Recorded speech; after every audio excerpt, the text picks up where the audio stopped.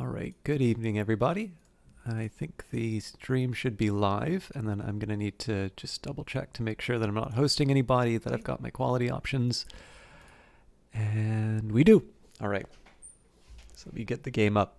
There is a new update to Industries of Titan, and I sort of broke my usual, I don't know about rule, but I did things a little differently this time around. I'll explain why, and we'll go in. Normally, when I play a game on stream, with certain exceptions, so like Mass Effect 2, I'd played before playing it on stream. Dark Souls, the first one I had. But generally, when I do a game on stream, it's going to be the first time that I've experienced it. And one of the reasons I do that, I'm mixed on my feelings about that choice, because there is a very large backlog of things that I would like to play, and unfortunately, I just don't have. I just don't have the time to get through everything that I want. And so, things like the new Wolfenstein, still haven't played that. Sorry, there is one other thing I need to check about the stream before I go in. We'll have the music. Oh no. Designers don't have to start from scratch. That the audience already They're has talking about magic. emotional responses. Stop. Sorry about that. But yeah, so there's a small drawback in the sense that it does put me behind the eight ball in terms of playing, playing new things, playing things that I'd like to get to. But I think in the end, the decision's the right one, because it's rare to get a chance to capture and have like a recording of my first impressions of something. I think a wonderful example of this would be playing A Way Out with Johnny Big Time. Clearly, if I had known where the story was going, where it went, it would have still been very enjoyable, but that would have been a very different experience. And that's still one of my favorite.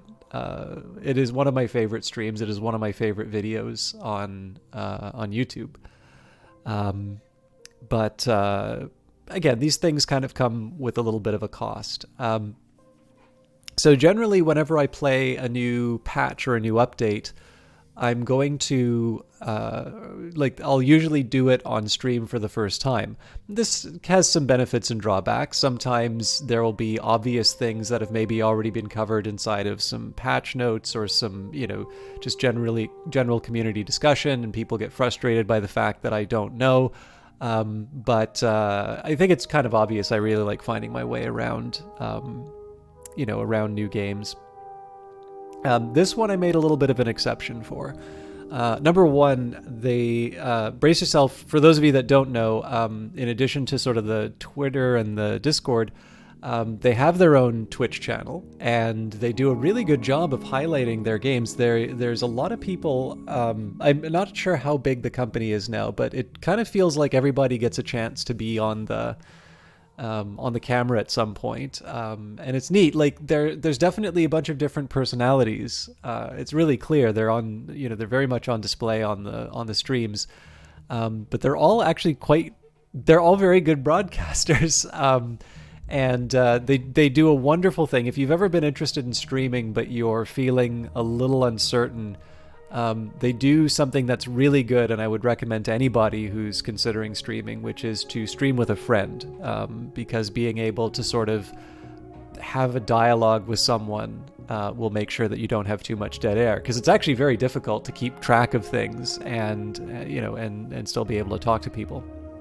So they're really engaging streams, and of course, as you might expect from someone watching a stream that is by a developer of a game, they talk about the game. They talk about their plans for developing it. They talk about, they answer AMAs. The AMAs come from the Discord. So if you're not participating in that gives you yet another reason to check it out. But I was definitely very interested in the patch from what they were saying, and one of them was actually this new timed mode, and so I decided to kind of take a crack at the new timed mode, and then I just kind of loaded up a basic game to run through. So technically, this isn't like a brand new look at the patch. I felt okay about it because it seems to be that this patch is a little less revolutionary than some of the other ones. It doesn't mean there isn't content inside of it. It's just I don't think it's going to be as big of a transformation as, say, introducing, refining resources. The introduction of like tier 1, tier 2, and tier 3 resources has really changed the way that I approached the earlier part of the game, and I got bit by that because I was still playing back in the mode where I was trying to worry about my credits all the time. This one felt a little bit safer because there weren't sort of big changes that would possibly like really change the way I would approach the early stages, and I don't seem to have made that change in the way I've been playing the earlier, or the little just fun games that I've been doing on my own. Yeah, I don't know, like that's why there's a continue here, and I just kind of wanted to mention that ahead of time. With that in mind, I also wanted to still try and preserve a little bit of what I like playing the game on stream, which is to be able to look at some new things right away. So we're actually going to go over the patch notes. Because I haven't actually looked at them yet. I did get to see, I believe it was Maddie and... Macaroni and Pronounced Win, who were, to use the Twitch names that you sometimes see. I believe they were on the stream on Monday. So they talked a little bit about what was in the patch, but I thought it would be good to actually go over the details. For instance, I was really unsure about why this was called Darkness Falls. And of course, as you can see here from the GIF, you've got the introduction. Hey, Midori Misha, you've finished your econ homework, so you're ready to have no idea how an economy is run. Well, that's why we study these things. I'm sorry, I've just got a message from somebody who is in a little bit of distress, and I just want to make sure that they're okay.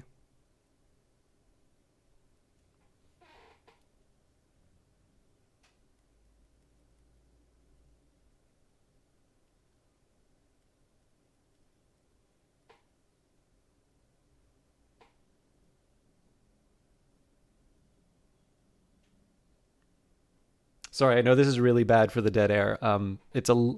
There's no emergency. This is serious, and I do need to get this taken care of. So I apologize. I will be back with you as soon as I can. Actually, you know what? Let's give you some music. I will get this dealt with really quickly, but I really do need to send this off and just make sure everything's okay.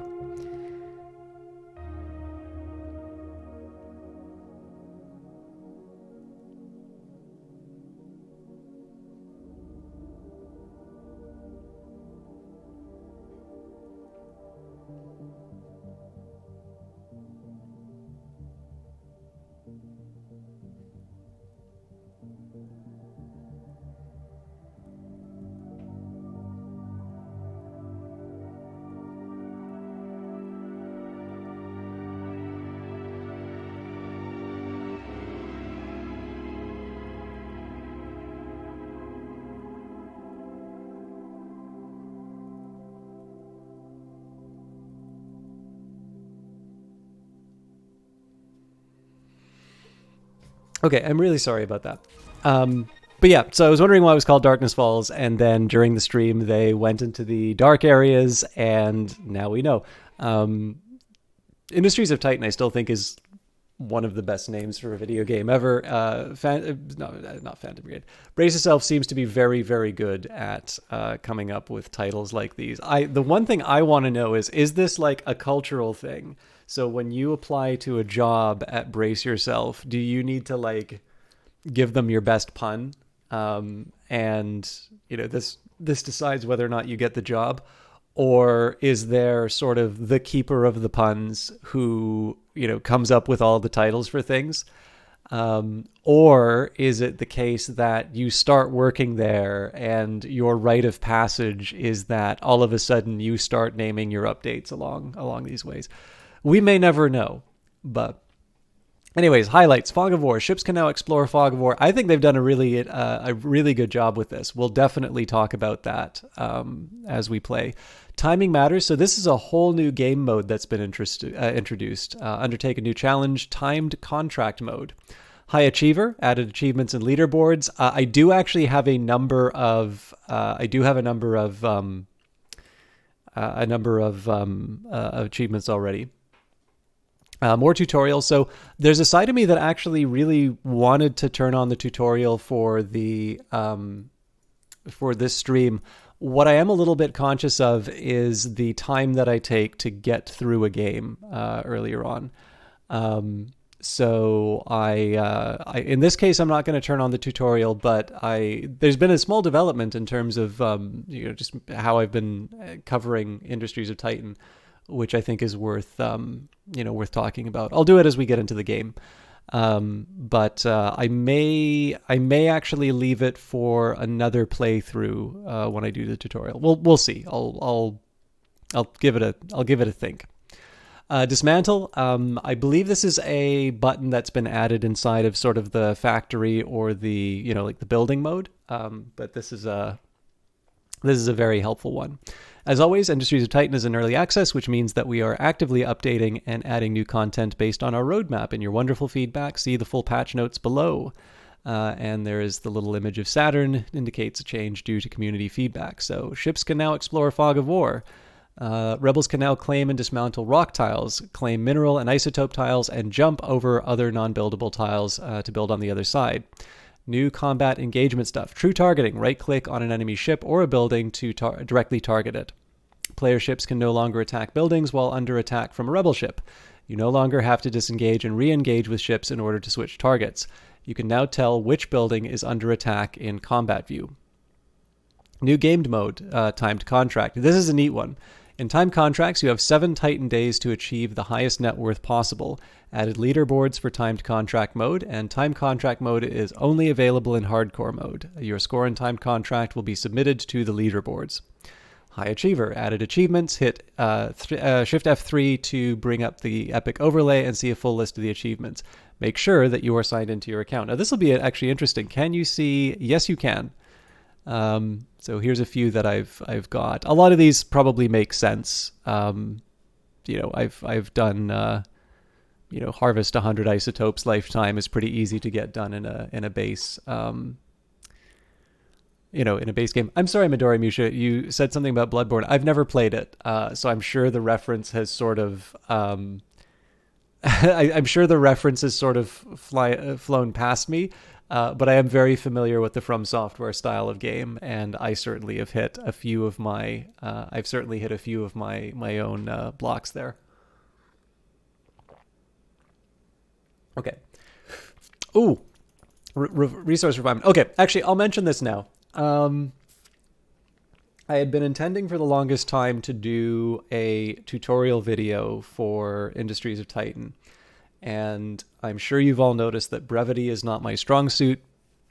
But I also noticed that there were quite a few people talking about running out of resources. And obviously, Brace Yourself was noticed exactly where the problem was. People weren't using refining enough. They put out a really helpful tweet about it. And it still kind of felt like people were still struggling with that. So I wanted to try and cover the basics.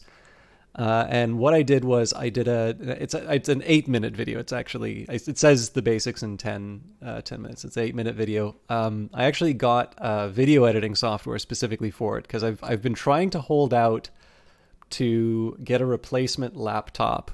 And I really miss using Final Cut Pro, and I would really like to start using Final Cut Pro again. I was going to get Final Cut Pro with that. But as a stopgap, I just edited together some footage. It's pretty rough editing. Like, I really hope Choice Cuts does not cover that video, because the edits and the footage does not make a lot of sense in that video sometimes.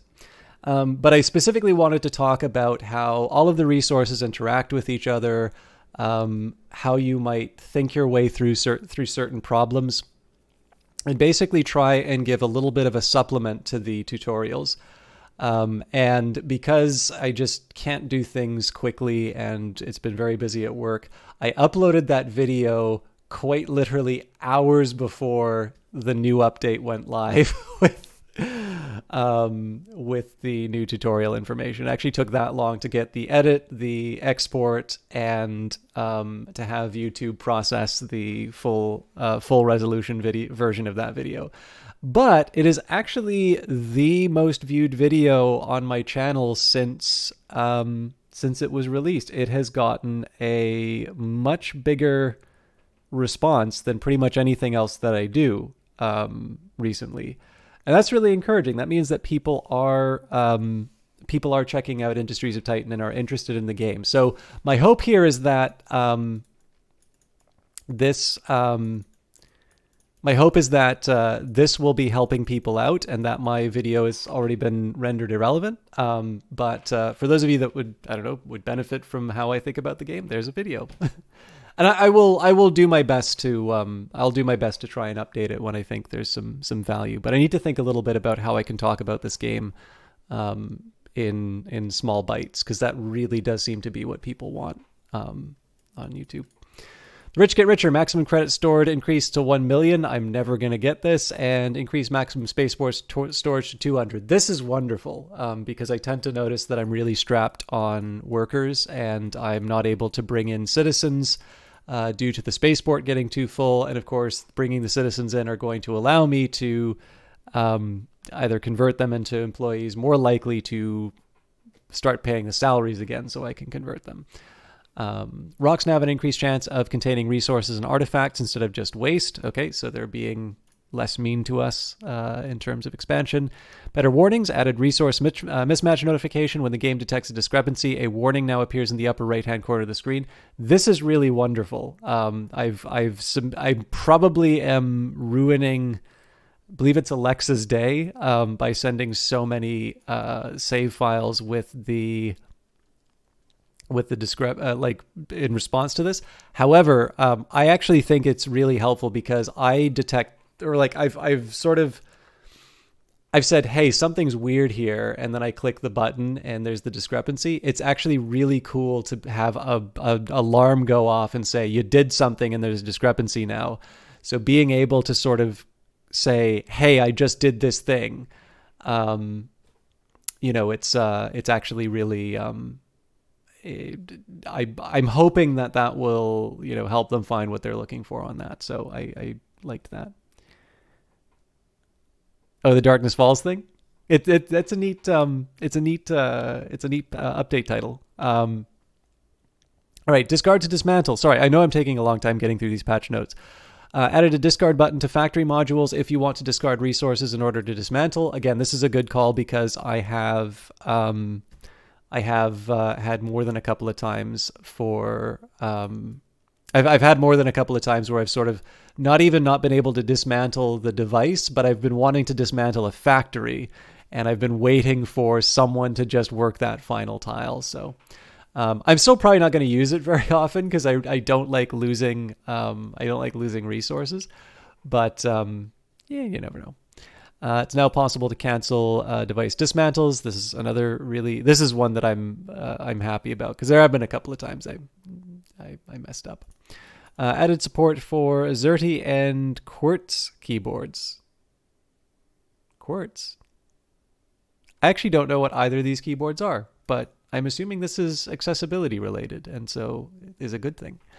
Okay, Cap. I have a high refresh rate monitor, so I probably won't be taking advantage of that. I guess I could do it for the stream, but added support for switching the monitor the game is displayed on in settings. Oh, I think the Ben UI was tweeting about this not too long ago. Disabled tutorials on hardcore mode, added movie quality setting for cutscene playback resolution. I should take a look at that in settings. Miscellaneous tweaks, reduced glitch effects on the ship hull models in the shipyard when selecting a hull to build, added an auto currency setting to saves. That doesn't need to be set each time. I don't 100% know what that means, but I'm sure I'll find out. Doubled the amount of time required to burn a single waste, as if we were not drowning in waste already. And I keep calling this Zethane, but everybody says Zethane, so I need to get better at my pronunciation. Overlay is now turned on when placing a fuel turbine. This, I feel, is a nice quality of life improvement I kind of already knew where I would usually be placing it, but it seems like the right thing to do. There are a number of fixes here. I don't really know. It's a tough one, right? Because we have actually found some neat little changes looking through some of these. There is so we were running into those performance drops between 6 to 8 that they were mentioning. Not been completely resolved, but performed significantly better than previously, so that's good. Let's see. I didn't know if there was a problem with naming on Rebel ships. Perhaps it is related to the... Where is it?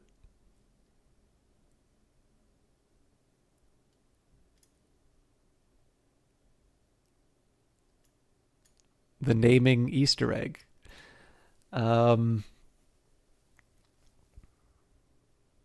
Fixed an issue where targeting a rebel over a player shipyard would cause the player ship to... Oh, I don't know if I got affected by that, but that would be frustrating. Fail-safe for crashes caused by quitting to the main menu.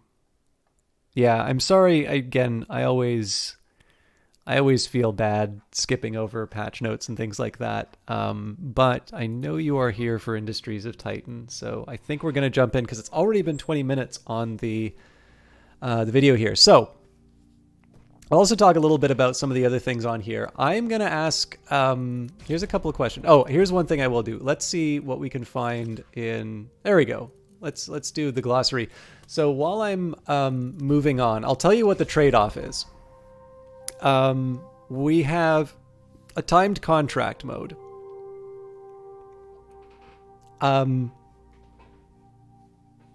I can't remember how long it's going to take me to do it, but like if you'd like to see it, I'd be really happy to show the time contract mode, but it does mean that there's a little bit less time in the standard mode. Or alternatively, we can just jump straight into the game and move on. Oh, hey, I think they changed the Zen. I think they've changed a few of these title screens. Anyways, I will leave it to you. Let me know if you'd like to see the time contract or just get into the main save one way or the other. I'm going to read a few codex entries because I kind of wanted to start each stream this way, and then I kind of fell behind each time, I think because I was getting to the stream late. So let's take a look at a few codex entries. Zethane. Geologists have found that Zethane did not always exist on Titan. In fact, it seems to have been introduced by the civilization that left the ruins behind. How it's produced and why it's now in such abundance is a mystery beyond anyone's ken, as is its official pronunciation. But its bountifulness and used as fuel is the key to Titan's continued success, so most are just thankful for its existence. Well done. Conversion. A process that turns citizens into efficient and useful employees. There are some side effects, and not everyone is on board with conversion, but they usually change their minds after they've been through it themselves. The Council assures all who question that ethical problems posed by the process are The Council assures all who question that ethical problems posed by the process are greatly exaggerated. Artifacts. No one is quite sure what most of these artifacts are, but the Council likes to collect them for research purposes. They can also be used in the conversion process, making them useful indeed. They come in a variety of colors and shapes and sizes, each as mysterious as the last. I've seen zero gameplay of this game, so I trust my judge. Okay, I think I will do the time mode. Let's go through the glossary, and again, I got to come up with a better way of giving the appropriate amount of time to the writers. But minerals, a common resource littered all over Titan's surface. However, with so many things requiring minerals, their abundance shouldn't be taken for granted. Common wisdom among young corporations is to stockpile a healthy number of them. Isotopes, a rare and fragile resource, but precious indeed. There are rumors that they let out a small amount of radiation, but the Council assures all corporations that employees who handle them that get sick were likely sickly to begin with. A mere coincidence is all it is. Credits.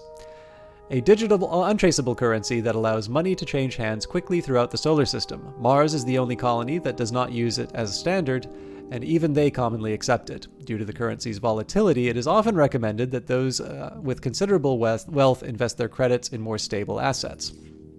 Influence. a Titan unique currency used by the Council for trade deals. While influence is a much more stable medium of exchange, the Council have been known to alter the value, though they rarely give the reasons for doing so. It is useful to stockpile nonetheless, and some asteroid belt mining companies even offer salaries in influence. Sorry, I just need to sneeze. There was, my thesis advisor has got a really interesting paper on, this is a bit of an older paper by theirs, but he's done a paper on charitable giving as a form of tax-exempt lobbying. So the idea here is that he did a study on corporations and their philanthropy, basically, and he found a fairly convincing, so that it's a fairly complicated paper, and I am not going to necessarily do it justice, but the idea here is that through looking at the behavior of these groups, there would be, you can see this charitable giving that is being specifically directed in particular, congressional districts. Basically, the groups of people, like, so in this case, it would be, the people who you want to influence, right? And of course, because it's a donation, because it's charitable giving, it is tax-free. It is obviously not considered to be lobbying, but he makes, in my view, quite a convincing argument that effectively what is happening here is the same thing as lobbying. It just happens to have been driven sort of underground. So anyways, I always kind of like influence. I sort of briefly touch on this in that sort of tutorial-ish video. But yeah. All right, energy grid. The energy grid allows power to be spread throughout a city. As long as a building is within range, it can receive power. The energy is transmitted via pylons rather than requiring any wiring, thanks to the mysterious technology developed by Ewing Patel, an early Titan pioneer. And finally, the space station. This low-orbit space station is operated by fleeters and contracted by the Council. Most ships aren't able to go from space to planet safely, so they handle the transfer of migrants down to the spaceport. Erland Fletch is the operator of the station, though fleeter hierarchy is a little different than most.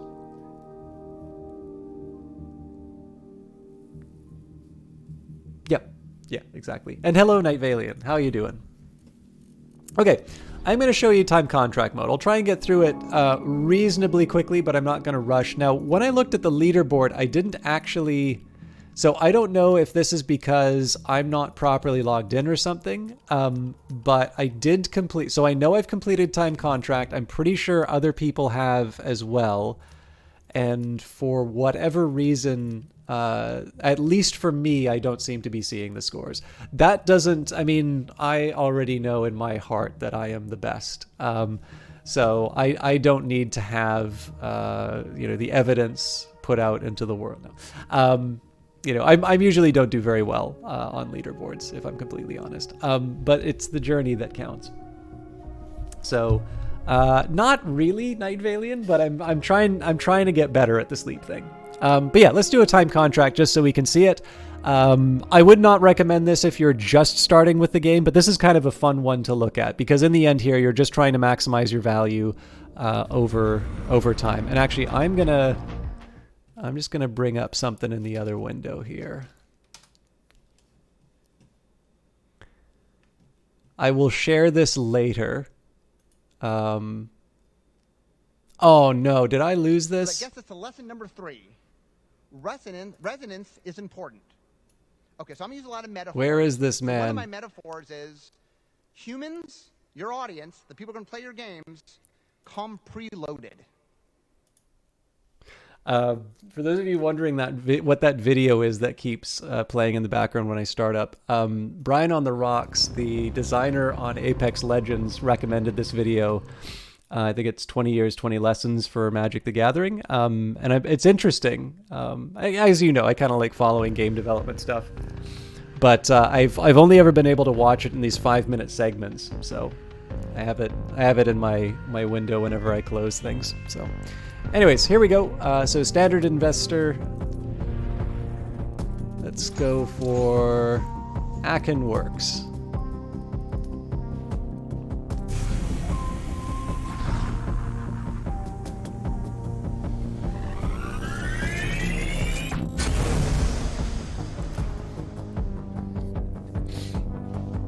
So, Andy Wynn was on the Brace Yourself channel on Monday talking a little bit about this mode, and apparently the plan is going to be to treat it a little bit like you've seen in some other games which have these daily challenges. So you've got, in this case, there will be some extra, some other modifiers. So for instance, having a rebel ship blow up over your city will potentially be much more damaging. Like the splash damage will go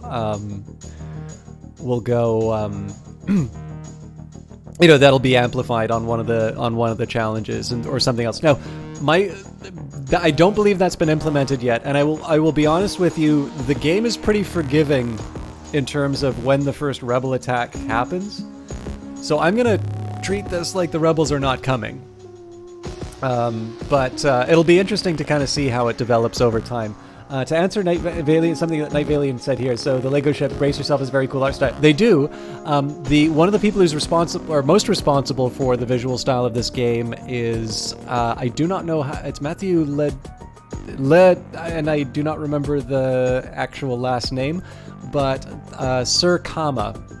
If you check out Sir Kama, Sircama, I think there might be an underscore in that on Twitter. He's done a whole bunch of really nice voxel work. He uses a program called Magica Voxel, and then there's a secondary program that he uses. And so in that particular case, that is an individual. So first of all, you should be following Brace Yourself and Industry Ship Titan full stop. But there is actually a very specific name that you can attach to that, and I believe he was hired for this game specifically because of some of his voxel work that he had posted to Twitter before becoming sort of the head on the art for this. The inventor of Caner Machines likes to say that he was a self-made man, and he was, ignoring the fact that his father was one of the richest men on Titan. All right, I said I was going to check movie quality for the video. I'm assuming it looks particularly cinematic.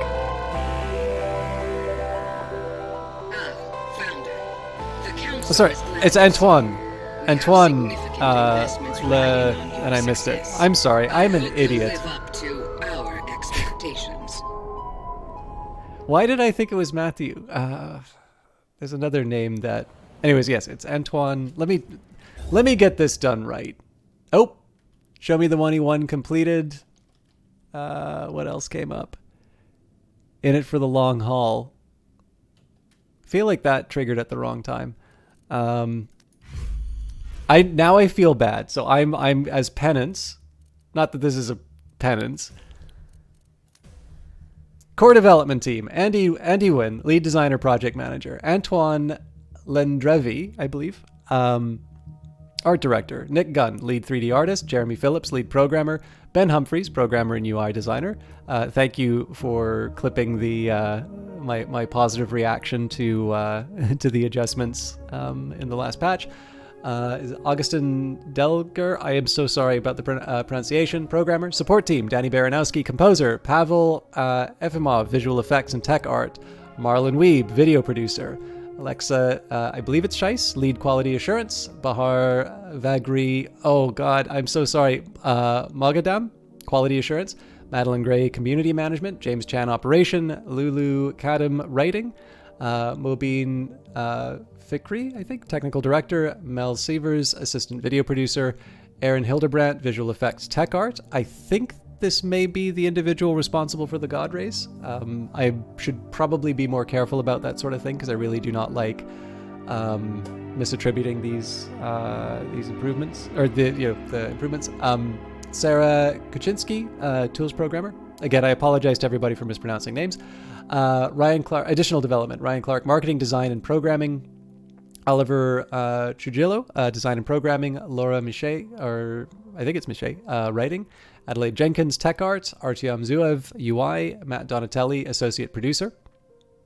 Some of these names, of course, you'll recognize from Phantom Brigade as well, and Cadence of Hyrule and Crypt of the Necrodancer, because it does seem like they actually talked about this on the stream. People who have specific skills in certain areas will sort of jump in and help out, which I think is a wonderful way of working. Power Up Audio. So I've had the pleasure of meeting Kevin Regami at a couple of events in Vancouver when I lived there. Joey Goddard, Jeff Tangsock, Cole Verteber. I'm so sorry. Craig Barnes, Mogdi Group, additional QA services. Zoe Vincenzo, Raphael Torner, Soren Seraphim, Nick Valsamakis, James Sherwin, Daniel Arn, Nicholas Gazumas, Marios DeJohn Ali. I'm sorry. Streamline Games. Now this I'm not quite sure what connection this is, but Sean Lee Merman, Ramesh Balaktran. Hopefully somebody who has all of the pronunciations correct will set me straight. Alvin Ong Mingyan, Jian. I'm again sorry. I even lived in Vancouver. I should be much better at these pronunciations. Roger Ing Kang Shen, Rainer Baniga, Hao Jing Han, Kelly Tan Lee. I think it's Li Shan, Raman Idris, Richard Chea, Izel Amani, Yipong Chen. Given the number of, honestly, for me, the indicator is my difficulty in pronouncing it because I am very narrow in my, life experience. I am a citizen of 2 countries, but that other country is Australia. So it's not exactly, a mind-blowing experience in a new culture. As fond as I am of Australia, I have a suspicion it might have something to do with. So I noticed this came in, so that might be localization related. But anyways, cast: Einar Peer, Elsef Eastman, Alexa Carrick, Terrell Rothery, Anya Ock, Stephanie Cho. Anya Ock is one of my favorite little bits of dialogue, or has one of my favorites of dialogue. Kalo Armin, who I don't recall immediately who that is. Lee Majdub. Shiaro Hess, Ian Hanlon, System Voice, Kathy Westluck, or in this case, on this stream, the other System Voice.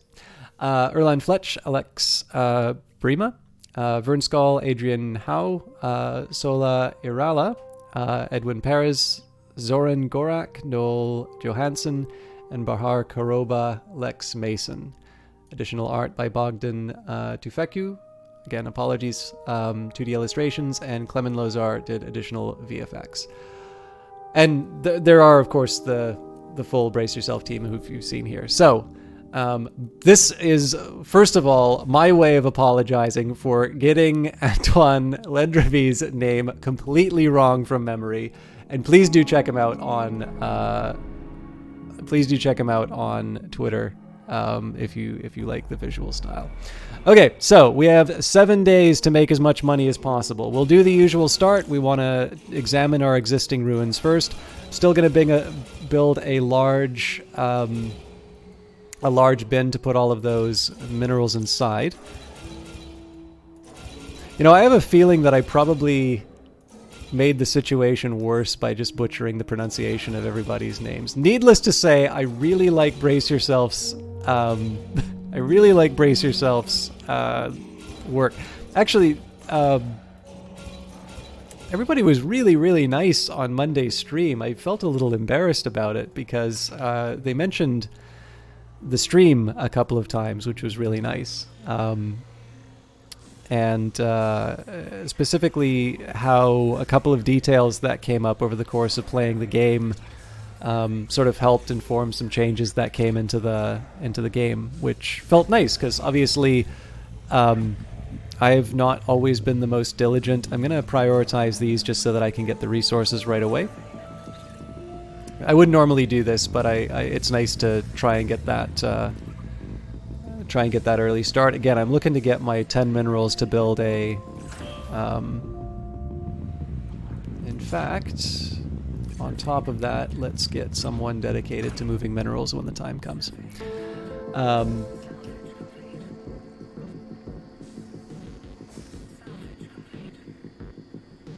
You missed the continue button. Oh, did I do something wrong? Sorry about that, Midori Misha. I was busy babbling. But yeah, I'm not always the most diligent with my bug reports. Oh, this is interesting. So it started me off on I guess this is because it was hardcore mode. But yeah, I needless to say, I was very happy to find out that the stream was useful. Now I'm gonna, again, shocking for me to go to fast mode. I know I'm already moving towards the 10 minerals so that I can start collecting my goodies. I am going to speed things up a little bit. I'm probably going to be a little bit freer with the speed up button. This time around, specifically because I'd like to get into sort of what'll be my main playthrough. I should maybe mention again, I am definitely conscious of the fact that I'm playing this game a lot less than I would actually like to. This is a good one for me to pick up because there's no waste. It also has the isotopes, which will come in handy when I build the factory. But one of the challenges right now is because Stellaris is back on the books, and I'll be honest with you, I was really expecting to hear, well, actually not to hear anything, but basically to hear no on the Stellaris DLC. The challenge, of course, is that I now have the key, and Monday was the day that I would normally do that, and Hollow Knight's not done yet. So I would like it to be more than once a month.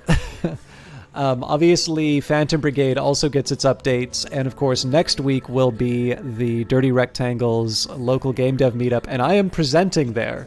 I'm actually behind on a forecasting exercise I was going to do for someone, although that's getting close to being finished, but I've actually had to set that aside because this article on using Steam review...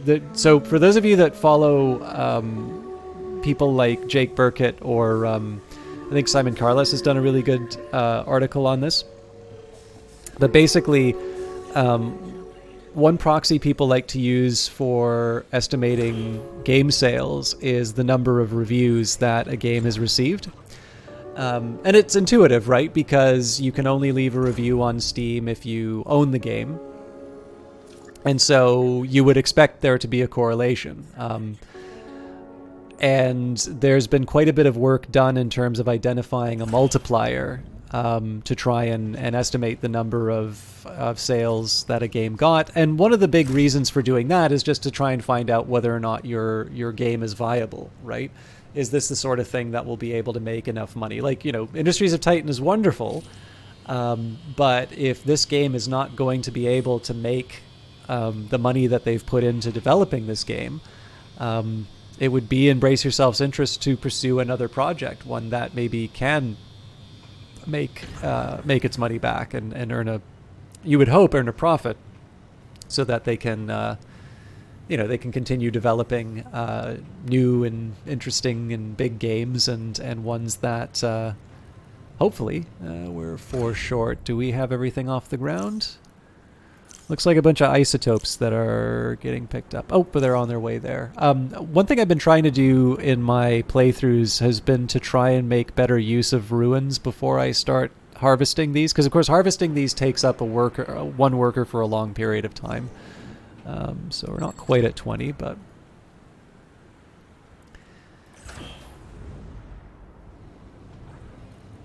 Anyways, I stumbled on a couple of things that I don't think people have tested for that measure. So I've come up with a couple of quality, for me at least, a couple of quality tests to see whether or not the measure holds up. I also have an estimate that is produced from well over 1,000 different games, which, so far as I can tell, is the biggest number. The drawback is it's all old data. So I messed up. That's a relay. I wanted a bridge. But anyways, I'll be presenting that at the local game dev meetup, and there will be the blog that I write for it. But given the fact that that's going to be coming in a week, one, I definitely can't skip that one. I definitely need to stream. I definitely need to do that next week, which means I won't be streaming next Wednesday. But on top of that, I actually need to do some work in order to make sure that I'm up to date on getting that done. Okay, normally here I would be building a whole bunch of batteries and such, but again, we've only got a week, so let's get our... oh, there is one thing I'm going to do. I'm going to build a waste receptacle just so that I can put down my... Actually, you know what? Let's see if we can build around it. Okay, here's an important question. I do not have access to a crevice. That's inconvenient.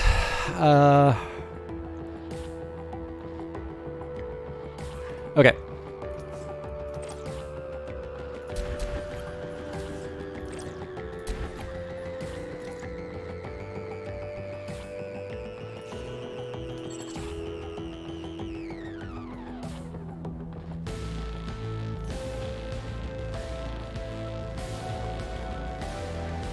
So right now I'm just trying to get everything built economy-wise. I want to be able to produce high-value minerals and isotopes. And I usually tend to like building big factories close to the headquarters because I don't know, like I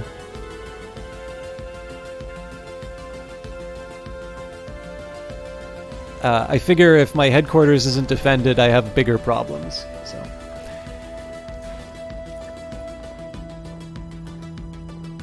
Okay. Some next steps. So I've got another 10.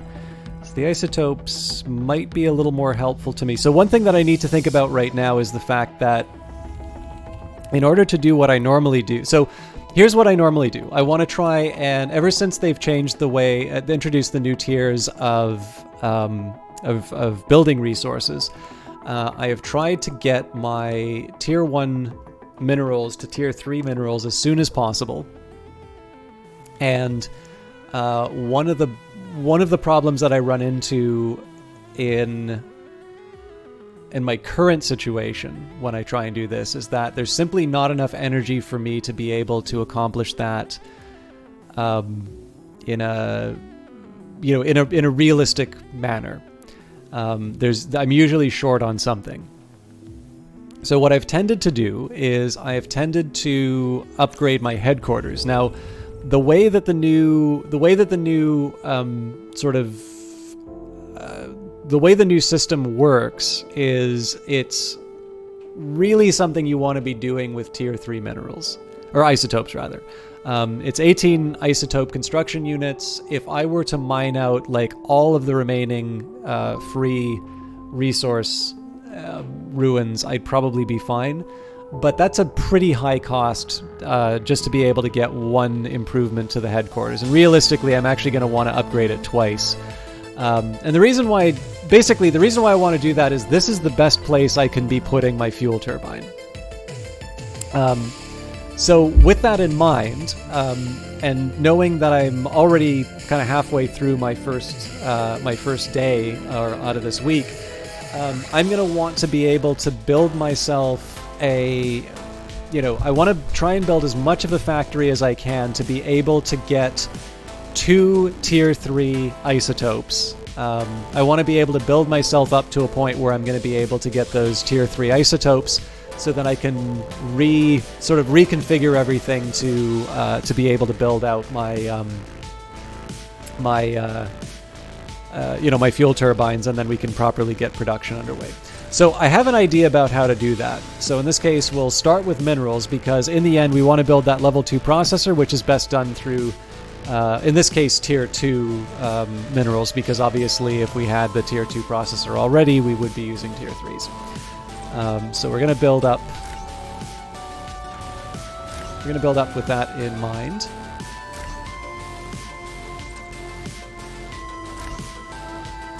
And then the small improvement I made over my old system was that I have the energy bridge, which I stick over here, and what that lets me do is it lets me put a storage container right beside the input. And of course, the energy pylon's already building in. We've already got the connections here. Again, I will build up some batteries and such. It's going to be important for me to have batteries because if I don't, The challenge is going to be that my factory is going to sort of come grinding to a halt as I build more, I build more components. But again, I want to have at least I want to have the basics down in terms of being able to get this thing up and running. I'm going to need to build a relay, for instance. And of course, more importantly, I'm going to need a source of minerals. So let's see what we can get away with. We get 12. A lot of this is very perfect. 26 minerals is a good start, and I think I should be saving up for both 20 and 80, 20 and 40 so that I can start mining these patches. I'm okay for isotopes for now, but I am going to need a fairly steady stream of minerals coming in now that I've got a factory up and running. I do like the fact that it's giving me a net worth. Well, I guess I can keep this up. I do like the fact it's giving me sort of a running tally of net worth. But yeah, right now I just need to get my hands on some resources. You know what? I think I'm going to risk it and work with the ruins I have. All right, that's funny that there are some idle people here because I definitely have ruins that they can be working. The fact that I've got idle people here tells me that I probably should be working things like mineral patches.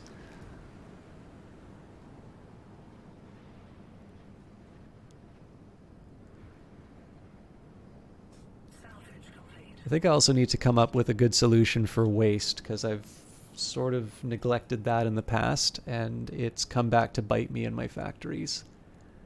So let's take a minute and think about those. Okay, you know what?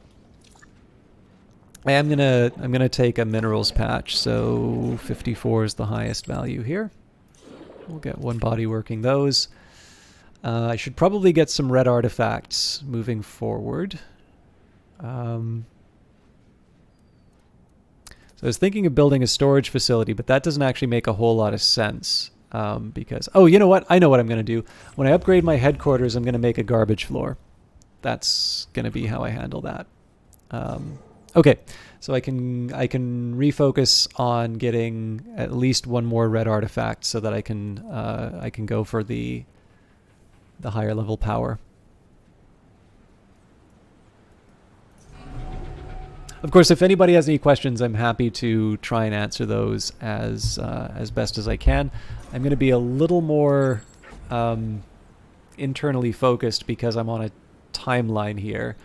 But what I kind of consider this first step to be is I'm trying to build the infrastructure through which I'm going to... So the idea here is that I'm going to be making these early sort of capital investments now so that in the remaining days that I have, I'm going to be trying to generate as many high-value assets as I can in time for the end. So the fact that my net worth isn't going up by ridiculous amounts right away doesn't worry me so much. What would worry me is if I had, let's say I had a situation where I wasn't like... So this is a good one here, right? I've got a worker that's currently tied up, but because they can't input any minerals, there's no productive activity that's happening right now. Obviously, that's going to change pretty soon, but if I had been a little bit better, if I'd been a little more on the ball, I would have, I would have had, I would have been ahead. I would have been ahead on my production, and of course, those extra minerals are being built specifically so that I can. What do I want to do with you?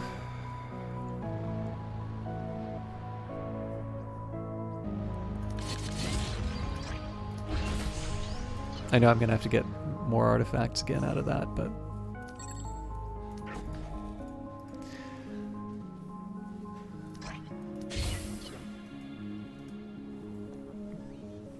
So I'm doing this just because I know...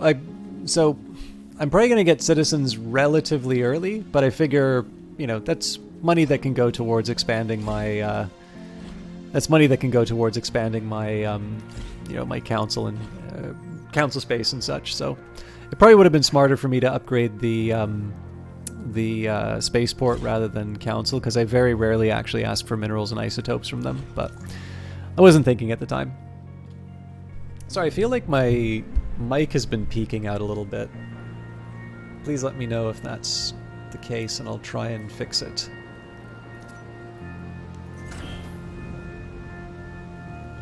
Okay, so again, the idea here is that these are going to be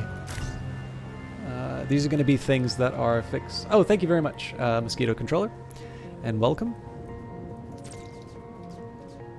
So as we keep developing these refined modules, we're going to, we're going to build the next phase of our operation. I think this is the proper length. Yeah. Now, right now I don't have a place to store the waste in this waste module, so I am going to need to build a bin. Probably have to build a couple. So I'll put a... Actually, you know what? Now wouldn't be a terrible time for me to... Oh, I'm a dummy. So I do kind of like using... Oh yeah, this is one thing I don't care about the changes right now. So it's really convenient to have a hotkey to change your mineral levels. So if you hit the tab button, you can cycle through your minerals, and then if you hit shift tab, you can tab through isotopes. So again, if you were watching the stream on Monday, Andy, when the lead designer, did a really interesting sort of description of the different ways that you can measure the efficiency of an autocurrency system. And in this case, it says here, minimizing loss from overpaying. Then there's sort of, I believe minimizing loss from overpaying is slightly different from the way that I view minerals. This, by the way, there's no way to... Well, okay, there's probably a way to do this automatically, but I don't think it's one that will make a lot of sense to a player that just wants to take advantage of autocurrency. I always sort of view these tier 1s... like, in my head, I always multiply them by 25, because in the end, every time I spend a tier 1 mineral... I am denying myself the opportunity to refine that to a tier 3. I try to keep as long-term of a, I try to keep very long-term in terms of my thinking. But the fact of the matter is, sometimes you need to build stuff right now. And so I do, when I have the attention, I do like the ability to sort of be able to switch between them really quickly. So it cycles through, and then it'll take you through autocurrency. This is just me kind of talking about the way that I think. There are probably going to be people who feel differently, and in the end, I'm able to sort of overcome whatever hangups I have about this. But my feeling is if I'm using a hotkey to tab through the minerals and isotopes and such, I'm probably not going to want to enable autocurrency. I'm probably just going to want to cycle through my minerals, and the same happens with isotopes. But on the other hand, it's just one more key press, right? It's not, I'm not going to try and get an exception to the flight restrictions so that I can go to Vancouver and protest outside of Brace Yourselves offices over it or something like that. But that's one thing that kind of kept me from doing what I wanted in the moment. But again, like that, please, like, if you were not annoyed by that until I mentioned it, please don't, like, please don't make a big deal out of it. Like, it's fine. Yeah, in any case, my intention was to actually build the waste receptacle, but honestly, I'm not too worried about building the fuel tank. I could have made it out of other minerals, but although I should probably find another source of mineral. I do have an isotopes patch, but I'm already sitting on 19 right now, so I think I should be fine. 15.5. I really want to keep those red artifacts for myself if I can. This is really not that attractive. I can get 21. We'll go for the 15.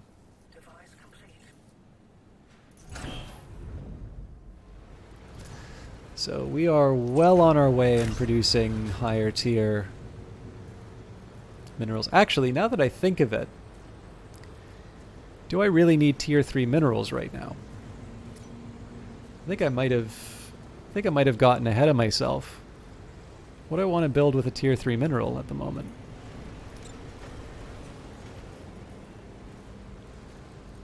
I want to upgrade my headquarters. Okay, so here's what we're going to do. I'm going to let them continue to upgrade the tier 2 minerals. We got to do that at some point. We already have the garbage on the way, which I'm not going to be crazy about. Let's put a storage container down. Hoping I can afford all of this. No.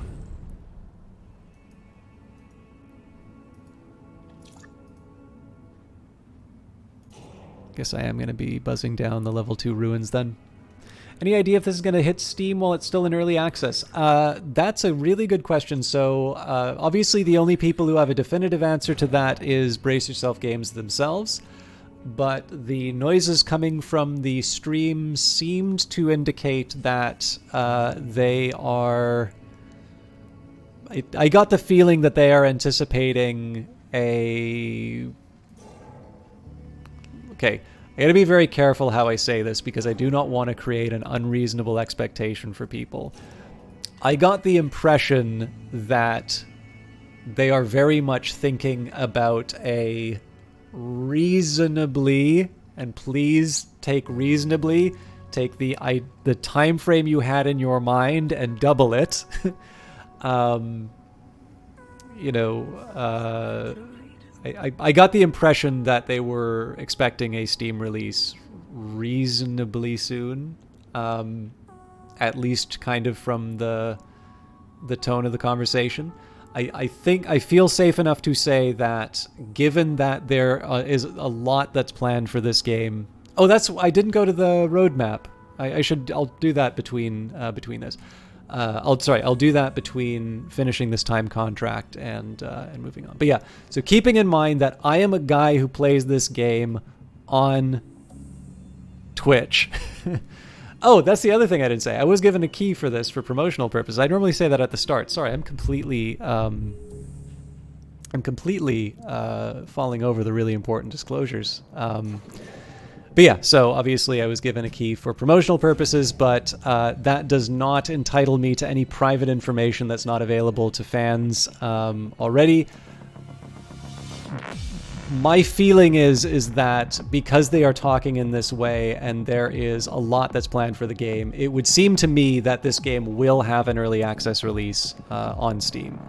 Obviously, the date for that is up to Brace Yourself, and as with pretty much any game developer, there is a whole lot of planning that goes behind an announcement like that, and so you know, if I sound very reluctant to answer that, it's because I know that generally anything that people do in terms of that kind of speculation probably does not help the developer. But on the other hand, I also think it doesn't hurt for people to build an expectation for themselves that, yeah, I'm going to be able to experience this on my platform of choice. So, yeah, I mean, I haven't had any Epic-specific complaints. I'm no longer part of the Epic affiliate program. I got out of that recently. I was really happy with the way they handled the closing, because I've definitely had really terrible affiliate programs I've been part of before, from like big companies that the gamers for whatever reason have a really high opinion of, and I think are completely unjustified in holding. Epic was actually really good about it, but I mean, again, I know people have a preference for Steam. It seems. I think the court documents in the Apple versus Epic lawsuit are speaking to that, and I don't think it's helpful to pretend otherwise. So if it's if it's a question where people are willing to wait for a Steam copy of the game, it doesn't seem helpful to me to say, it'll never come out on that. Game like Old World, on the other hand, Mohawk has actually been pretty clear in saying that they are evaluating the option of releasing on Steam and will make a decision later. And I think, I think they mean it. Like, I have a feeling that they are trying to decide the viability of the project. So, you know, I wouldn't say that for everyone, but yeah, in this case here, I believe Brace Yourself has been public in saying that the game is going to come to Steam, and given the relative time frames that are being discussed, I would not be surprised if that would mean in the early access period. But I mean, I'll be honest with you, I don't have any Epic derived issue. You know, I'll give Epic their due. Like, I don't have any Epic derived issues with this game.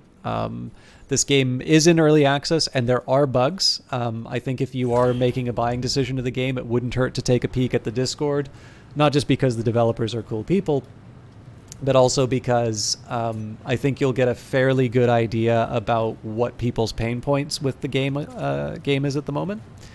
But I have also been playing, I'm pretty sure since it first came out, at least like for public, and I'm quite fond of it. So to me, you know, any bugs or whatever have been, you know, they've been part of the discovery process. And again, oh yeah, actually, sorry, this is one thing I totally forgot to mention. I was really happy to find this out.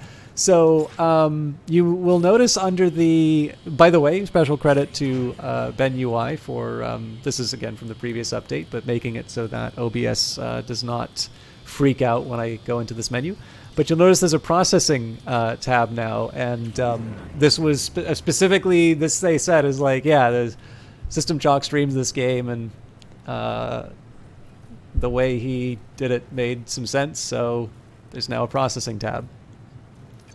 So I have potentially given you a small improvement to your play experience.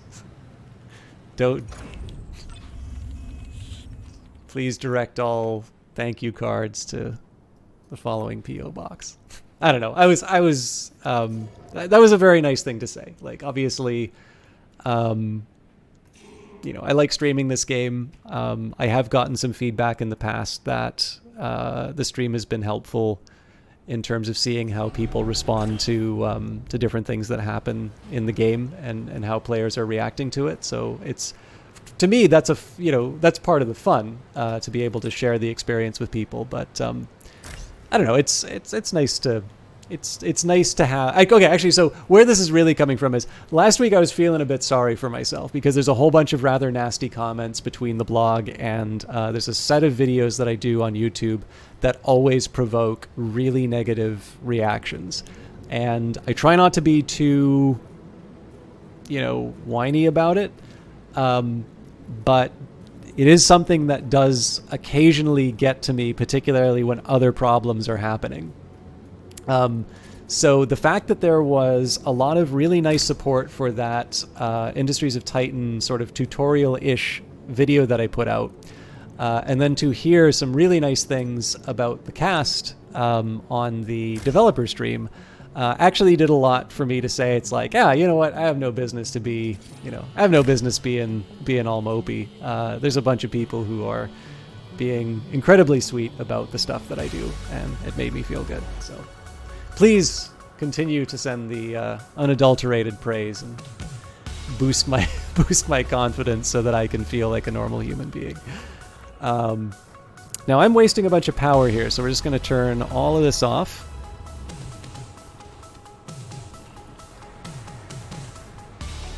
And let's make... Nope, it's already a priority. They just need to move the minerals out of the way. So I have lost a little bit of time because it's busy. Hey, Tillman, I'm sorry I've not gotten back to you about times. It's been a rough one. This is so yeah. If I've been feeling, if you've been feeling hard done by in terms of responses, this is unfortunately the cost of trying to plan stuff with me.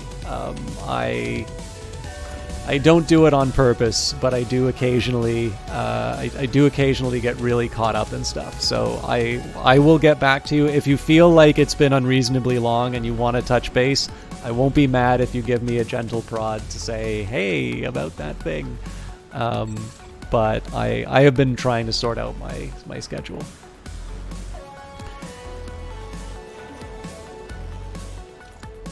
Actually, somebody wanted to pay me to do something, and I will announce it when I'm allowed to. And it actually took me a week to get back to them, which did not feel great. Unfortunately, they were very understanding about it, but yeah, this soundtrack is great. They've actually also updated the combat music, it sounds like, and there is a jukebox. Oh yeah, if you turn off the automatic. I think I was saying you couldn't do the... Oh no! Sorry!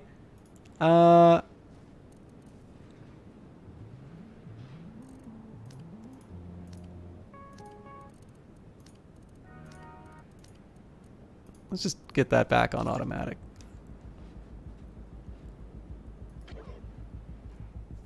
Okay, lesson learned. Just killed the mood for everybody. I'm really sorry.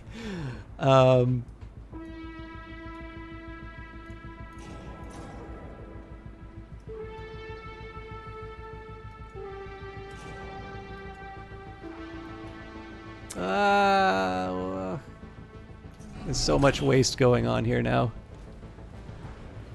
Oh, we are ready to go. Okay, so this won't be my crowning achievement on the leaderboards for sure. We're already at 5 days and 2 hours. We're only just getting set up with our... Oh, actually, there is one thing that I can do to make my life a little bit easier, because I'm sitting on a nice big stack of level 2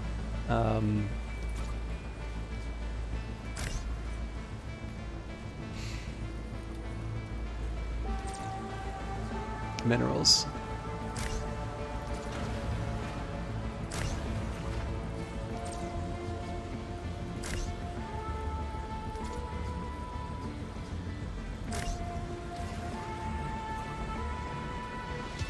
So my expectation is that this is actually going to start costing me in terms of power, but that's fine because I can sort of afford to run this down a bit, and then we can just bring it back up.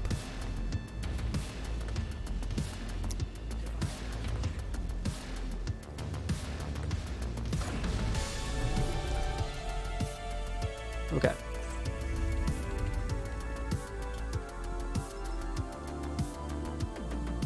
Wait, do we really have...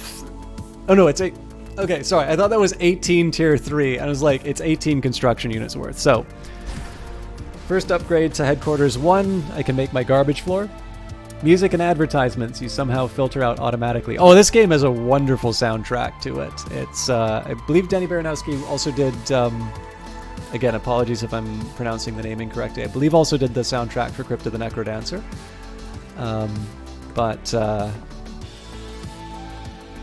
Definitely a very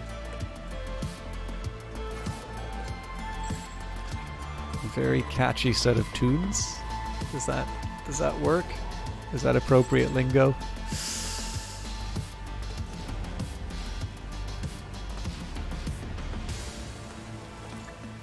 All right, again, speeding things up just because what I want to be doing right now is extending things out to get access to that. Oh, you know what? I messed up. So let's spike the mineral input module.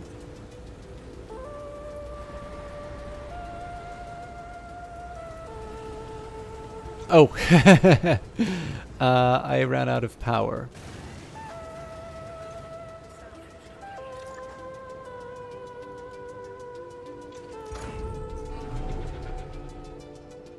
Okay. What's it going to cost me to do this? Upgrade 72. All right, we are in for a bit of a wait there. Let's find a new place for... Okay, nope, I know how I'm going to handle this. So...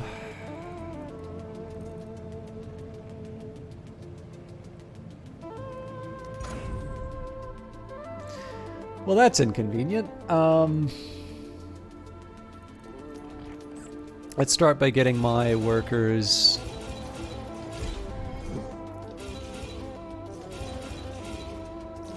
examining the outer reaches. Again, if I can, I want to be building a... I guess I can actually build my fuel turbine here. Okay. I'm going to slightly adjust my plans here.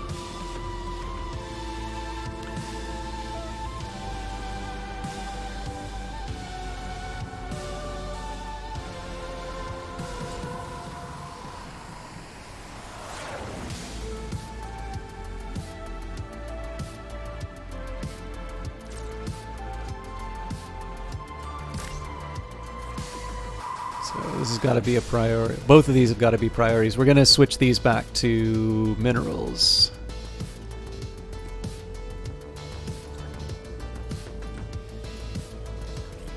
Of course, minerals are going to be how I build that fuel turbine. Also, we can actually finally buy it.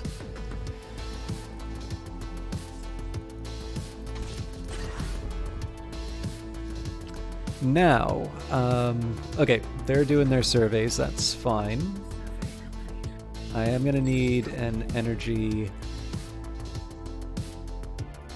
I'm going to need an energy generator shortly after that, especially if I'm going to make floor 2 a garbage floor. And I also need more storage space. Right, but I was going to build the storage space based on the minerals that I collected. So...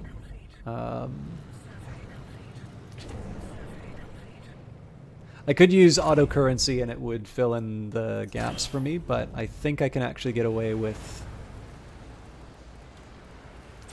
I think I can get away with building my own. So we'll prioritize that. That's a pretty high priority.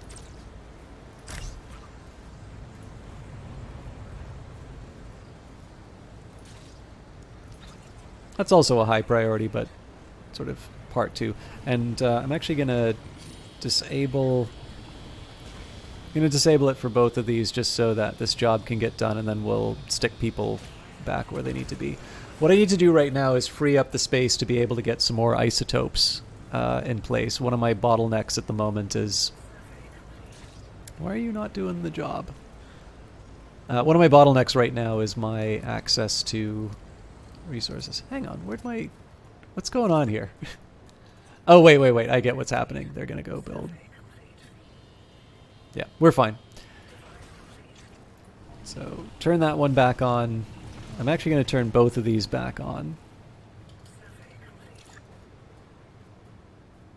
And my hope is that the workers will resolve this for themselves.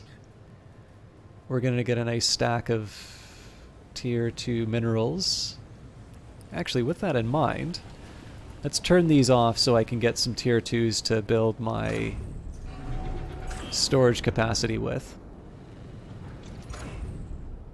And just occurred to me we'll be getting to 20... Well, this will work. I'm really just grabbing whatever resources I can. It would have been better for me to grab the... Yeah, those ruins are pretty good, actually. That's fine. Oh, God, and I gotta claim this one, otherwise it's all for naught. Alright, I really blundered my use of influence. That's fine. I should be able to get through that reasonably quickly. And what I've really been waiting for here are the minerals. So we want a large storage container. I can only build one right now, so this is going to take everything. The idea here is I'm going to build 4 storage containers and then sort of a ring of smaller ones. That'll have to do me instead of a storage spot. So, and again, I'm being a little more liberal with my use of the speed up button just because I wanted to try and show what a main game playthrough looks like. If I can get some good progress on the beginning of a new run. I felt kind of bad that we didn't get to the end of the one we started in New Horizons, but this is just a chance for me to mess around with some new things. Looks like there's a mineral mine. This I probably won't wind up exploiting, but this is actually one of the advantages of doing some early upgrades to the headquarters. I get a bit of a lay of the land, so I've never actually done anything to a large ruin. I don't know if this is the same as being able to sort of claim, and I notice there isn't a claim button over here, but there is, so in this case it might just be, you know, visually nice. There's sinkholes, so very nice for Zethane/Zethane. Again, I'm going to have to build to be able to access that, but it gives me a bit of a lay of the land, and I could start deciding on things such as, okay, where am I going to put my, where am I going to put my housing, which is a pretty important one for me when I don't want to poison my citizens. So we've built some new tier 2 minerals. receptacles. So I'm totally fine leaving these as is. But actually, with that in mind, I think I'll do some dedicated waste receptacles.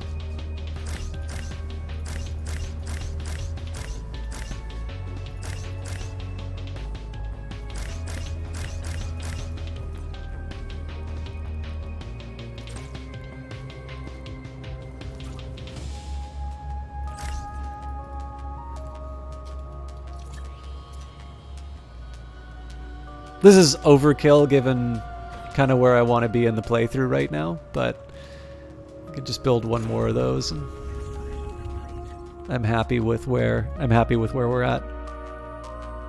Oop, sorry. I just saw a message here. 1 sec.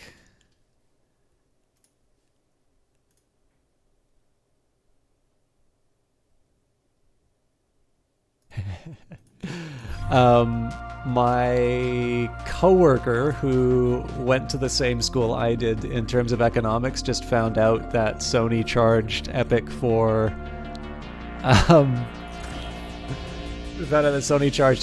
crossplay. They are a PlayStation player. They are horrified by this new, like they are shocked that this is a thing that can happen. And I'm like, oh man, there are so many gaming stories I gotta tell you now.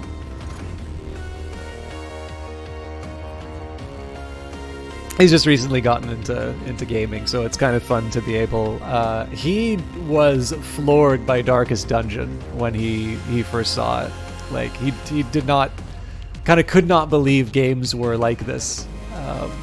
Because of course, again, his experience is going to be usually through playing a big release on PlayStation, if anything. And, I mean, he's also very, like, he's physically active. Like, he runs marathons. So gaming hasn't been a really big thing. So I actually managed to get him into Civilization. I tried to get him into Apex Legends. I really like Apex Legends out of the Battle Royales, but I think he has been sucked into Call of Duty Warzone by a friend. But it's been really interesting. This is the same guy who I was telling the story before. He was interested in the Darkest Dungeon and did not think twice about paying full price for it, which was so interesting to me because obviously our most common experience with gamers is, it dueling with the developer to get the best deal is like part of the fun it sort of feels like at this point. So needless to say, it was actually really interesting to see what a normal person experiences when they want to go and buy a game. It's like when you ask people to play tabletop and they think you want to play Monopoly. Yeah, that's actually a really good way of putting it. It was kind of funny at work. I was doing a course. So one of the weird things is that I've gotten a lot of experience, working with microdata. But I've actually very rarely worked with survey data. And so at work, they had a course that we could take, basically to get some experience conducting surveys and doing the analysis part I was pretty comfortable with, but conducting a survey and considerations you would have to make when trying to get a good survey, trying to get the insights that you're looking from it. And one of the instructors in it actually sort of self-identified as a gamer, and specifically as a board gamer, and was really advocating for sort of the renaissance of board games that was going out. And sure enough, I'd go into his office and there's this whole bunch of of nerdy board games come in. One of the other instructors knew I streamed on Twitch, so I was outed as a total nerd. But mind you, it's a bunch of economists in a room, so they're all already outed as nerds.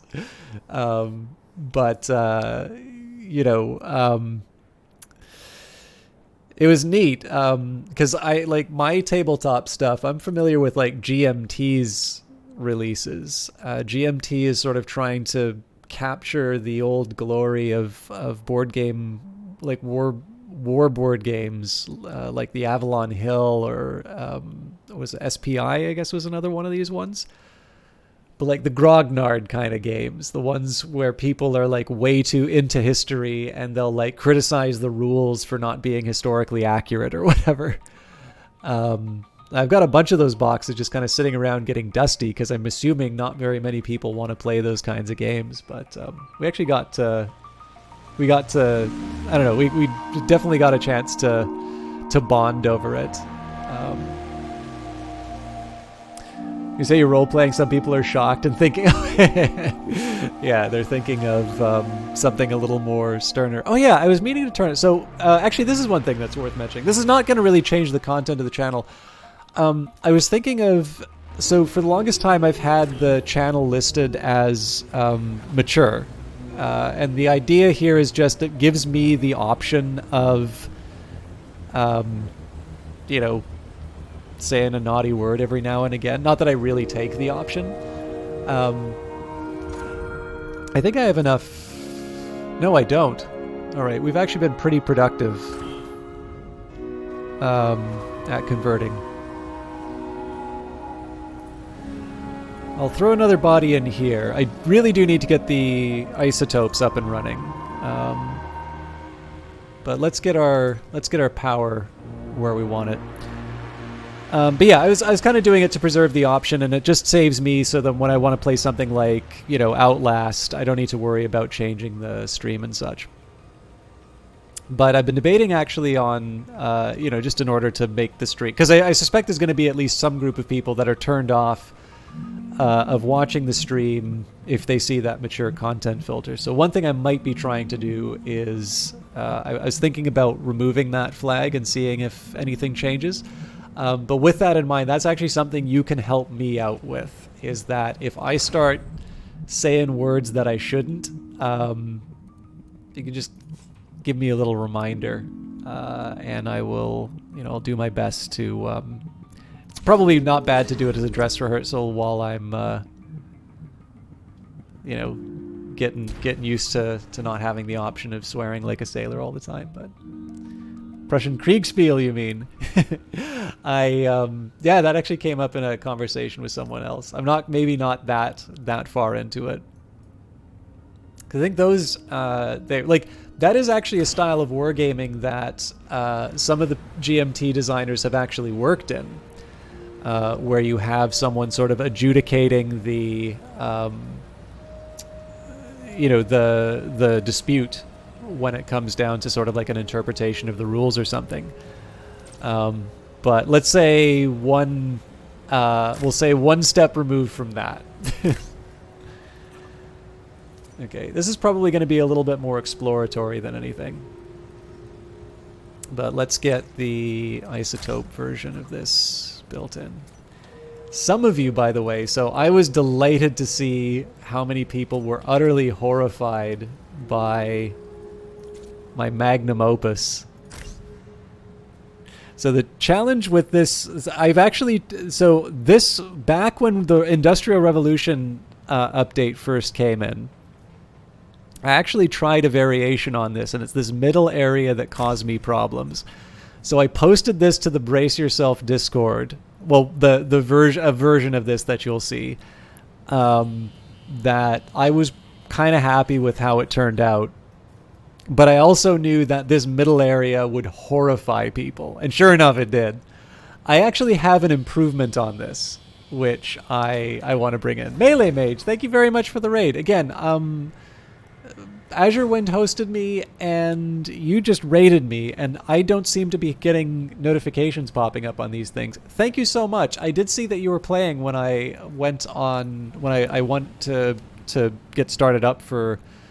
tonight's stream, but I didn't see what you were playing. How are you? For those of you who don't know Melee Mage, I mean, obviously, you know he's a streamer, as is Night Valiant, actually. So Night Valiant was in... Melee Mage is somebody who I met at a local gamer bar in Vancouver. Unfortunately, no longer with us, but it's called EXP, or was called EXP. And Melee Mage is somebody who I got to meet there, and I I'm trying to remember if I met you as a streamer or as somebody who worked in games, but either way, very friendly guy. And someone I liked hanging out with. He has threatened me with alcoholic oblivion if I ever show up in Vancouver again. But it's definitely, whenever I get a chance to sort of stop by, I do enjoy watching his cast. And it's not just in one nice thing about Melee Mage is that I don't just, so I tend to wind up watching him when he is playing some kind of JRPG, which is nice for me because that's a genre I'm a little bit less familiar with. I'm happy with these tier 3s because I get to put down a level 2 processor. But yeah, he's actually kind of drawn my attention to a bunch of sort of smaller games. For instance, there was a dating game that he was playing with the fussiest date that also had insane sort of food requests. It was an incredibly charming game. I forget the name offhand, but Melee Mage has been really good for sort of me discovering stuff that I completely would have missed had they not streamed it. And so in addition to just kind of catching up with somebody who I get along with and I really enjoy, just kind of catching up and watching their stuff, he's one of the people I watch to find out about new games that have sort of fallen off my radar. And I know for me, I've gotten that feedback from some people, which is, hey, I've checked, oh man, this is so good for minerals, but I gotta check a note that I made here.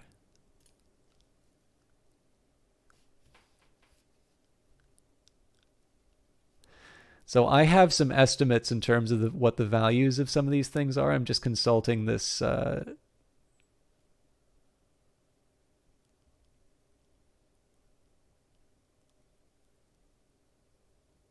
yeah, not even close.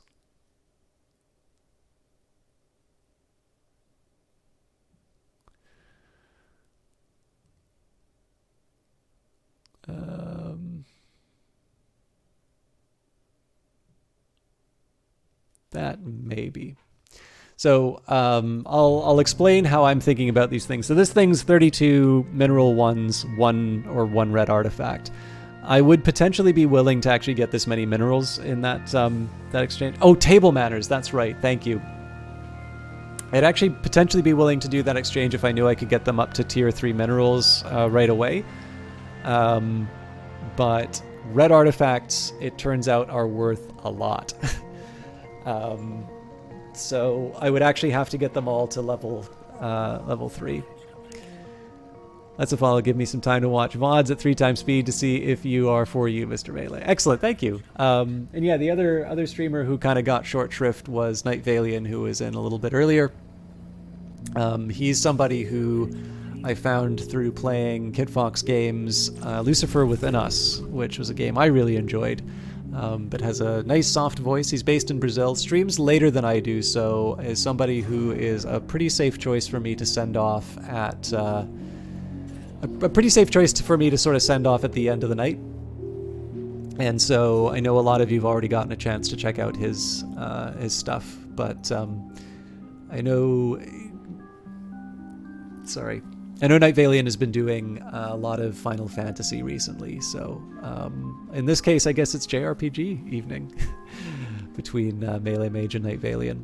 But let's go back to Titan just to see where we're at. Basically, I'm trying to set myself up to refine as many minerals and isotopes as possible. And one of my delights of today was to kind of make this factory pattern that I've created before, or I've attempted before, couldn't get the middle thing working. Then I was like, well, what if I just ignored the hang-ups I had about the middle part and ran with it? And sure enough, some people are horrified and other people are like, I'm totally using this factory design in future. So I am hoping that there is a whole bunch of like system chalk templates that eventually work their way into the bloodstream, and particularly ones that just have these little aesthetic imperfections that really drive a subset of users up the wall. If you're on the Discord, some photos of the finished product are in the Industries of Titan photo mode section. It'll be clear when you're in there. But for now, the thing that I'm trying to do here is just set myself up so that I can get proper processing in. Now, this is one of the reasons why I wanted to build the garbage floor. I'm just going to build the employee modules and such as I have the opportunity. And the plan here, this doesn't actually seem to have really come to pass. But the plan here would be that people are clearing out the garbage to get things done. I'm actually going to cancel this one because it occurred to me that probably they need to... Well, actually, I guess they do technically run through the outlines, but in this case, I just sort of like to... I'd like it to be clear that these folks can, in fact, go through. But this is interesting. I noticed that they're not actually building stuff. So let's just try this again. Let's make sure that they're actually building what they think they're building. And of course, we're fine for energy. We're fine for between energy and fuel, we're where we need to be. So I need to think about either adding workers to... Actually, sorry, there's two things that I need to add. One, workers to be able to... or citizens to be able to pay for my workers. And then probably a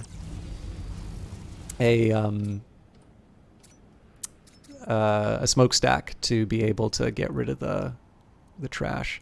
In fact, I guess I'll do that right now.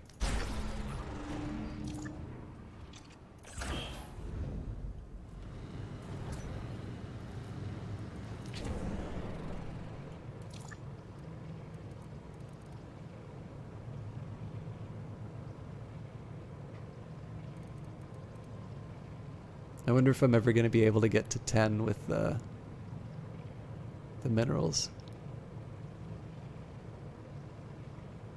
I'm watching it, but...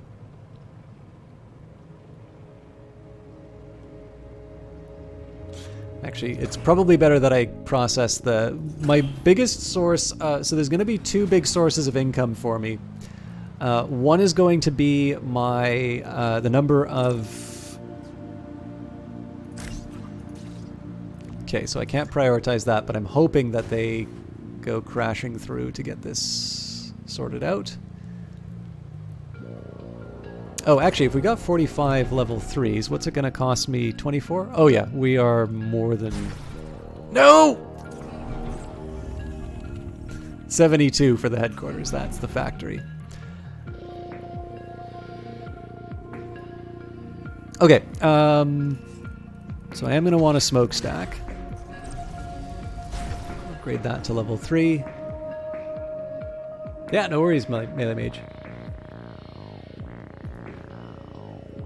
So this is cutting out my productivity right now, but this is going to be the only energy pylon I build probably. But yeah, so I want to build another factory with workers. Ideally, if I can move that that citizen spot far away from my pollution, so much the better.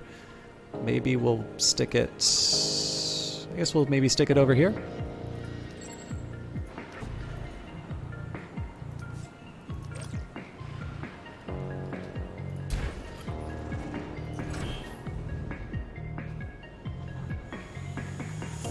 So the hope is that they would be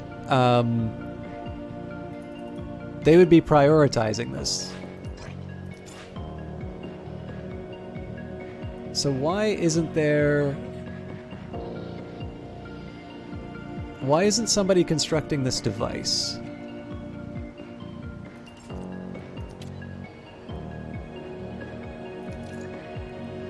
It's going to put a big cramp in my expansion plans if I can't get this thing built.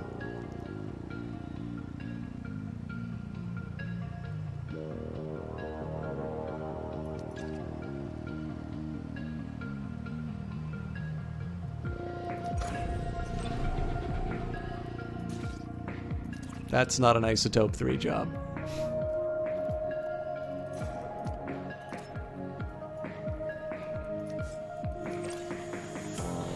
Okay, I'm gonna change plans for a little bit. I need to get a bigger workforce, so I'm gonna build for some additional citizens, depending on what happens in the HQ.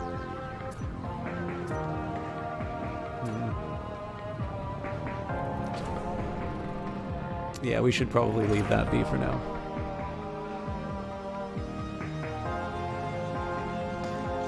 And while I'm at it, I'm going to start prioritizing where can I get the most red artifacts. Alright, 4's good there.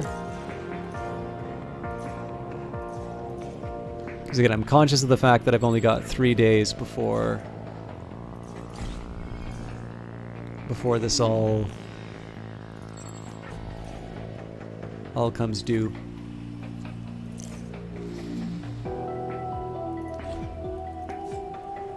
So I've got the smokestack. Is there anything else that I would want to build here right now? Well, I suppose eventually I'd like to build sort of residential office and possibly a conversion center, but let's save that for later.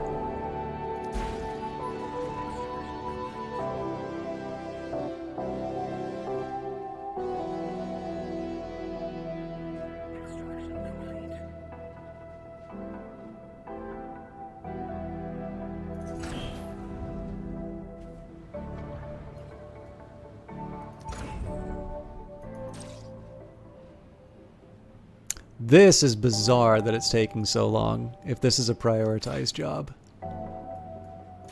Like, the fact that this factory is being worked on at all while this energy pylon hasn't been upgraded is freaking me out a little bit.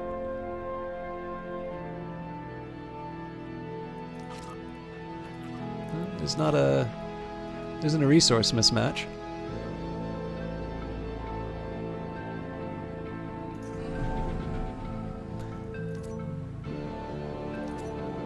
This is killing my ability to get stuff done, though.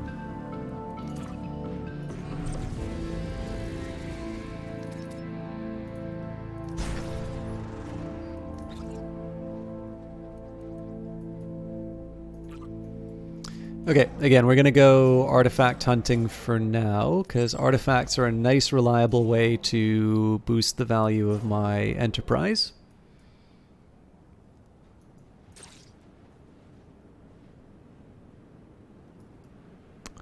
And the hope is, once this thing's up and running again, the factory will start churning out some minerals that I can upgrade and turn into a bunch of housing units.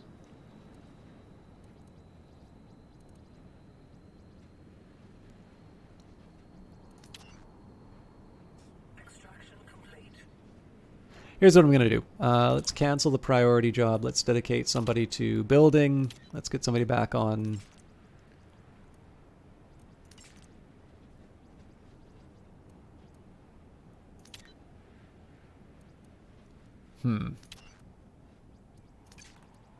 Yeah, I should probably leave them be over here.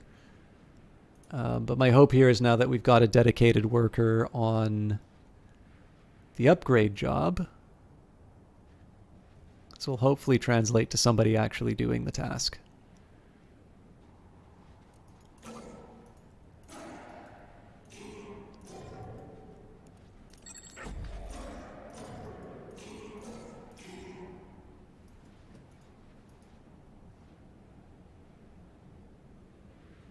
Again, if there's one idle worker and there's 244 clean waste jobs, that means somebody's not doing what they're supposed to.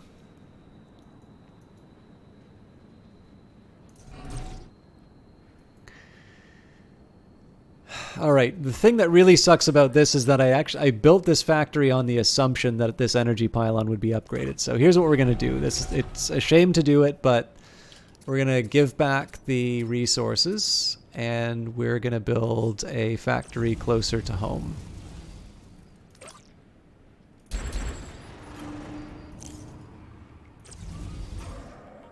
It also means that I'm going to have to claim this for the smokestack when the time comes. But again, we've got a bunch of storage and space for that. So I'm a little bit less worried.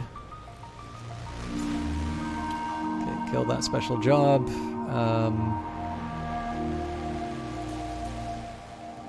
This one really, really worries me. The fact that nobody's building this, I can't prioritize it. The waste's not getting cleaned up. It could mean that all of this waste work needs to happen. And unfortunately, the reason why this is stressing me out is part of my plan was to actually upgrade as much as I could isotopes-wise to turn that into turn that into something high quality to make the most money from.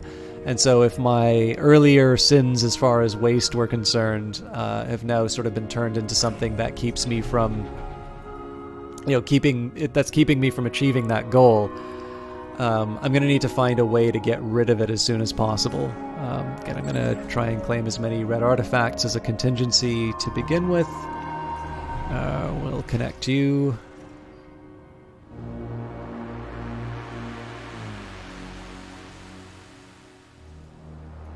And I do also need to think about claiming one of these isotopes patches, because we're starting to run out of isotopes, and especially if I'm going to be cramming them all into level 3 and not doing that much work on them. Oh, here's an interesting idea. Oh, it's a little risky to do though, because if I wind up in another garbage problem like I've got here, then I couldn't. So I was thinking about like switching this out for an isotope. But if I wind up with the same problem that's happening with this input module, that might sink me. So what I'm going to do is I'm actually going to switch to auto currency, and I'm just going to go. I'm going to go crazy with whatever I have access to. So habitat pods are a slight priority over alternatives, because this is going to be where the people, like I need to get the people on the moon first. Giving them jobs is sort of a secondary consideration.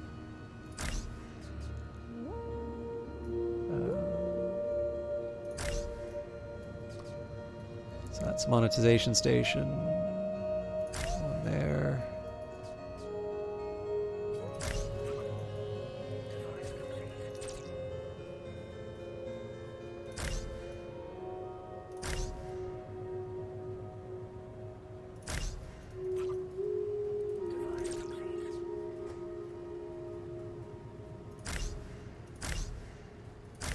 Oh, I screwed up already.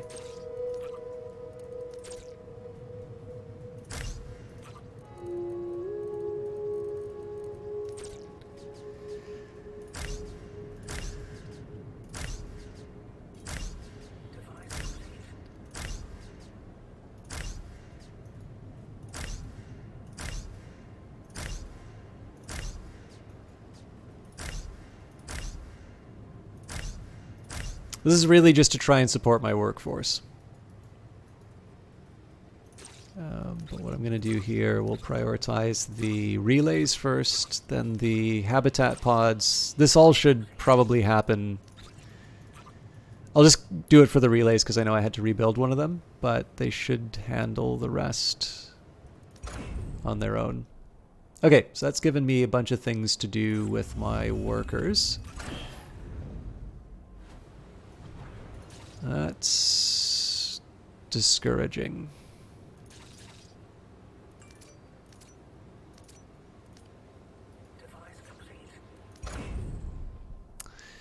Okay, what am I gonna do? Let's get somebody mining an isotope patch. And while I technically should be saving some influence for when I want to bring in some immigrants, I know it's going to take a while for all of this stuff to work out. It's also worth mentioning, my best case scenario is I get 2 days worth of income. One of those days is going to be spent paying back the sort of the loss of the workers. So I probably should have done this a lot sooner than I actually did. I think in a future timed contract, I'm probably going to want to build the residential area a lot sooner so that I can take advantage of the the cash flow to build up my workforce. But again, I was kind of counting on a little bit more happening with the isotopes. All right, did everybody just suddenly get bored of the job? What's going on here? Oh, it's because I only got 3 people working. All right, well, let's get you out of that.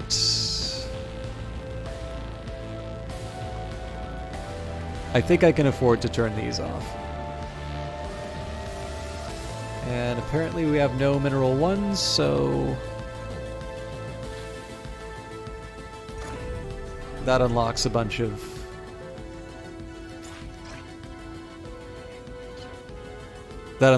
capacity, which is good. Again, the ideal would be for me to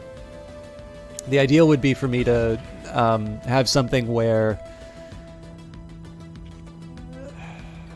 I'm trying to think of the right way to put it. Oh yeah, we're gonna miss this pay cycle, so it might even be that we only have 1 day worth of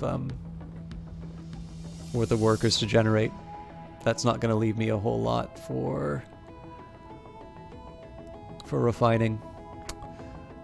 So I'm gonna focus my influence efforts towards liberating as many red artifacts as I can.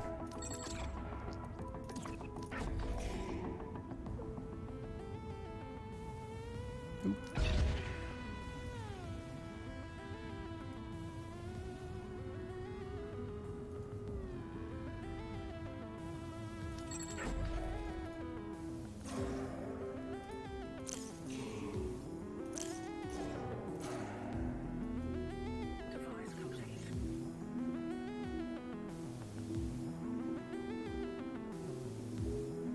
I guess one thing I could have done pay-wise as well, it's a little late for that now, but I could have used influence to request credits. I would have needed 20 influence to be able to recover that. That would have been money well spent, because that would have enabled the construction of new workers.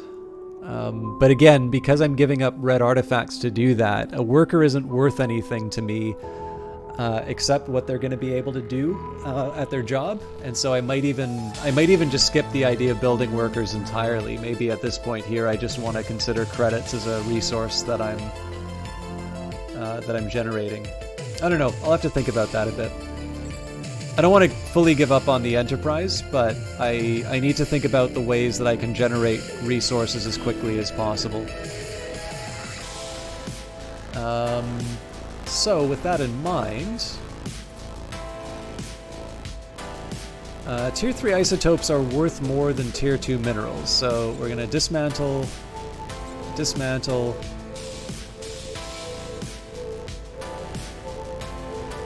and we'll get you off this job.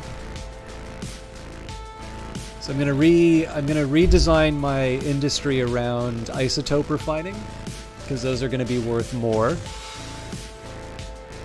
Oh, employees are worth a lot, actually. Okay. That changes things slightly for me, but not...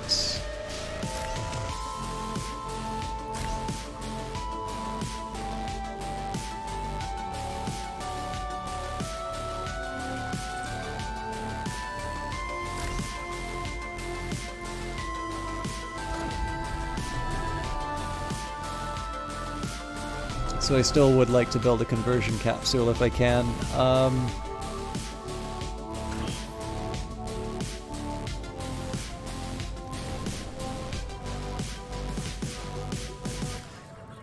Turns out there was a reason I didn't get that. Ah, okay, this is definitely one for autocurrency.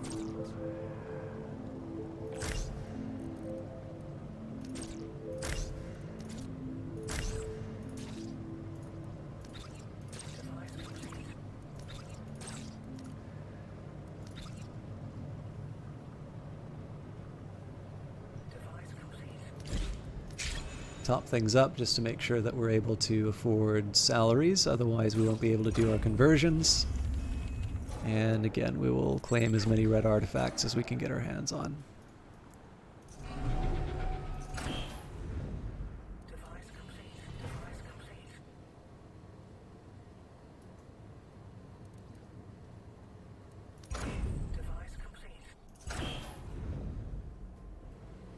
Wrong factory. Alright, this is not good.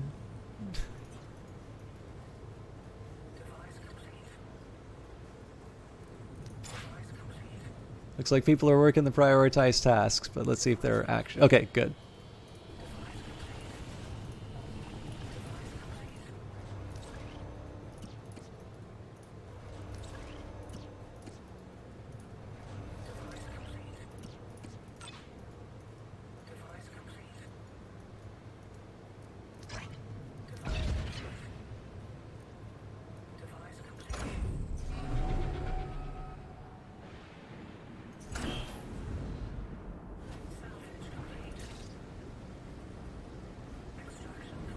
Yeah, I mean, if I could, I'd love to see this stuff built. I think in this case here, I'm just going to wait for the workers to actually show some initiative on that.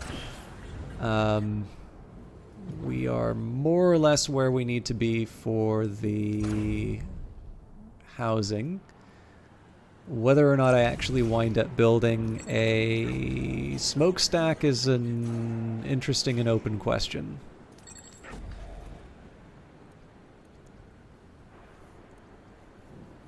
Eight minutes before payday.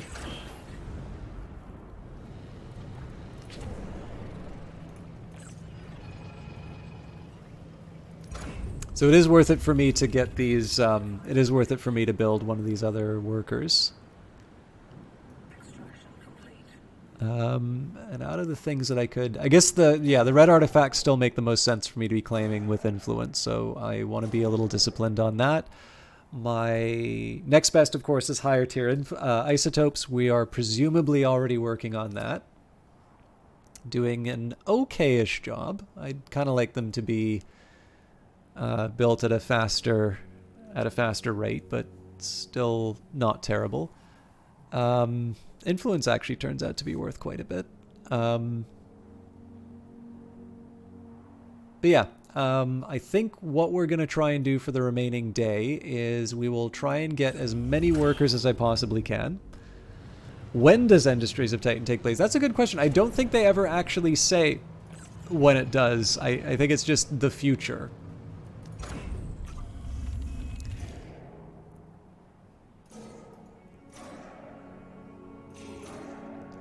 I think it's fair to say there are some significant changes that have taken place.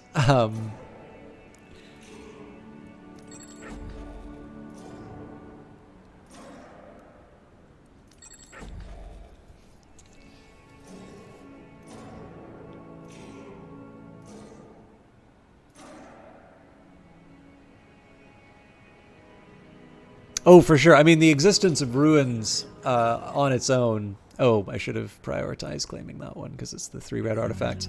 I guess I could trade out a red artifact to get the other 2. I don't think that's worth it, though. I think just being patient should take me through. 1 minute before we can start converting.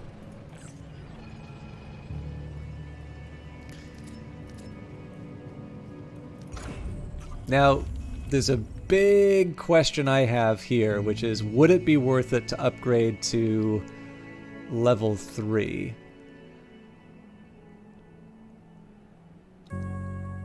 So the pro argument is that it lets me make more workers. The con argument is that it definitely has a very high cost. Given what tier 3 isotopes are worth. Let's see what I can do with my capacity as it is now, because this is going to generate a lot of waste.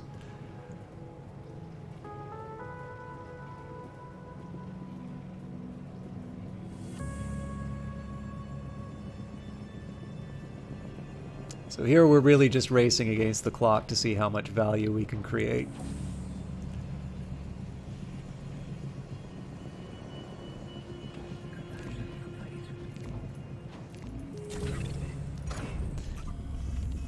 I said I was going to wait for that 20 to get those 3 red artifacts, so there we go.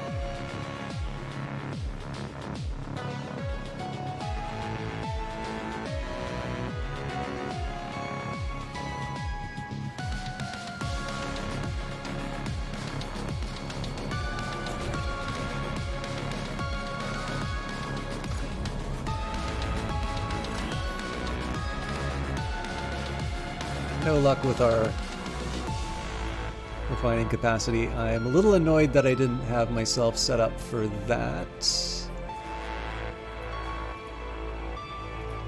So hopefully we've got an employee on their way to work that module.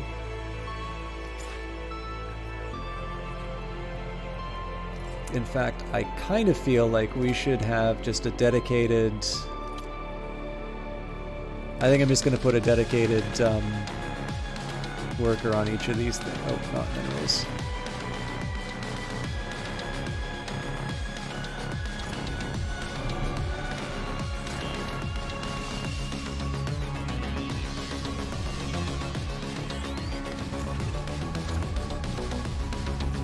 Again, seeking out any red artifacts I can get to just get the last little bits of value.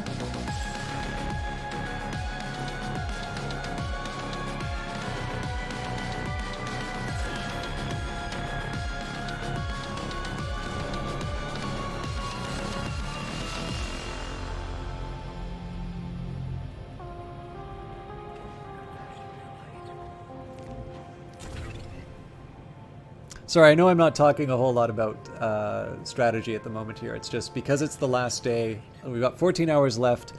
What I'm trying to do with my remaining time is to make sure that I have... Basically, what I'm trying to do is I'm trying to convert my existing resources into the highest value that I can. So, for instance... I'm not so much worried about the fact that I'm losing citizens, given that employees are worth a certain amount. Employees are not worth as much as artifacts, so I'm sort of giving up a little bit doing that. But the thing that's nice about employees is that they're going to be enabling the sort of the extraction of other resources. When I give an order, I think it's fairly reasonable to assume that it will be carried out in, you know, in good time. And so the hope here is that I'm just going to be able to, you know, to convert these actions into, or sorry, to like these workers, I'm going to be able to convert into things that will enhance the value of my startup. My guess here is that basically a worker will knock down about 10,000 in terms of value, which isn't... Like, that's not bad at all. That's a price I'm willing to pay. As long as they... Basically, as long as they bring in one mineral, they will have kind of justified their cost.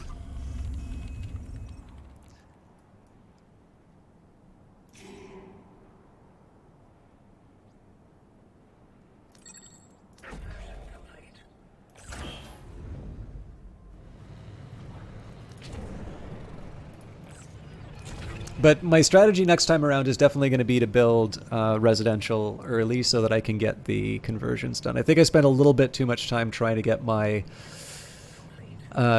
fuel turbine and energy generator, and I'm not 100% sure what's happened in this factory. I really don't know what's stopping that. Like, my understanding, the way that the work queue should behave is that because this is a job underway, they should be prioritizing the clearing out of this waste. And for whatever reason, that doesn't seem to be happening.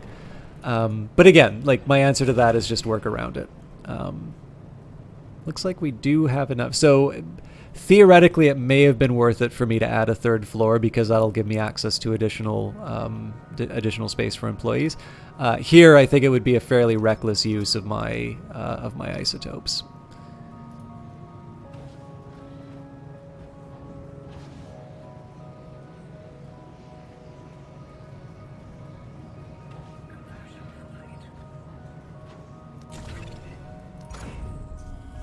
Again, it's doubtful as to whether or not the employees that I convert in with 5 hours remaining are actually going to do all that much. But I figure being able to claim even one more red artifact is... Oh, I screwed up. I should have got this one.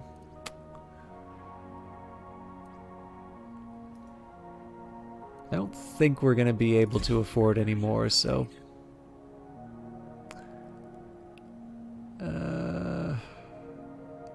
I think I am going to wait till I get to 10 and then I'll convert.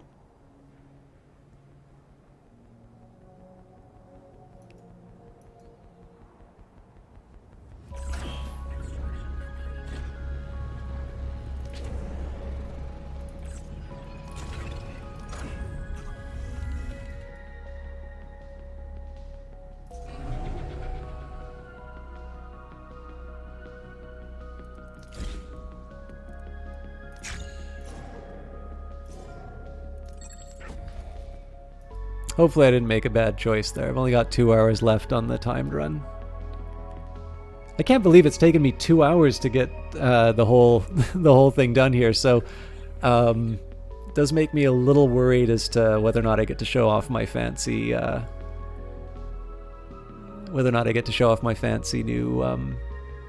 fancy new factory idea. But I do want to show what it looks like to get to the end of one of these time contracts. All right. We will note this on your performance review, Founder. A promotion could be in order. So I've done better, for sure. I believe the first one I did... Actually, I don't remember what the first one I did was. I should be able to rederive it, though.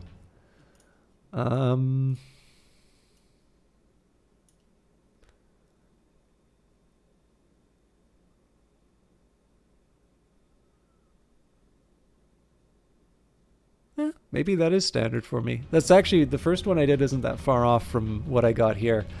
Yeah, so 90 minutes to run through it. Obviously, I spent a lot of time on speed 3, but that was also because there were a couple things seemed to be locked up. But they do actually give you a breakdown of value. Now, one thing I was thinking of doing was actually spiking all my waste here, like taking all of my waste and deleting, like dismantling it. But you can sort of see what the value of all of the items are. So I've worked out in terms of, based on the information that they give you in here, it seems that red artifacts are basically worth, is it 4 million or 400,000? Looks like 4 million. Employees are worth 3,990,000. Tier 3 isotopes are worth 675,000. Individual population is worth 500,000. So employees are worth considerably more. On the other hand, employees also cost a red artifact. So you can kind of think of them, if it's just you're getting a stock of employees, it's not really, it's value destroying. On the other hand, the fact that those employees will be doing things like generating isotopes for you, they could be value creating, and you got to decide how close it is to the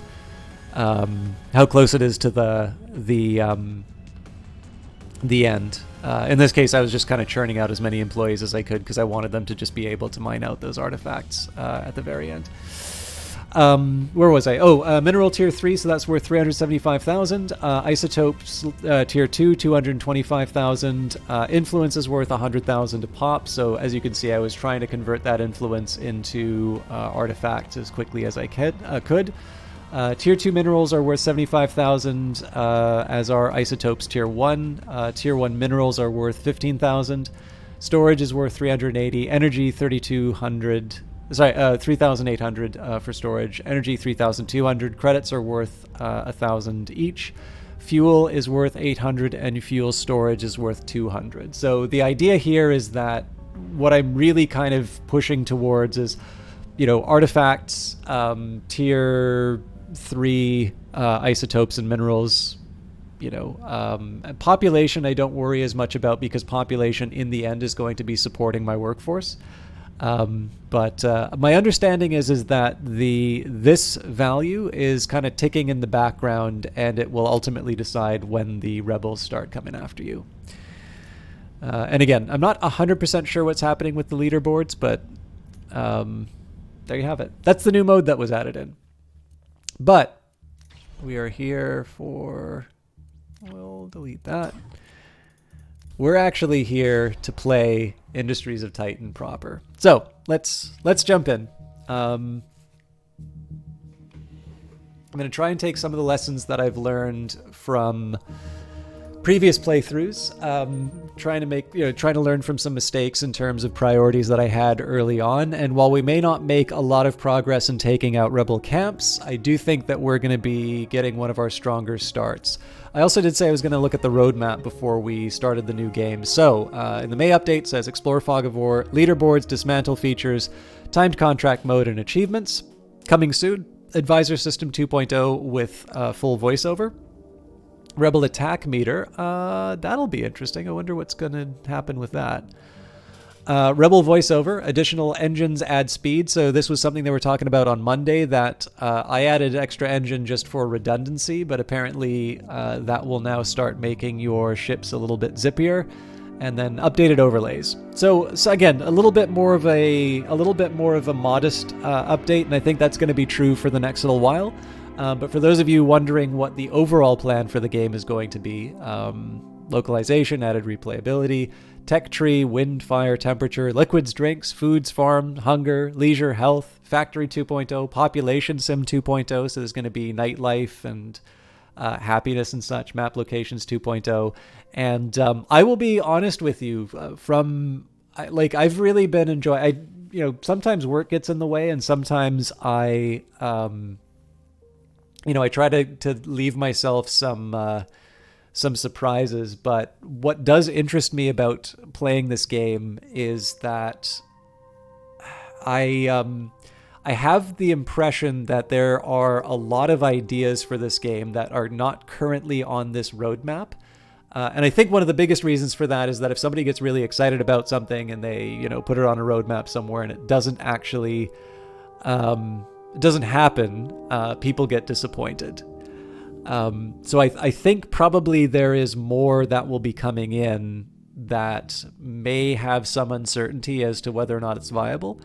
But needless to say, this game has grown quite a bit since I first played it, and I'm really looking forward. I mean, in the end, I already really like the experience of sort of having this city that's sort of a reflection of either my personality or how I've been thinking about things. But I've also, I kind of know what it's like when they add a big new feature to the game, and I am going to be interested in terms of just seeing how some of the things that I'm getting away with suddenly start breaking when the full vision is realized. So again, given the key for promotional purposes, but I keep streaming this game because I'm enthusiastic about it. Now, what I'm going to do, let me just take a drink. Some of you might be checking out the channel based off of a kind of a summary or an introductory video that I did. So I'm going to try and be a little bit better at describing my first steps and my plans. And I'll do that right from the main screen. So in this case here, as I've sort of said before, playing the game on standard mode, in my view, is getting all of the features that you have paid for. So timed contract is kind of an interesting new one, just because of the limited amount of time and sort of this idea of trying to manipulate things so that you get the largest value for your corporation possible. I don't know if it'll teach you anything interesting in terms of standard mode. I suppose what it'll do is it'll teach you to make the most of the resources that you have, and maybe try to give you a slightly more advanced start than what you might be used to. Timed contract is really sort of the opposite of how I normally play. Like normally I just kind of take my time and run through it. Now survival mode, in my view, this can be a really fun way of playing. And Night Valiant mentioned Frostpunk a little bit earlier.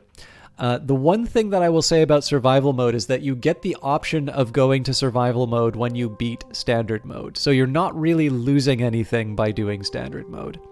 And then likewise with Zen, I can definitely understand. I've got a friend who really likes Civilization, but as soon as they meet another civilization in Civilization, they stop the game and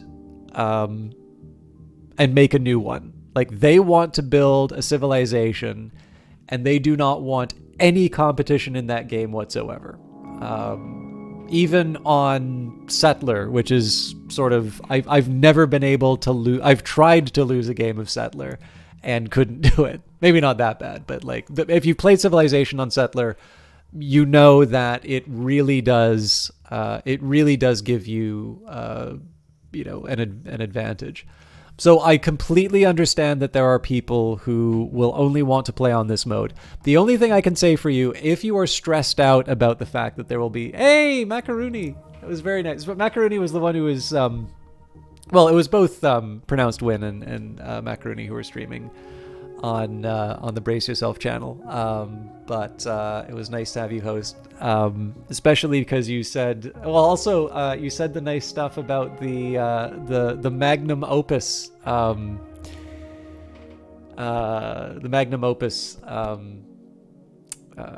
screenshot. A. Jared J reached out about those. It blew your mind, yeah.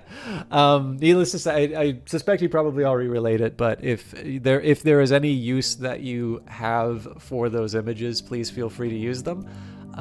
The only reason I'm bringing it up now is that I actually have a save file where I have just built a factory like that, and like if somebody would just like a template from which to derive other photographs, I can send along that save file, because you have Sir Kama on your team, and I think he will probably take a better photograph than I can inside of this game. But yeah, I just wanted to get that out of the way. Sorry if I'm giving away details. So, anyways, we got the Landfallers. So currently one faction inside of the game. As the Titan Gold Rush ramped up, many startups and corporations from Earth, Mars, and the asteroid belt have scrambled to snap up ruin-rich land and start their own urban business. The Landfallers faction is the swirling, leaderless group of striving hopefuls from across the system. They're people who have dreamed big and possibly have tasted failure. They also share a common hyper-capitalist culture. Landfallers are motivated by their perilous position and the powerful rewards of success. Every once in a while, these ventures can be incredibly successful. A few are already on their way to becoming full-fledged factions on Titan. Will you be the one who leads them to system dominance? Now, in the little video that I did on YouTube, I actually said, do Standard Investor if you're trying to learn the game. I'm not trying to learn the game. They've also renamed... I actually really like the new names that they've got. So, Hungry Opportunist. So this is the high risk, high reward one. Or you've got Pioneering Terraformer. And because they've added in... achievements, if I wanted to get some achievements, I could mess around with these settings. I mean, I could go crazy. I could do like the easiest start ever. So high mineral nodes, high isotope nodes, no rebels, no rocks, lots of isotope patches, lots of mineral patches. I actually like crevices because they give me zethane, or zethane. Few lakes. There we go. Easiest start ever. But yeah, no, so there's basically, Standard is balanced. If you want to learn the game, I definitely recommend this one. Hungry Opportunist, you get access to a lot of resources and lots of territory that's easy to develop. But it comes at the cost that the rebels have this as well. Well, sorry, I should read the flavor text. So, Standard Investor. The Council's typical starting territory for new investments. Barren land provides the perfect canvas for an exciting new city corporation. Hungry Opportunist. The most lucrative parts of Titan are also the most dangerous. Only the strongest will be able to protect their cities here.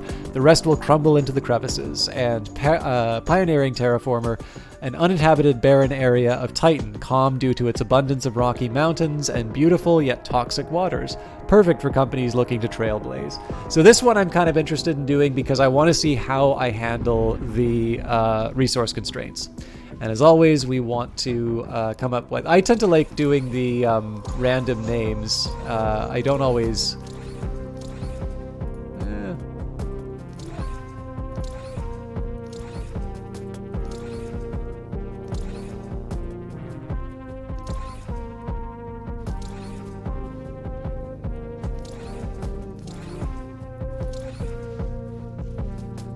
I like this one. And by the way, if you don't pick a good corporation name and corporation logo, shame on you. You're going to be spending your life with them, so make it count. This looks like a good representation of trade. So I did say I wanted to try the tutorial or see what the new tutorials. Yeah, let's see what the new tutorials have to say. It's not like it's gonna throw me off to do.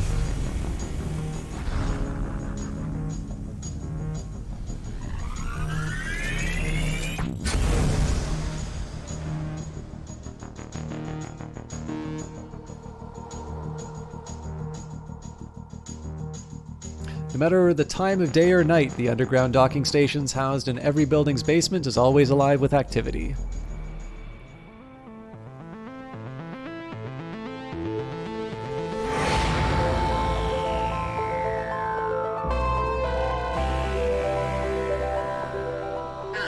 Founder, the Council is glad to see you. We have significant investments riding on your success. I hope you'll live up to our expectations.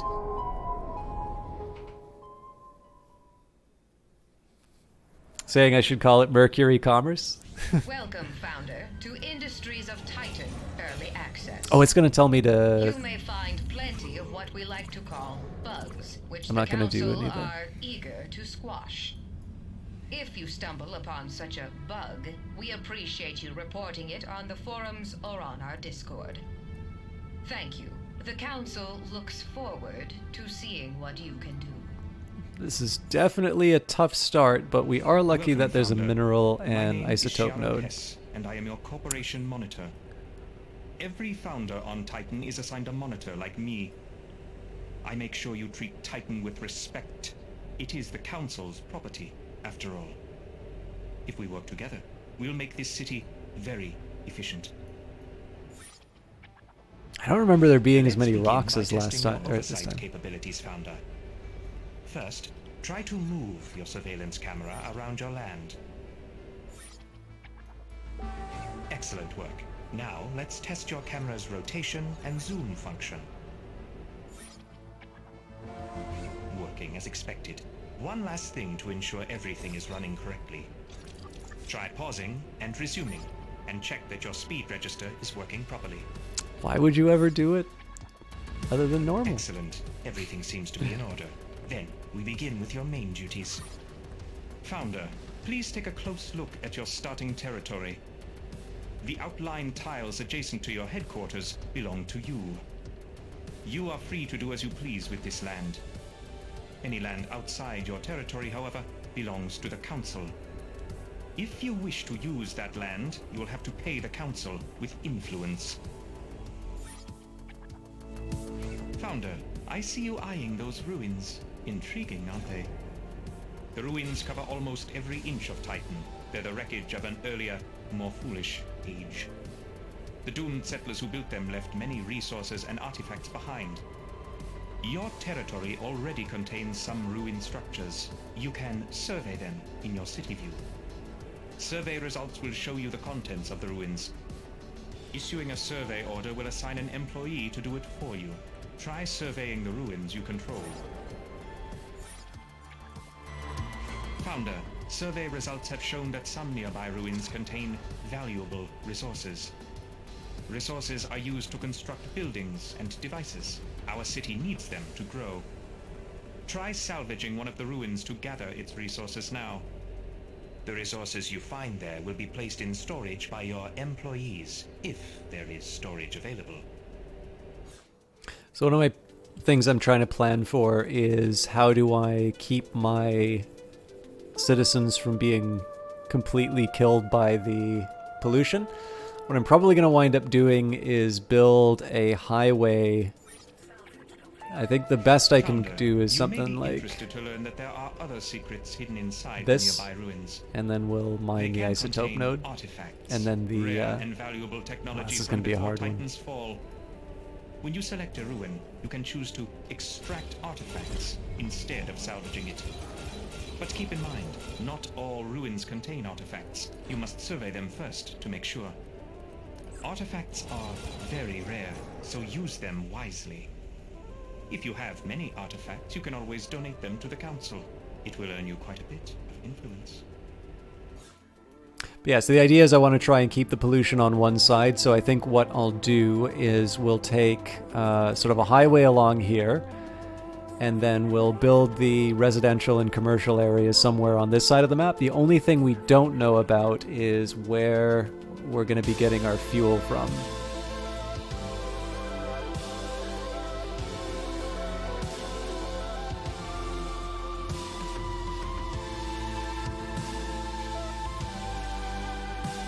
All right, the fuel's going to be the thing that really causes me trouble. All right, and now we gotta extract artifacts.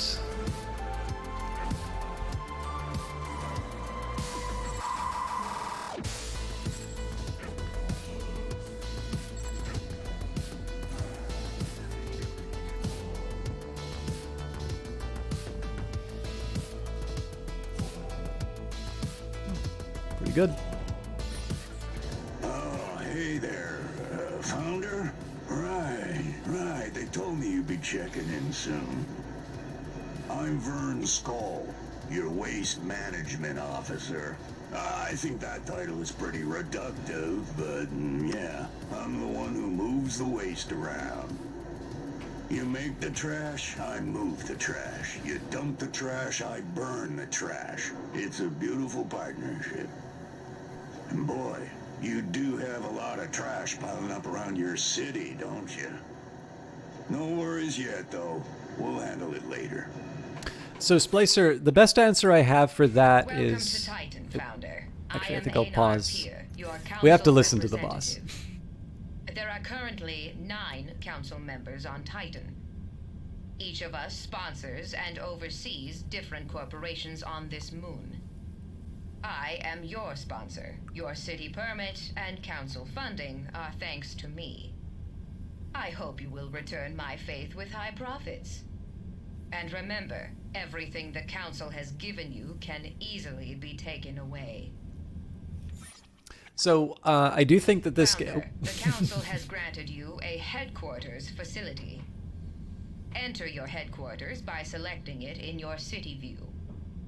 I suggest you build some devices inside of your headquarters. Every new city needs a few essential devices to operate smoothly. I should have known she was going to be talking, but yeah, that's that's that's pretty much a guaranteed demotion if I babble over her. But by the way, I think I believe, I don't know if Einar Peer was in the game at the time, but I remember there was a teaser trailer which talked about, there was like they were talking about there being an unauthorized firefight above the city, and somebody paid a permit so that they could then proceed to destroy the ship that they were targeting.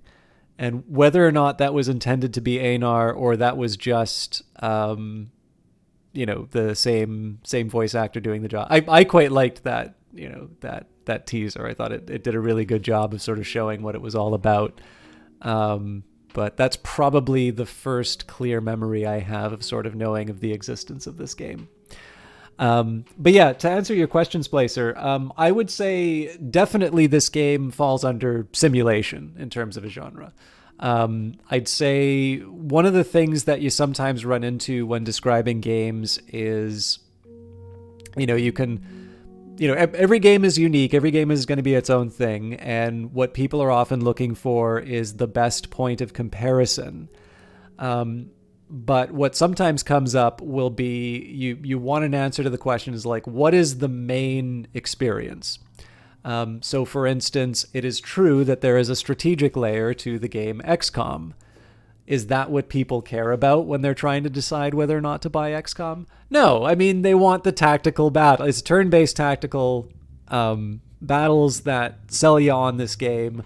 And if you like the idea of defending humanity from this alien invader, and if you like the idea that you're going to, learn how probability really works, you have everything that you need to know about XCOM. And there's clearly other parts to it, especially with the new War of the Chosen expansion. But in the end, kind of the heart of XCOM is that turn-based tactical game. So in the case of Industries of Titan, again, simulation city builder is probably the thing you'll be spending most of your time on. There is the macro level where you're building your city. We're going to be going into a micro level with inside the HQ for building individual components. What does make this unique, though, is it does have probably a few more strategic elements to it than you would get in other comparable games. And this game definitely seems to be sort of following in the footsteps of a lot of other very good and very popular games. So in terms of simulations and such, they've been expanding a lot of things in terms of like population simulation. Your citizens wanting certain things, your citizens earning you money, and your employees costing you money. There's also intentions to introduce sort of happiness. There's pollution. So for instance, over time, it's probably because I'm paused that this isn't showing up. Oh wait, because we don't have it. I'm an idiot. It's Zethane. So if you want, like, you can get individual values for, there's just nothing happening right now because we just started. There's a lot that's simulated in here. The fact that it's raining would actually cause the pollution to fall out of the air, for instance. So in this case, you're looking at games a little bit like Factorio or Dwarf Fortress. And there's a lot that's going on sort of in the background in terms of how your people are behaving. You can't micromanage your employees. You can give them priorities and sort of try and direct them that way. And then the ship combat, I would say probably the best comparison I could draw would be FTL. In fact, I believe one of the ships is actually called the Kestrel, which is your first ship in FTL. And so in that sense too, right? Like if I just say it's a pure simulation, you're not going to be able to appreciate the... you're not necessarily going to be able to appreciate the fact that there's ship combat. But in the end, what you're going to be spending most of your time on is building the city and the whole little bits of frustration that come from the fact that it would be really nice if your machines were a certain shape so you could fit them in your factory, and they don't. And so you're going to have to shake your fist at the heavens and wonder why Brace Yourself is making you have fun. Oh, great. Thank you. But yeah, if you're going to bed, you probably won't have any questions. But even if I'm streaming another game later on, definitely let me know what I didn't, kind of answer for you. And, like I said, if I'm doing Hollow Knight, I'll happily answer questions about Industries of Titan. Was there anything else? Fair assessment, like XCOM, agree. Yeah, and I mean, like that's not a defect of XCOM, any more than more elaborate ship-based combat is less elaborate ship-based combat is a defect of Industries of Titan. You kind of want to have a point to the game and a focus, in my opinion, at least. I mean, again, it's not like I make games, but I think. Just to keep in mind, like everything I say is going to be something of an oversimplification, and I wanted to sort of highlight the simulation elements because it seems to sort of be the thing that has been expanded the most. My original take on it was actually that it was a simplified city builder, and that was wrong. So keep your city running. The first devices you need are storage containers to hold your minerals and isotopes. Build a storage container here in your headquarters. If you need more room, you can also build one inside a factory. Sorry, I'm going to build this the way that I normally do, otherwise I'm going to feel lost.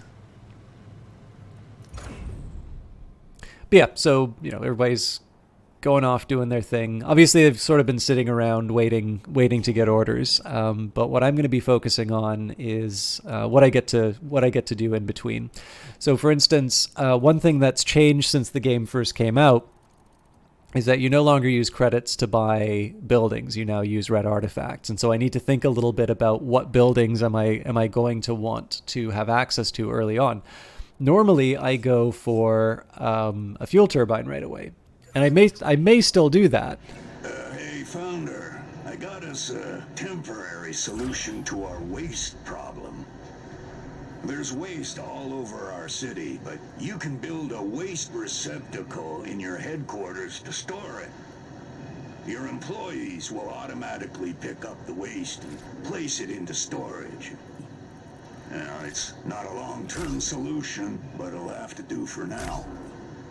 Besides, if the citizens can't see the waste, it might as well not be there, right? Hey, Founder! Thrilled to finally meet you. I'm Ayana Oak, your power systems engineer. I'll be managing your city's power systems.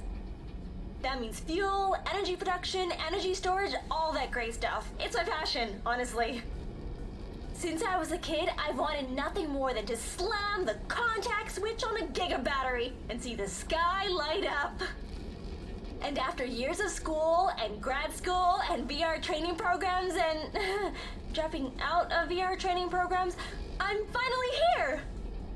We'll do great stuff together, Founder. Trust me. My career is on the line, and you can count on me to take that seriously. Did anybody notice? Hey, Founder. I checked inventory, and we don't have enough fuel. We need fuel to generate energy for our buildings and devices. Luckily, there's fuel all around us, in the air. Titan's air is so toxic, it contains many flammable substances we can burn for energy. So, build a fuel fabrication device in your headquarters, or in a factory. These devices don't require any external energy of their own, and they operate without employees. Very convenient. Did anybody happen to notice if this... I'm thinking it was when I dismantled the storage, but I'm not 100% sure. I'm going to take a quick look on the VOD just to make sure that I'm not misleading in terms of what happened. But if anybody happens to know offhand, it saves me the effort of seeing what triggered that. I'm trying to be a good citizen. Brace yourself, Games is watching, so I gotta do this.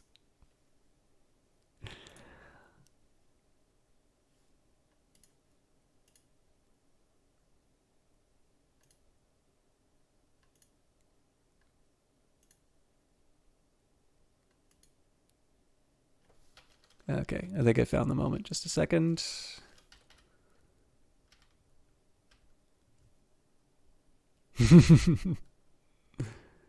Yeah, it definitely looks like when... Oh, no! It was when the... Interesting. So, yeah, I've always thought it was actually when the...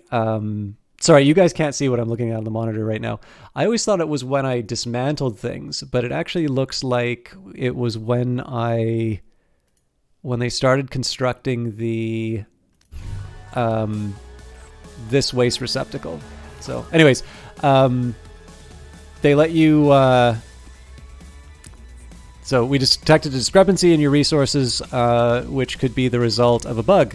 Please press send and fix to send us data on your game state, which helps us fix the bug for future updates. After doing this, and unfortunately it's cut off at the bottom, but hopefully I'm doing this right, and at least there's video evidence if I screw something up. So,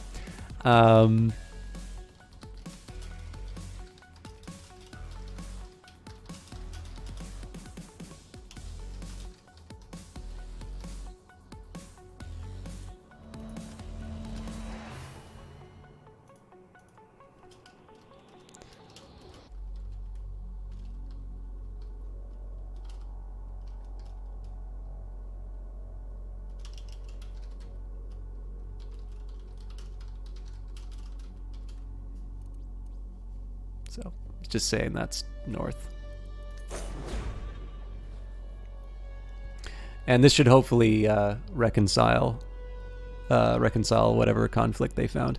I actually so this came into the new update. I really like this because I would definitely get the impression that something was out of balance, and I have found every time. I don't know if I need to hang on to this, but I will copy it and just let me know if I need to put it somewhere. Sorry, I'm making you... Sorry, Macaroni. You have to be off hours now, so please do not feel the need to answer that. I was not thinking. But yeah, so one of the things I really like about this bug reporter was I found most of my guesses for when the discrepancy happened would probably be wrong, and that they were happening a lot earlier, but I was only learning about them once I started seeing some weirdness happen. And so as a result, the fact that this thing sort of triggers right away helps me kind of talk about the action that I just took to provoke it. So anyways, Anya told us to build a fuel fabricator, and so we will do so. Now again, in the meantime, there's other stuff that I can do. I generally, if my workers are not, performing whatever action I'm looking for, I want them to be doing something else. Now, I could try and be earning some new minerals, because right now I've been exploiting these all for red artifacts. And normally I would be working my way towards power, which normally takes about 10 red artifacts, so 5 for the fuel and 5 for the energy, but I don't know where I'm going to be getting my fuel from. So for now, I think I'm actually going to claim these ruins. Fuel into energy. Most buildings and devices need an external source of energy in order to operate. Build an energy generator somewhere on empty floor space, in your headquarters or in a factory. The generator will convert fuel into energy. Well, I was actually saying, Macaroni, that you should probably ignore the question, because it's occurred to me that unless you have somehow pulled a very weird... I know there's a time difference between Eastern Canada and my beloved Vancouver, which I really want to go back to. Presumably you are not on the clock right now. But it was just I know there are codes... but given the frequency with which I get these bug reporter, the resource discrepancy messages, I kind of feel like I would be clogging the channels in terms of the bugs and feedback if I just sort of said, there's this code that I was given. If there's something more useful that I can do with that particular bug, I'll happily send it out, but I wasn't sure if there's anything I should be doing with that. Energy out to the buildings and devices. But like I said, please consider that an optional question. We need relays to carry the energy. Let's build some relays now. They'll power everything the grid touches. Just make sure that all the buildings and devices that need energy are connected to the grid, and that the grid has an energy source.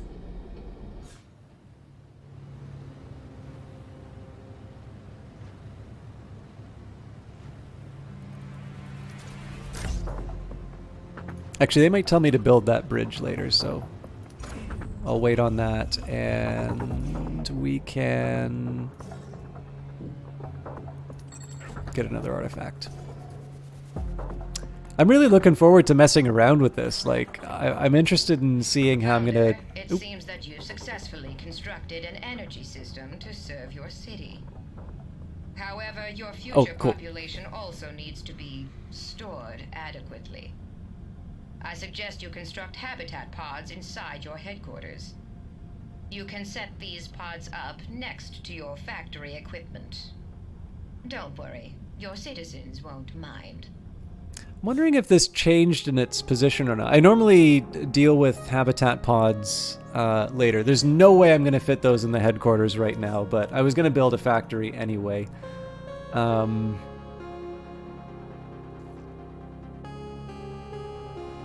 Actually, you know what? I'm going to skip this. Founder, it appears that you are running out of free space for devices. As your city grows, you will always need more floor space.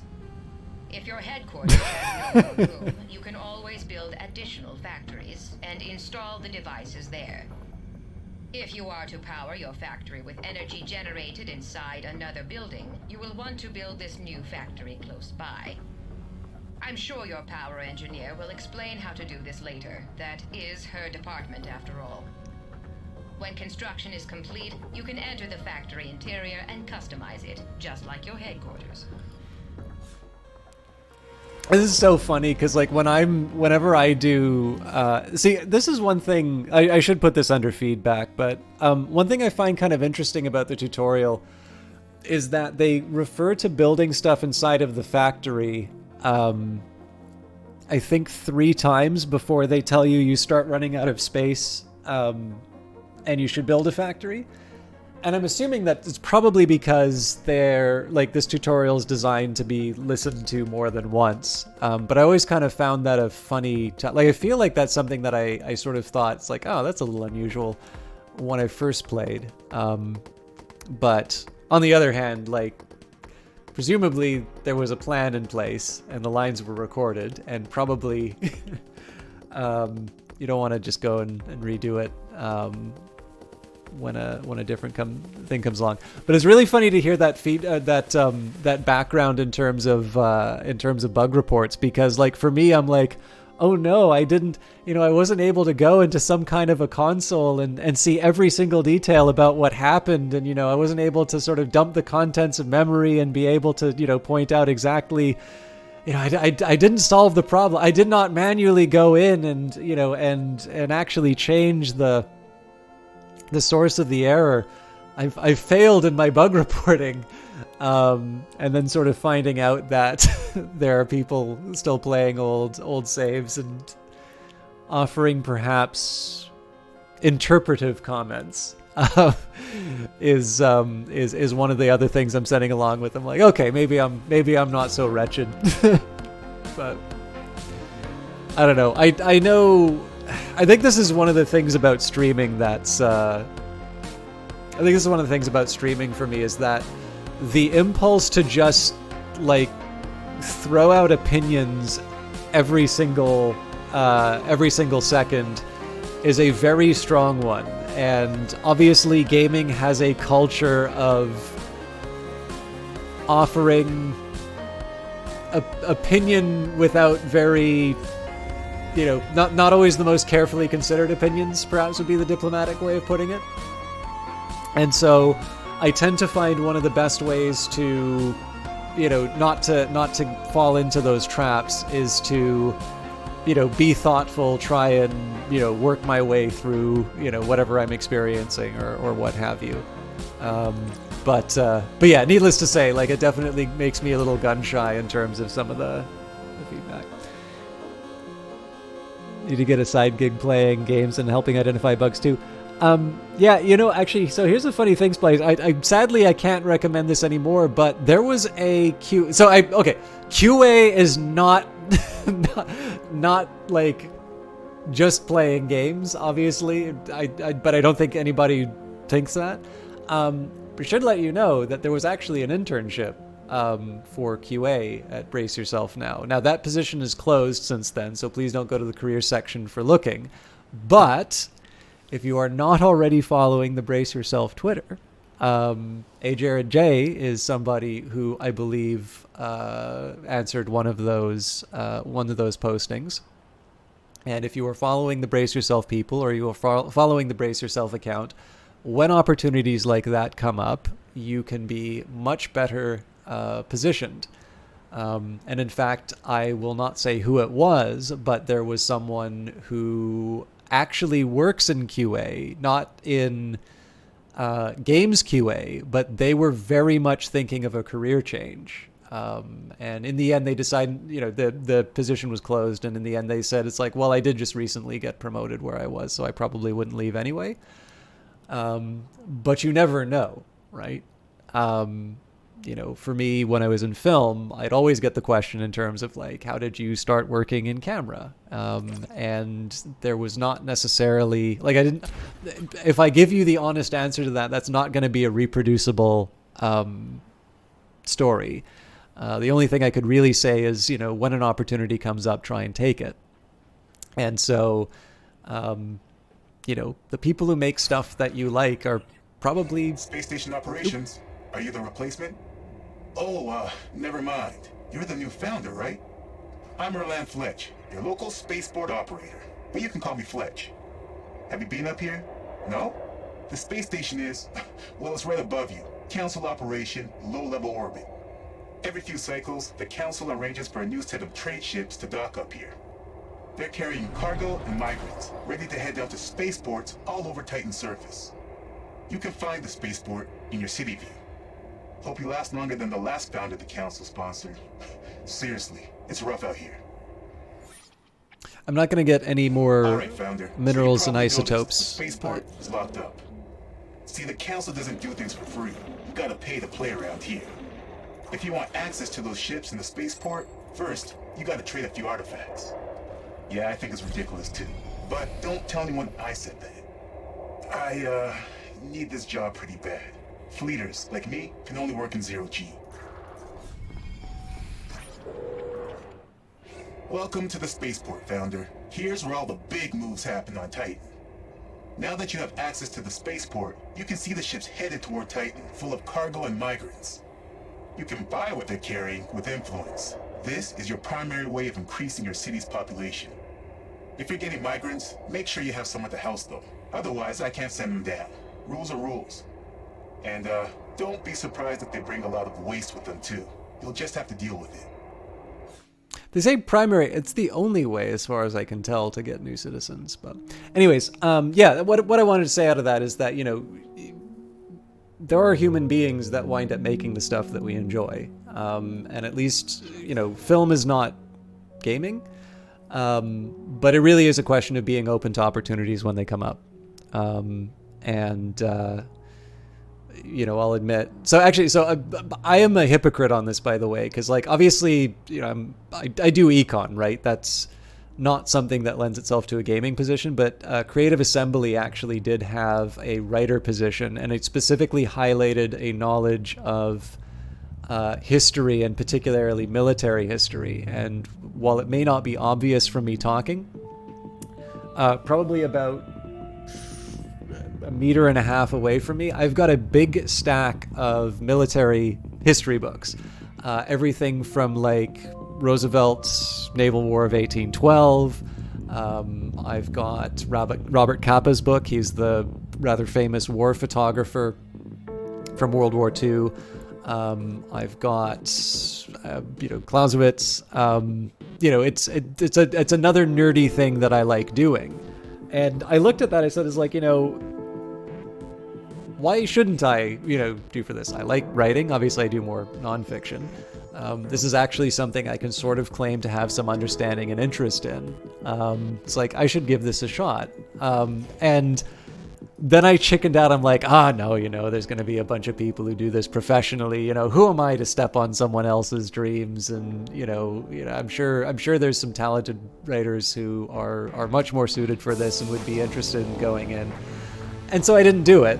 And then, of course, I'm thinking to myself, it's well, that's kind of for Creative Assembly to assign. I'm sure I wouldn't have gotten the job, but I'm sort of thinking to myself, it would have been nice to see how far I could have gotten in that. So I also appreciate it's really hard to do. But the one thing that I can say, if that is something you were interested in, it could be that you're just, giving a fun throwaway line, Splicer, but I would say if this is something that you want to do, follow people who you think are doing interesting things. And there are definitely a few accounts that I have followed that seem to post opportunities quite a bit. And, despite what I just said as far as the writing thing was concerned, I did have a quote unquote creative job, at least in the Vancouver film industry, before I decided that, really economics was where where creative satisfaction came from. Before I went to university, I had a job that at least people asked how did I get it, by essentially sort of not exactly lucking in, but basically by taking advantage of an opportunity when it came up. So, all right, I'm gonna skip the migrant. Greetings, Founder. So glad to finally meet you. I'm Lio Visk, your head of human assets. Everyone here in the Human Assets office has just been aching to get on a conference call with you. Our philosophy? Eliminate cost centers and build human efficiency. We transform people from a human resource into a monetary resource. Ah, Founder, I've been meaning to talk to you about conversion capsules. It's where Titan's Industries transform obedient citizens into even more obedient employees. We market the procedure as training, but the process is really more technical, and the effects are permanent. Once they've gone through conversion, your employees will be able to work basically forever, without breaks or sleep. Now, there may be some long-term consequences that medical science isn't currently aware of, but it is a voluntary process, so your conscience is clear. One thing I wanted to say about the writing on this that I really like, I always liked Lionel Visk's describing his position as human resources, because head of human assets, because of course the common term is human resources, and at least now we tend to think of, the people who we employ, the people who we work with us, as colleagues. Basically there's a negotiation that goes on. You're being compensated for your time. Whereas an asset is something that sort of the company owns, which is of course very on brand for what it is. I was always a little bothered by, there's a term that comes up a lot, which is from economics. The person who developed it is a really interesting guy. But I've seen on Twitter a few times people talking about how uncomfortable they are with the idea of human capital. So, of course, when we think of capital, we think of this sort of stuff, machines that make us better at doing work. And the idea of human capital, basically people dislike the dehumanization of it. Now, what I think is probably happening here is that people, if you like reading, say, someone like Naomi Klein, like her villain in just about everything that she's ever written, I think are a group of economists known as sort of the Chicago Boys. So these are like the Milton Friedman type economists. And this idea, and so Gary Becker, the guy who developed the idea of human capital, is in fact one of these Chicago economists. I just think Gary Becker did some very interesting work. And the idea here is it's a way of talking about education, and sort of the skills and sort of the things that you develop to be able to do your work well. And ultimately, like, one of the things that happens with capital is it is something that will improve your ability to get work done. And one of the consequences of this sort of thing is that wages go up.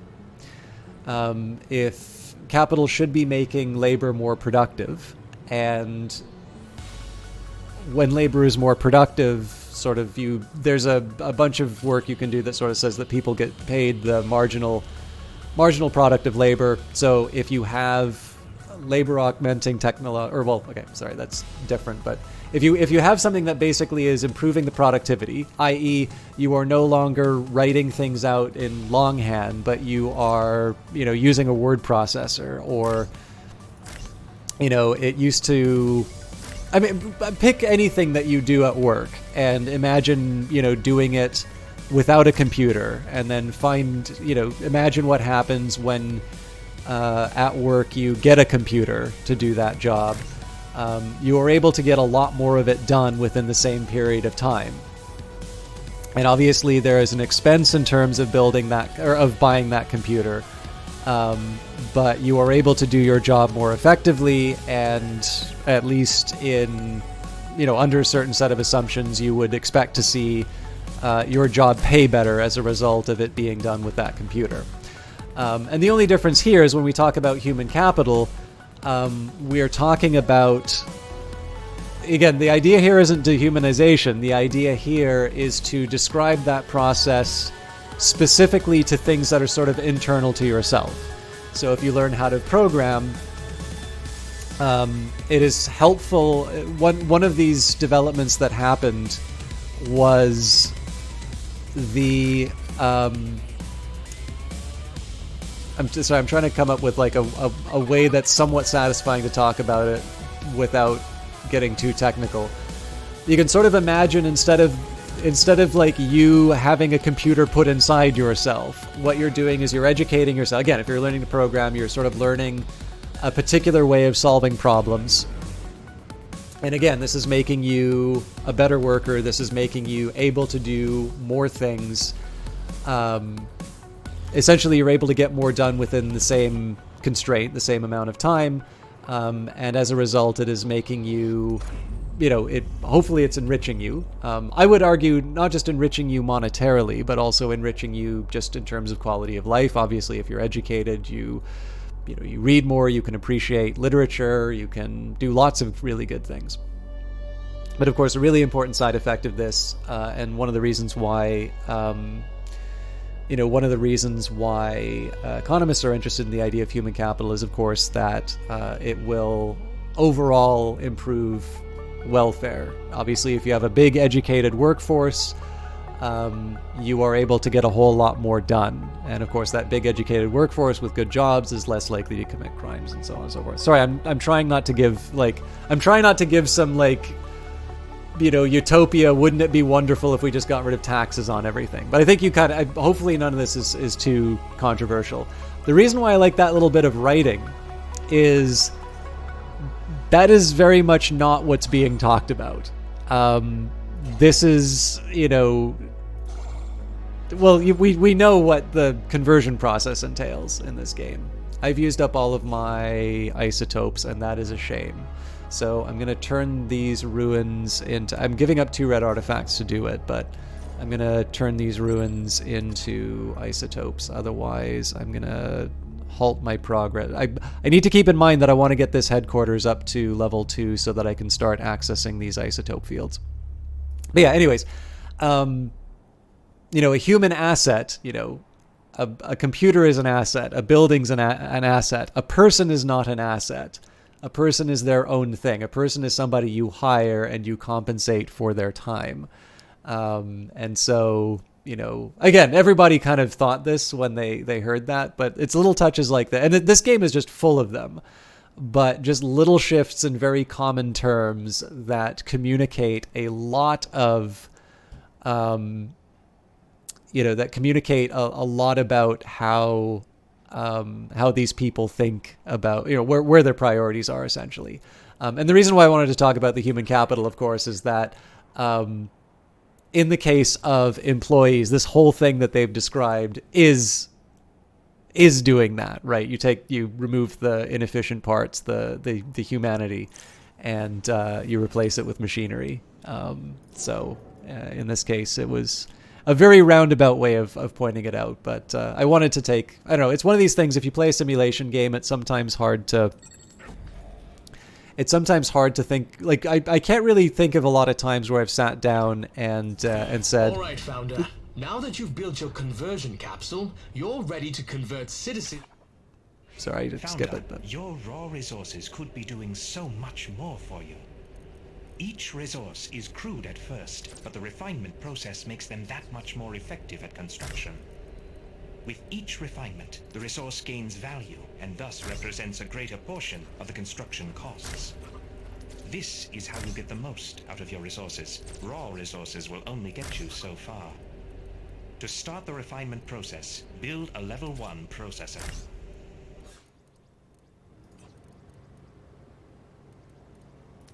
This is the moment I've been waiting for. But yeah, anyways, it's just one of these things where I can't necessarily think of a lot of times where I would sort of sit down and say, my goodness, what a wonderfully written simulation game I'm playing. I wonder if they were thinking of X concept while they were doing that. But there is, I mean, even just the inclusion of the codex in the game, it's very clear that there's a lot going on in the background. And I think for me, because I know I like to play, a big capitalist jerk in this game. But one of the things I really like about this game in particular is that you build your city. You get to express yourself a little bit in terms of how the city's built, the decisions that you make, or just something looks neat, right? Sometimes you might just be motivated to take an action. Founder, you now have a processor for refinement, but it will not function without the required modules. Oops. First, you need an input module associated with the resource you wish to refine. Then, you'll need an employee module and an employee free to operate it. Once you have that, an output module will be necessary to receive the refined resource. And finally, you have the option to attach a waste module to catch any waste, instead of letting it litter your factory floor. Each step requires different amounts of time to complete, but I'm quite confident you can work that out for yourself.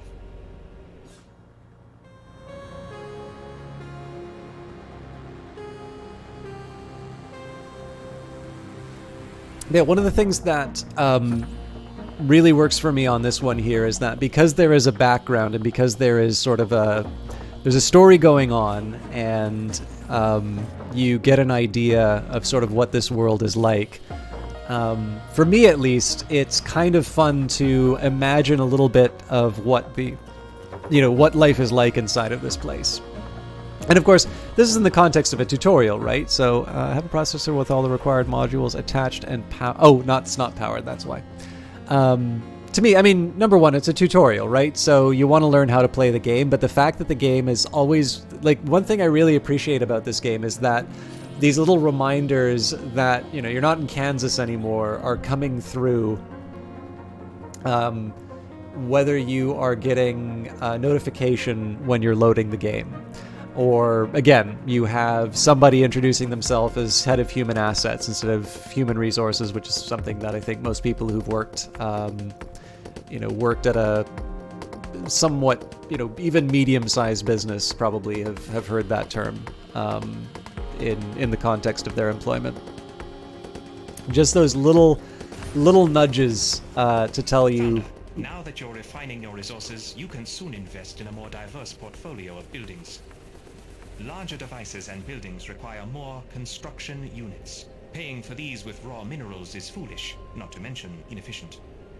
Without your input, we can choose which resource will be most optimal for the building.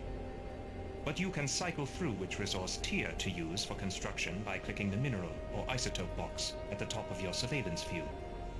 Higher tiers account for more construction units. Use them wisely.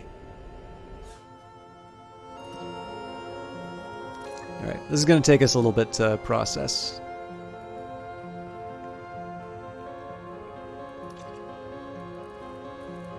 I should probably... see, this is going to be the tough one for me. It would actually be better because I'm going to run into my waste problems again, though. I really do want to build my beautiful factory.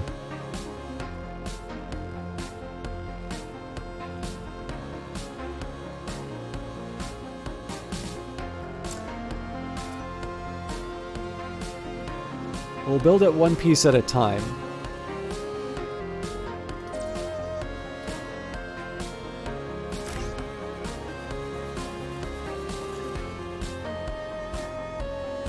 And again, the one thing that I have to do by the end of tonight is I have an improvement on my crazy factory, which I want to... Now that you understand resource refinement, you can continue further processing to achieve the highest possible quality resource. Do just as you did with your basic resources, but this time with level 2 processing. Remember, you can do this for both minerals and isotopes, depending on what input modules you attach. Gotta find more places for my,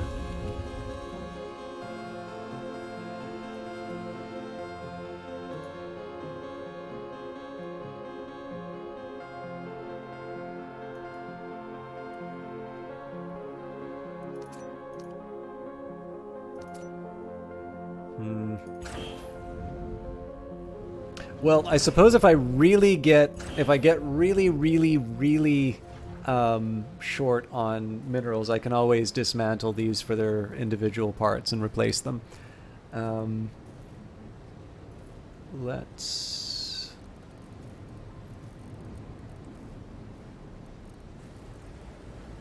Well, we can turn that off to save the power.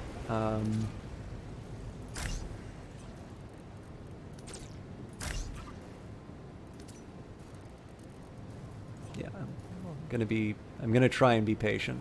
I suppose I should at least be working on some more minerals patches. Yeah, minerals I should probably not be worrying as much about. It's really the isotopes.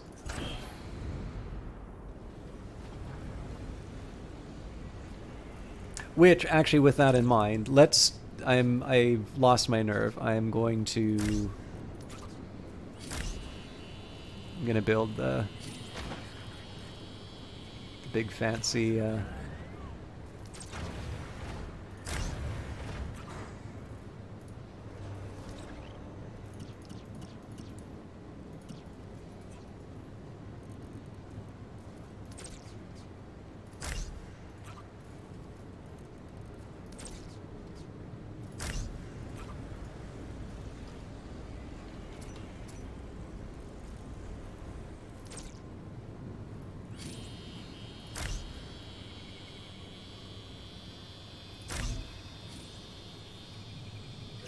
So I'm a little short on tier 1s now, but they're also kind of dragging their feet and moving the tier 2s over.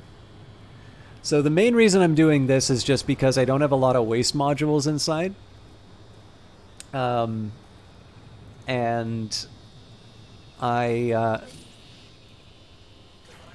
guy's a master. He did that from across the room. Yeah, so basically I want to try and sort of lock up all of this territory, let's say, before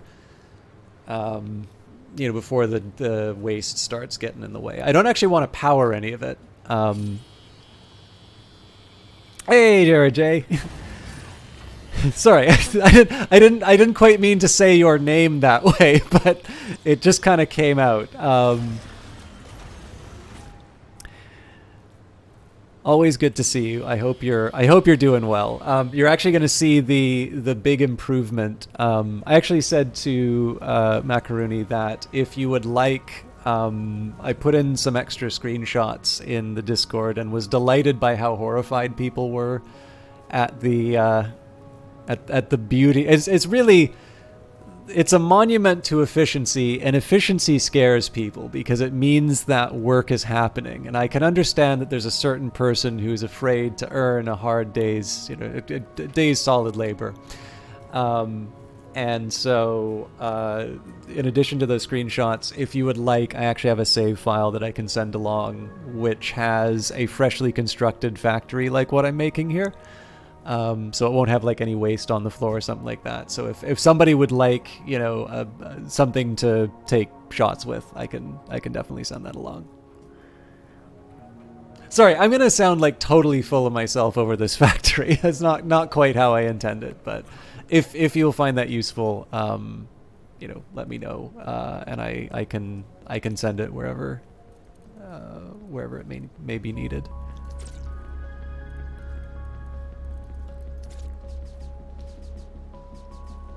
As for the rest of you, chat, you're going to see something. Even this special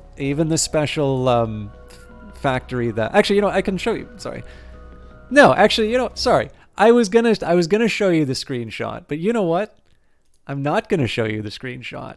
You can actually see the screenshot yourself, but you're gonna have to do something for me.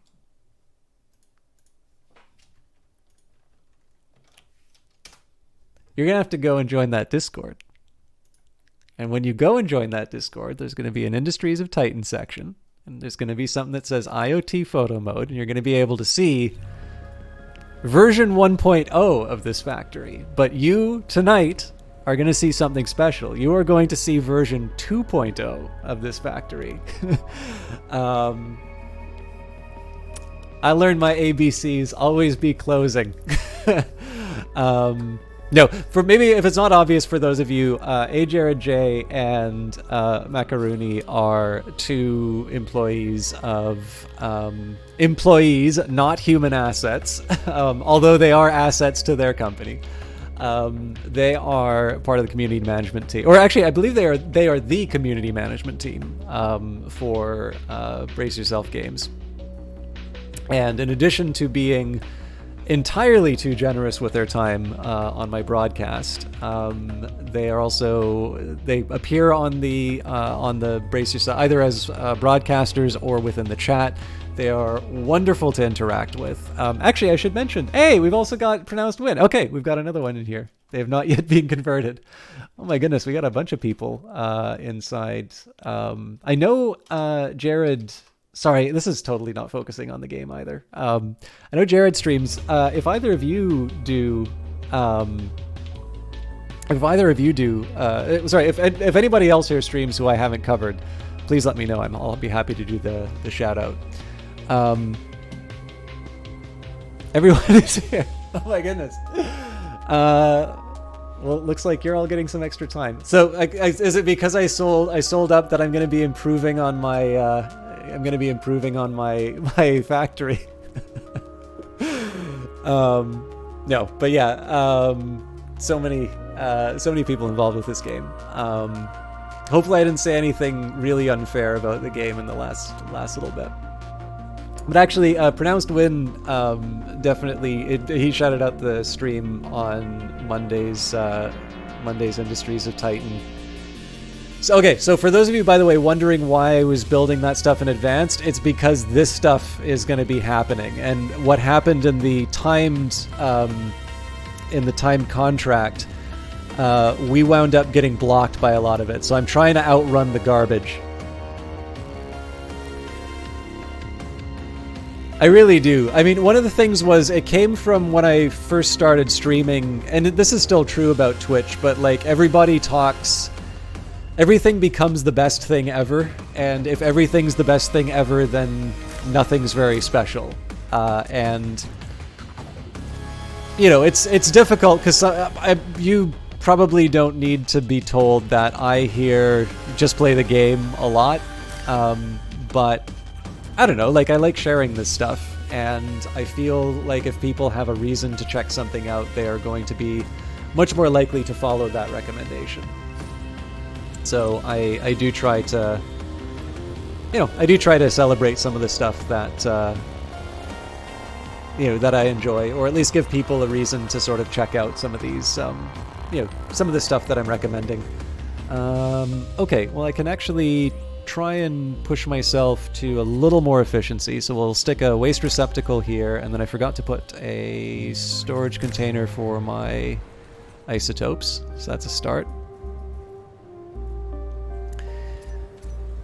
What I got to do is I got to get to the 50. I got to get to the 50 construction units of Tier 2 to build the Level 2 processor, and it's the middle part. So this was way back in the Industrial Revolution update, where I originally tried to do this. Design, and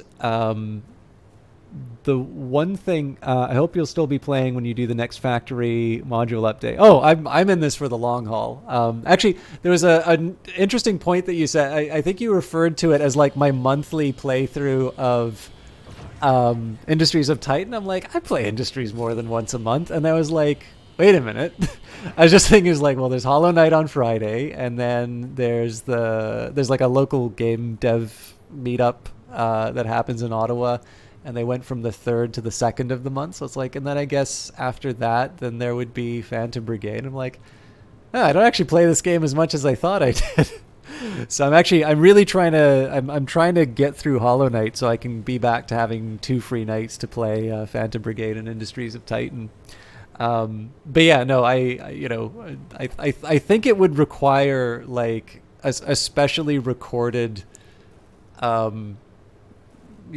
just, I don't know, Ciaro just being so fed up with me and really just taking the time for like 45 minutes of like custom recorded dialogue talking about how wretched I am as a person, attacking things that are core to my being. And even then, I think it would just be because I know that voice actors aren't necessarily cheap. So I'm like, wow, this was a really expensive put down. Like, they really don't like me. That would possibly be the condition under which I would not be playing this game in time for the next factory module update. Although I'm really hoping I didn't just inspire like a new challenge to try and reach. But yeah, this is going to be a little slow going for a while, just because I'm trying to balance the consumption of my resources, but we should be in good shape. The other drawback, of course, is that we're contending with the fact we don't have a lot of sources for fuel, but we'll make that out. I am really enjoying Hollow Knight, Macaroni. I'm currently in Godhome, and any illusions I had about being good at the game have since vanished. I am definitely learning humility when facing some of the challenges there. But yeah, sorry, I've been sort of introducing the special factory a couple of times over. So back in the Industrial Revolution update, there was the thing that kept me from doing this original factory design was to figure out like what's going on in the middle here, because the way these waste modules work,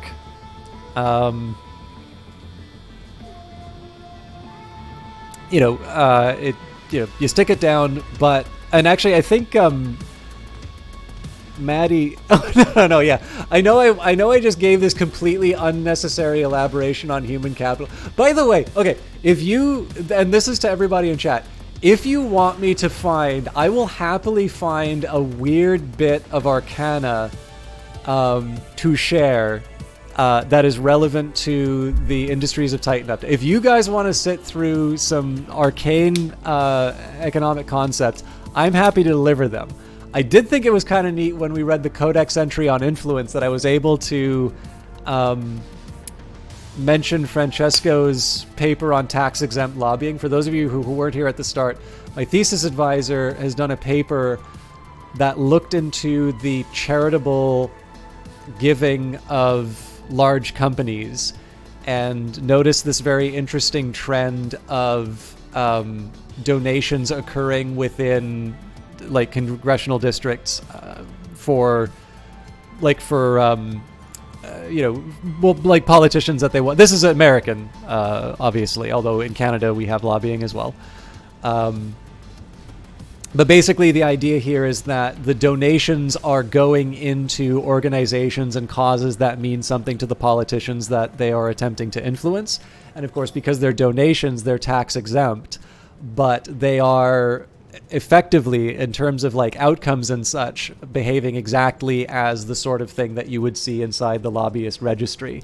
And so, when I saw the codex, I don't know if I just didn't read the codex entry before, but one way or the other, seeing the council will exchange influence for minerals, isotopes. Oh no, sorry, this is not the one, but there's a codex entry which described influence as a currency. Like, I always thought of influence as an abstraction, and I'm like, okay, well, this is kind of neat. I've worked in political economy. I have a couple of interesting ideas of probably what's happening in the background on this.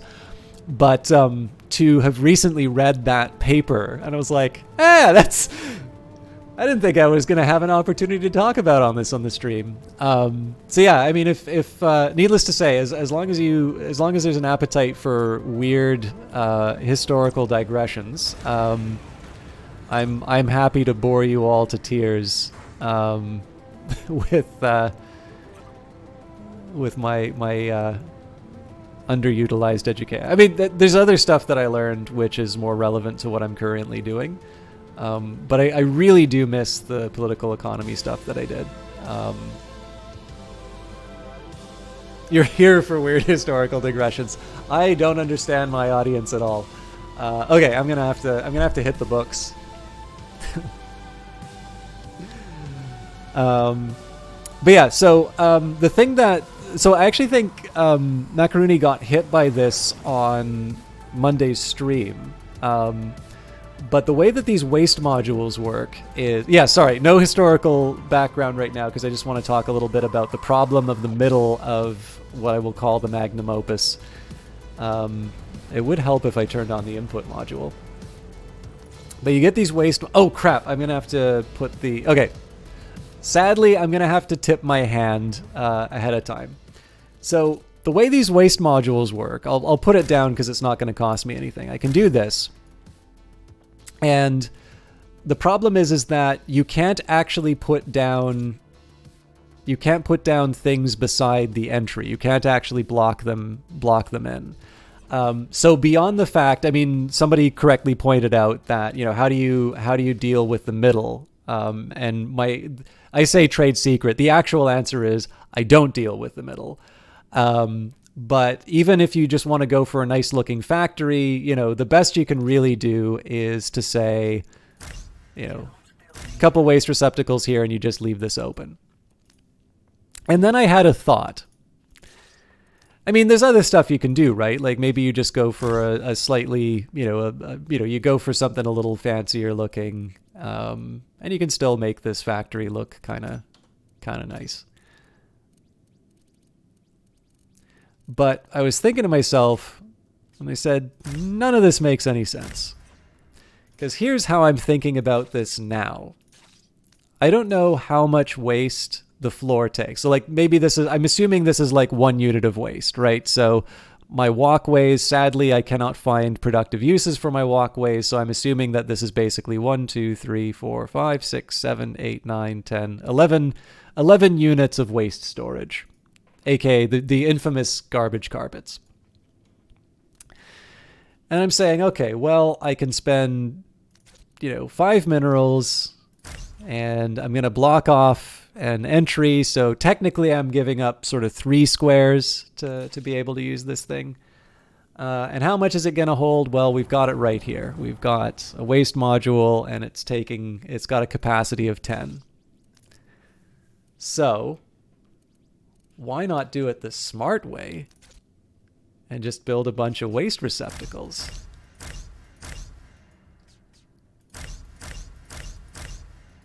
I'm hoping that somewhere in the office, well, it's all work from home now, somebody's now groaning at what I'm about to do.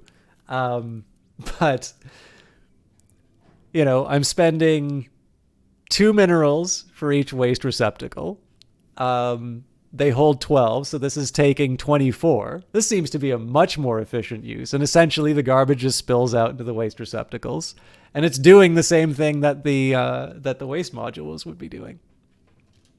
And so that's going to be the big innovation on the design that I had from last time. And I'm really, really hoping that this is going to drive a bunch of people nuts. Oh, nuts! I already got caught. Well, that's fine because they'll be working on these. We got a lot of work to do. Oh, I'm good. Alexei I had some. Carrick, your military advisor. Around here, they call me the Admiral. I manage your ships, armaments, and military personnel. Plain language, that means I make sure that rebels and our competitors don't kill us. I've worked with a lot of startup cities here on Titan, so don't worry. I've seen it all. Landfaller cities come and go like the rain. For now, keep your eyes open and your mind sharp. If we want to survive on this poisonous rock, we'll have to work hard. Yeah, but I wanted to talk to you about that, oh, okay. Founder, it looks like a couple rebel birds picked us up on radar. They've altered course toward us. Rebels don't only fight against the Council. They'll attack anyone who works with the Council, too. They'll be here soon, but we have time to prepare defenses. If you haven't already done so, save up the required resources to unlock the defensive turret. A defensive turret can defend the settlement against low-orbit military vessels. Build one now to keep the rebels busy. And don't forget, we'll need an employee to operate the turret in order for it to function. I sincerely hope this does not spawn rebels, because there is no possible way I'm going to afford this turret. Your turret will suffice, but if we really want to hit the rebels where it hurts, we'll need a shipyard. In the shipyard, we can manufacture military-grade combat-ready vessels. But each shipyard can only support a limited number of ships. If we want more birds, we'll need more shipyards. Simple as that. Try building a shipyard now, and we'll have birds in the sky in no time. I'm actually going to cancel these waste receptacles for now, just in hopes that somebody's going to be able to build this up. Yeah, so my reasoning here is that they're the closest to the processor. So I'm thinking like it would be one, moving one over. Now, that's kind of a dubious claim because obviously the waste has already come over here. But I just really want to see if this works. I especially love the idea. Okay, this is already encouraging. I really love the idea of not building waste modules, but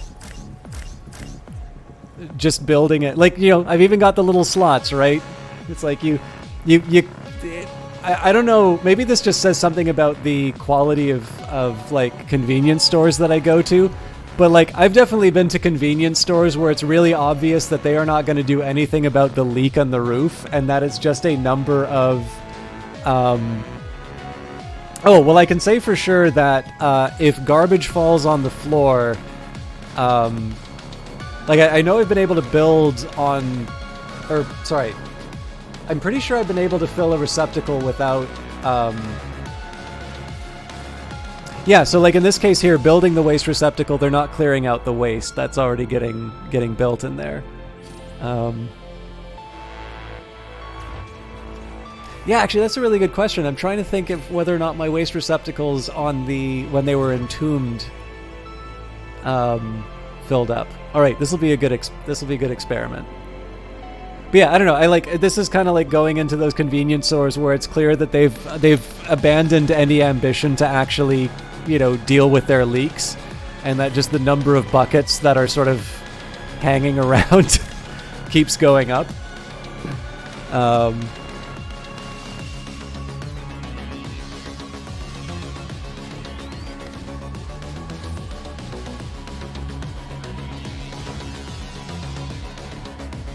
No! Stop!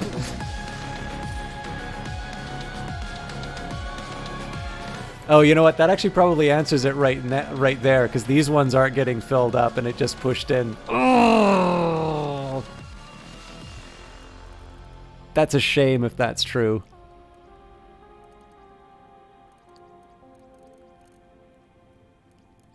More importantly, I think it's going to stop me from being able to build this beauty.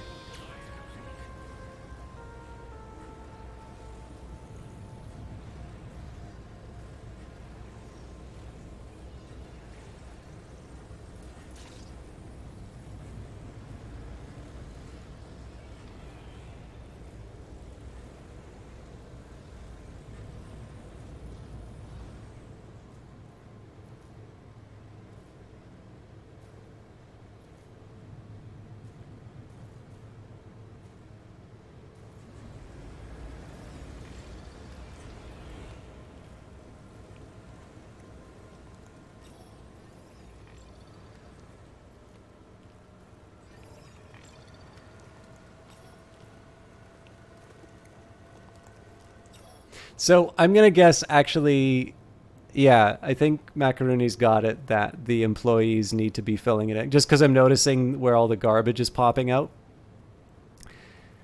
And the problem for me now is, do I want to, do I want to properly run the experiment and entomb the waste receptacles, knowing that I may not be able to fix it later? Because like obviously when I try to dismantle these, they're just going to explode into a garbage pinata, and it's going to be really hard to build replacements. Or do I accept that I'm not nearly as clever as I think I am, and I put the waste modules in?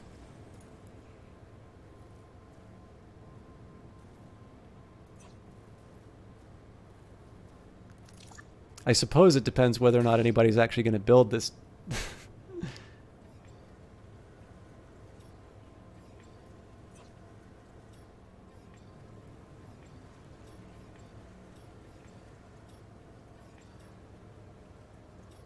Okay.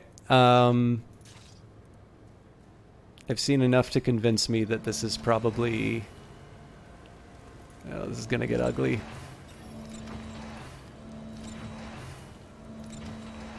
No! Oh god, this is so bad.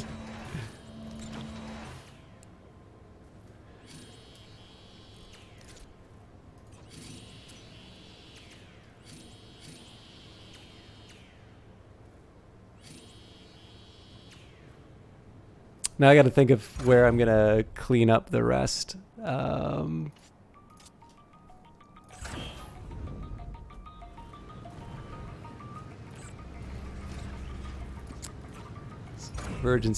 Emergency waste storage.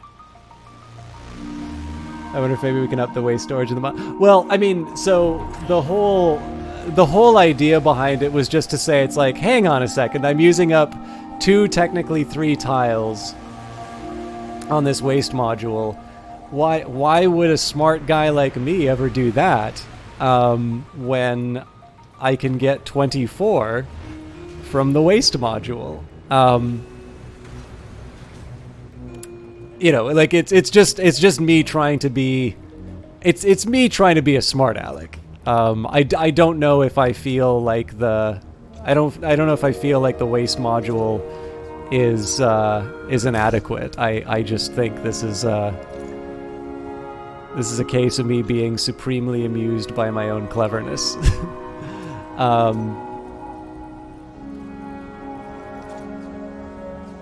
I will, however, build the waste receptacles here just because I have a feeling I've got something of a clean... Oh, wait, I can't do that because then I'm not going to have a spot for that.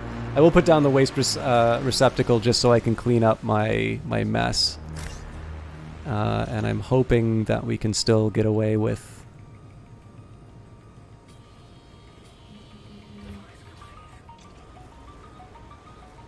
I think I'm actually going to turn this stuff...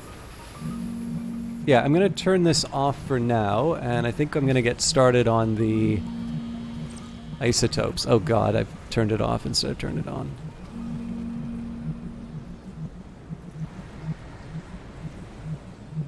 So I'm going to cool it on the on this side just while we do a little bit of cleanup. We can adjust the...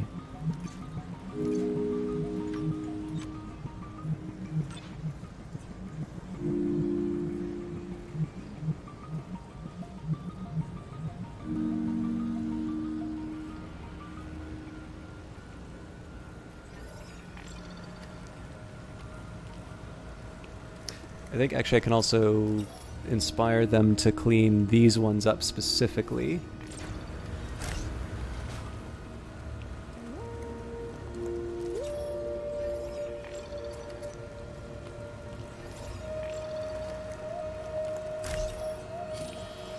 Uh-oh.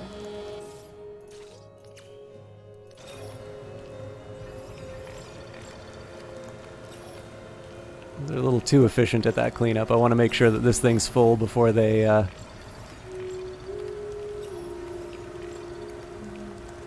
start closing stuff in.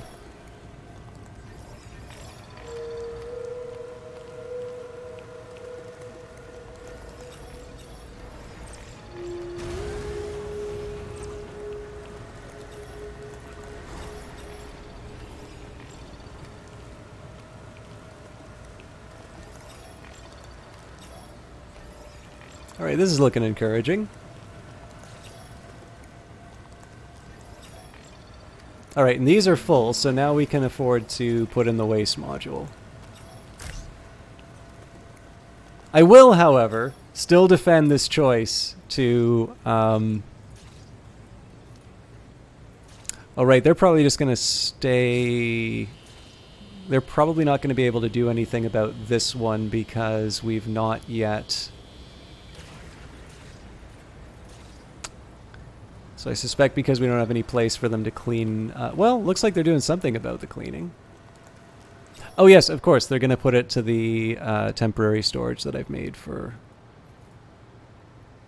made in the headquarters. Although they don't seem to be clearing out the garbage here, and I'm a little curious why MEP... Oh, that reminds me.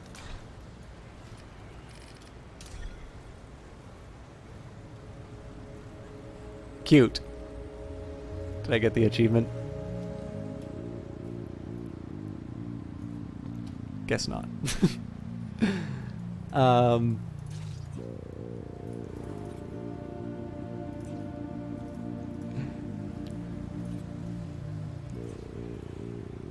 right. Oh, hang on. Because it wasn't the... Oh, no, hang on.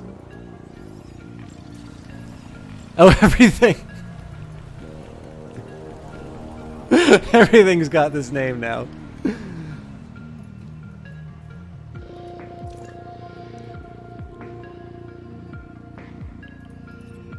All right.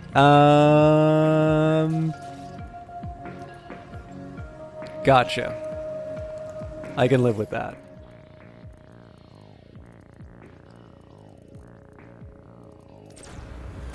If that's supposed to trade, one thing I've noticed is that if that is, if this is the Easter egg, first of all, this is very funny. And number, sorry, I'm seeing it. I'm seeing all of the different places it's showing up. I have noticed that some achievements I've been getting when I log, like when I actually, you know, I can test this right now.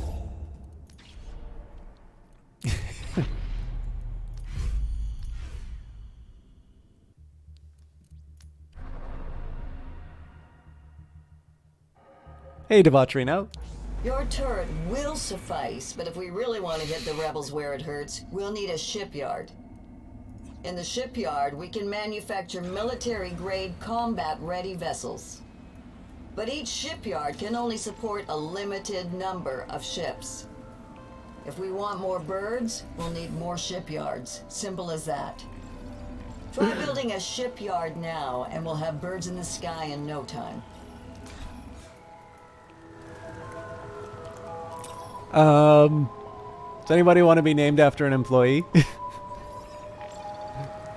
This is an odd game you can't play. Yeah, I probably made life a little difficult for myself. Does anybody want to be an employee?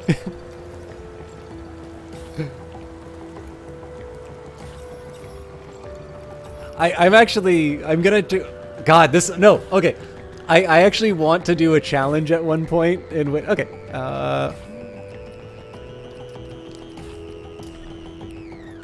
Okay, good. I am going to do a future challenge where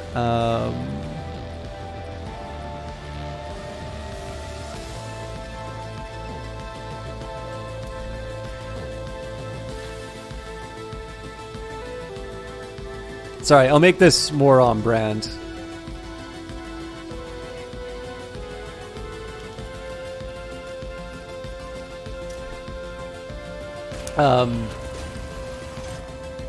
Oh, but the credits still get the... Oh god, it's still...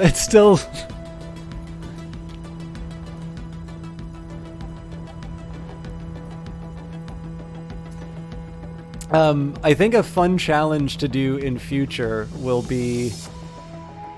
Okay, this is actually a little harder than than it looks. Please be an employee module.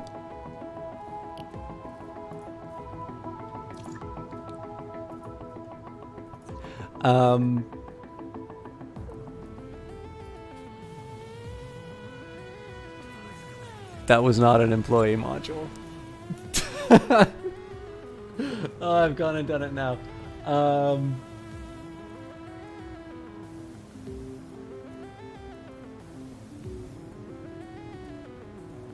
Oh God, yeah. So I want to. Did I see my HQ? No, I didn't go into my HQ. Oh, this is good.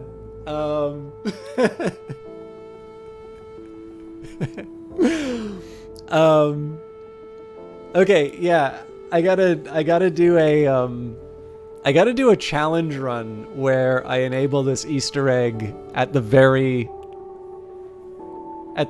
start, and I try to play the game completely without any like hints or adjustments.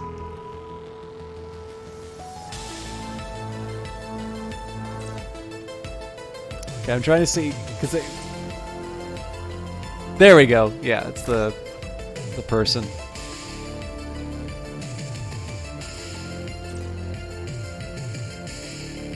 I really only have myself to blame for this.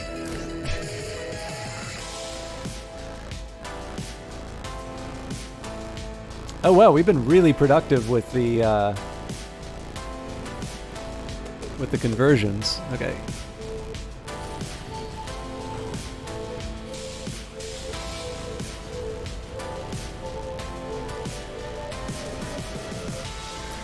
By the way, I'm sorry, I don't know if I should have done that on stream or not. I mean, it's nice that I'm small, so I'm assuming that the consequences for showing this off might be, yeah, they're probably a bit more minor than, you know, if you had somebody on, like, I don't know, the Steam page or something like that.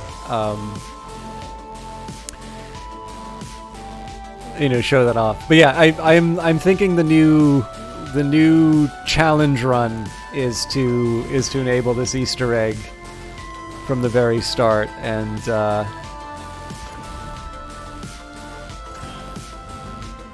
go by your memory. Okay, let's think about where I want to be.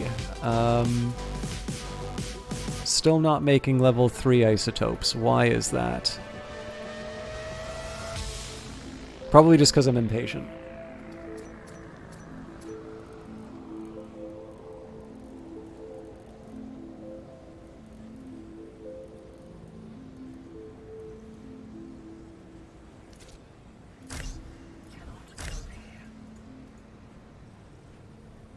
Actually, with that in mind, I don't need to power it, but let's build the... I know here the plan was to just show off the wonderful new... oh yeah, sorry, I've also had people on... Oh god. I've had people on cleanup duty for... No! Oh, Jesus!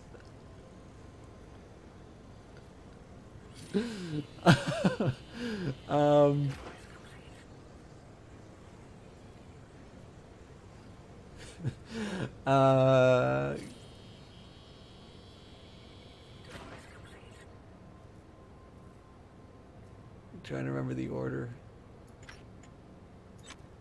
I believe that was the cleanup.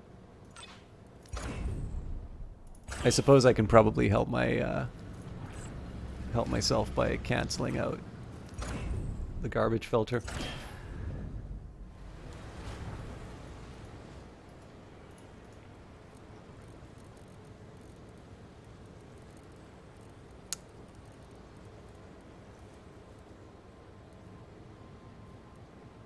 All right, so the greatest test of a founder is, can you build the perfect factory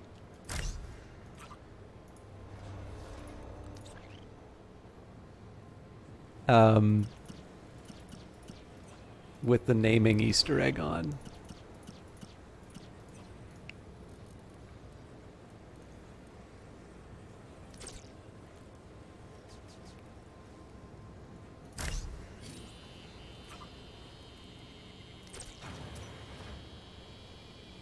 Oops.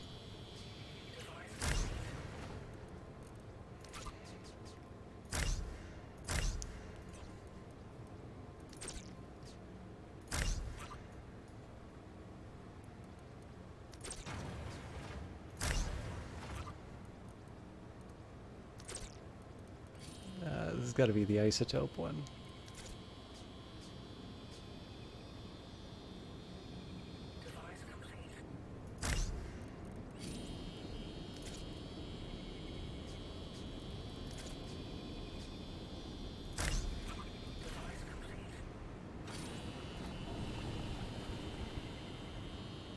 Okay, so far this hasn't been quite as nightmarish as I thought it would be.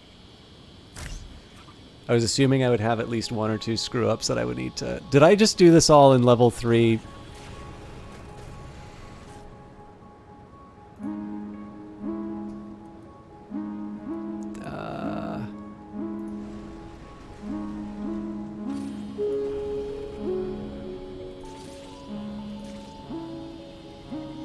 Okay, that one definitely was... nuts. Wait, those were level 1? Alright.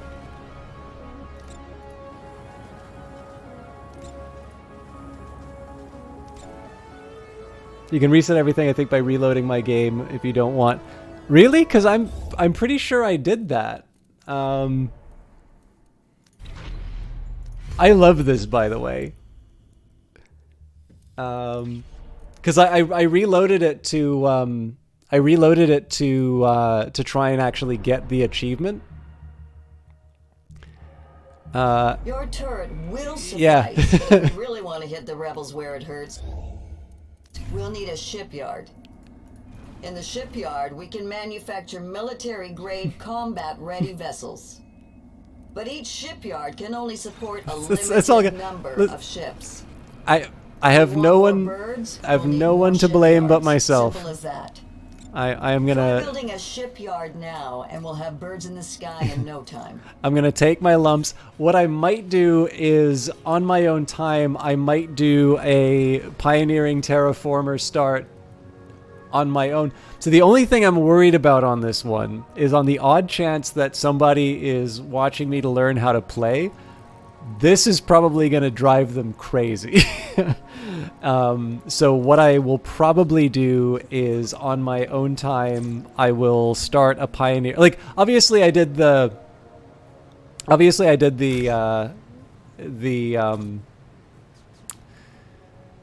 a minute. I did the timed time contract first anyway, so it's not like I made a ton of progress today anyway.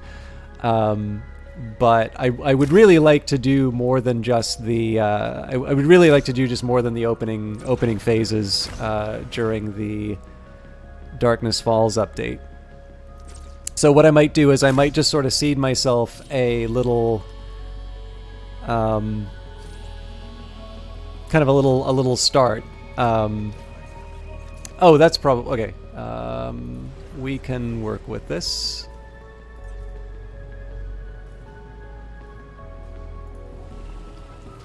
Turn you off. But yeah, what I might do is I might just sort of take myself to a spot where this isn't going to be enabled, but I'm still in fairly early stages, and I can pick up from that. Oh, need to quit the whole application. That would make sense.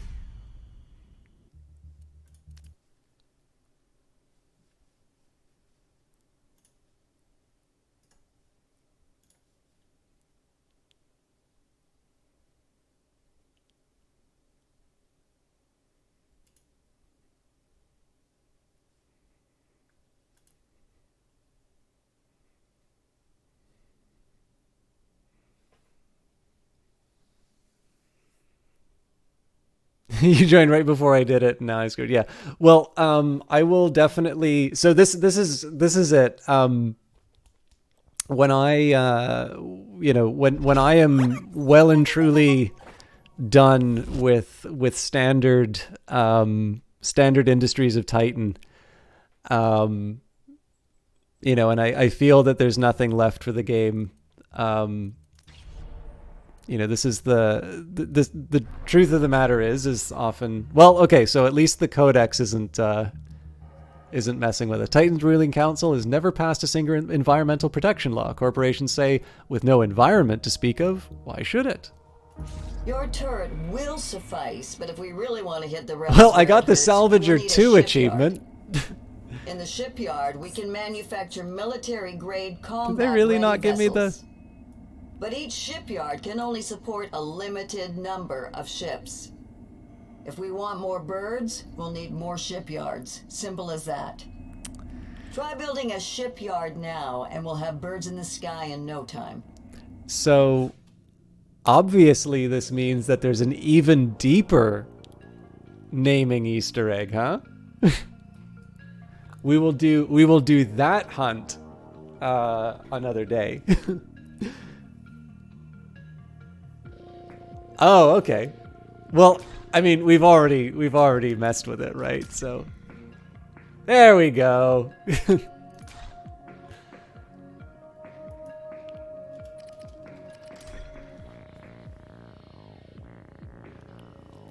Thank you, Maddie. Or macaroni, sorry. Well, whichever works for you. Oh wait, is it back to the time is definite? So, nope. Oh, so there's 2 named Easter eggs. Maybe? Maybe not? Okay, now I want to see all the different anime faces I can put inside of the... Oh, nope, it's back. It's slowly... Okay, so this thing suddenly just starts taking over.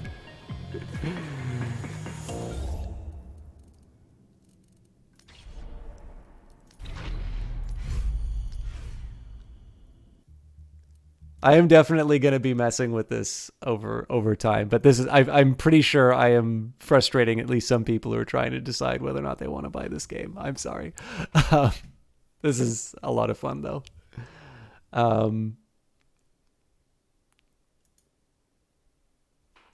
But what was I going to say?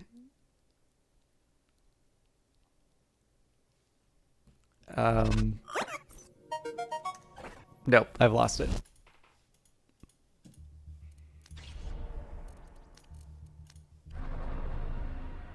Most of Titan citizens can't afford to start a family. It's hard to have kids while living in a habitat pod. Your turret will suffice, but if we really want to hit the rebels where it hurts, we'll need a shipyard. In the shipyard, we can manufacture military-grade combat-ready vessels.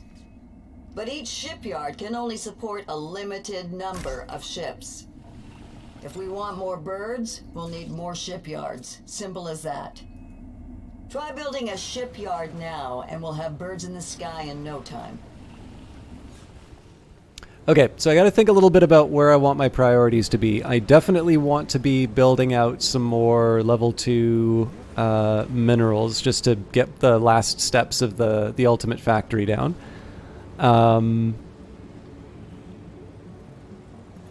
Right, I need my level 2 storage container for isotopes.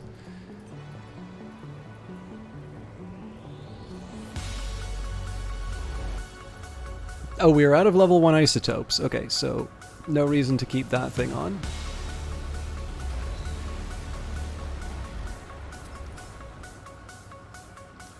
Oh yeah, we've totally gone through our isotope. Okay. That means we're ready to... wait. Okay, yeah, we're ready to upgrade the headquarters so that we can start working these... Alright, for those of you who remember what our strategy was, we're actually at the point where we're finally implementing this.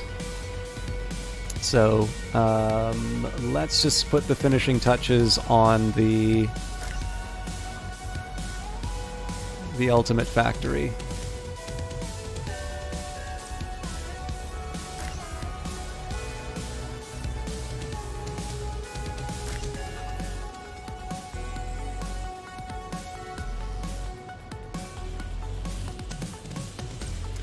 So one nice thing about the way the relays work here is because... Actually, I think in this case... No, it is because of the adjacency. So I think in the original version of the game, you had to be overlapping In this case, as long as you are adjacent, you count as connected to the grid, so I don't actually need to... You'll notice on these ones I kind of need a little bit of a bridge for the relays, so you wind up with these kind of weird-looking relays with only one space between them.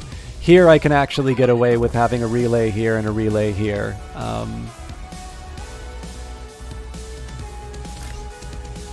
And so the rest of it just becomes storage space.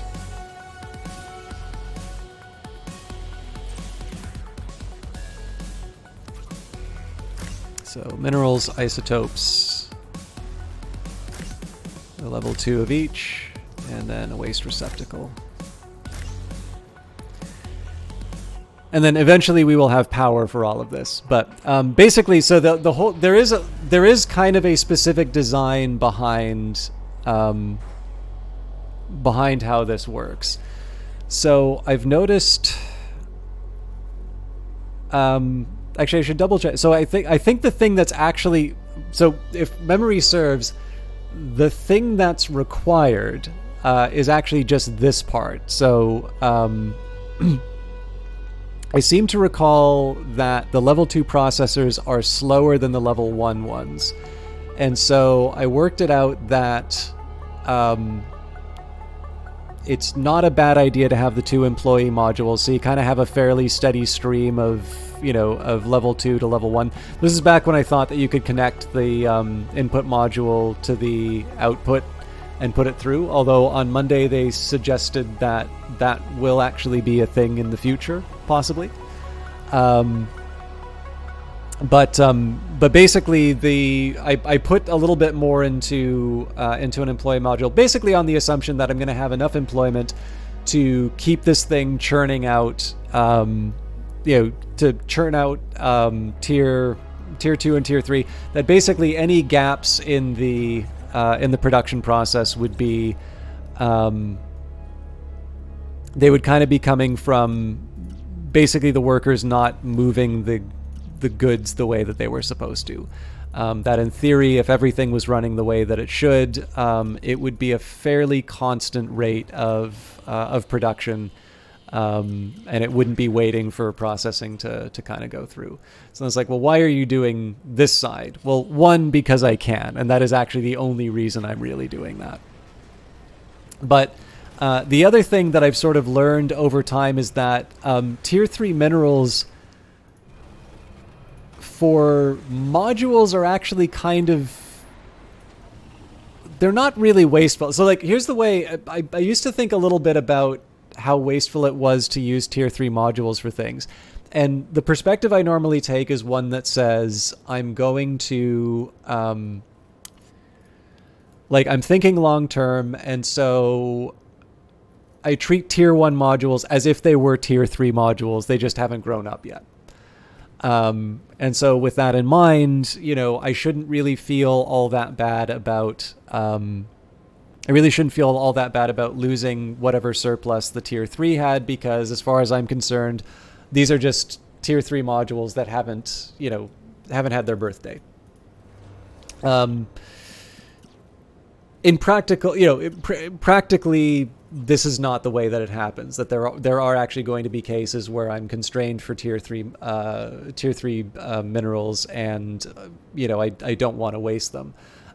So the fact that there's sort of this extra amount that's being made by this little reserve over here is, to me, that's a nice little bonus. The other thing to keep in mind about the way that I use these factories, this is my intermediate factory. This is I haven't actually fully built out the way I would like the city to be. And so what I eventually plan to do is, we've got a mineral node here. So there's going to be a mineral extractor, a mine. Then there's going to be one of these factories, and instead of it being a combination of mineral and isotope, it's going to be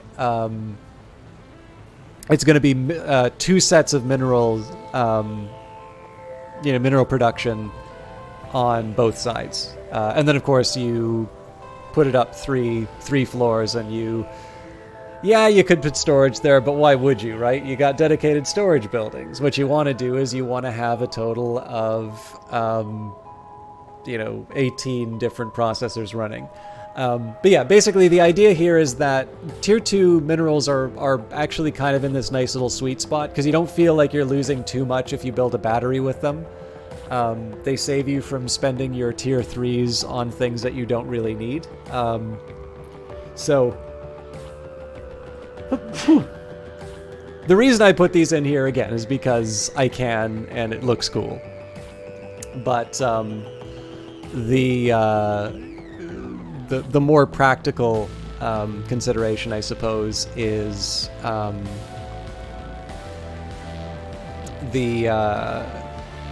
it's not bad to have some tier 2s hanging around. Why did I make that an isotope? So in this case, it's sort of giving me a bit of a surplus of my helpful intermediate block. That's kind of my justification for it. I don't know if it's a good justification, but it's the justification I have. This should be working as intended. So I've got a whole bunch of tier 1 minerals kicking around, but nobody's working them. And I have a bunch of people standing around.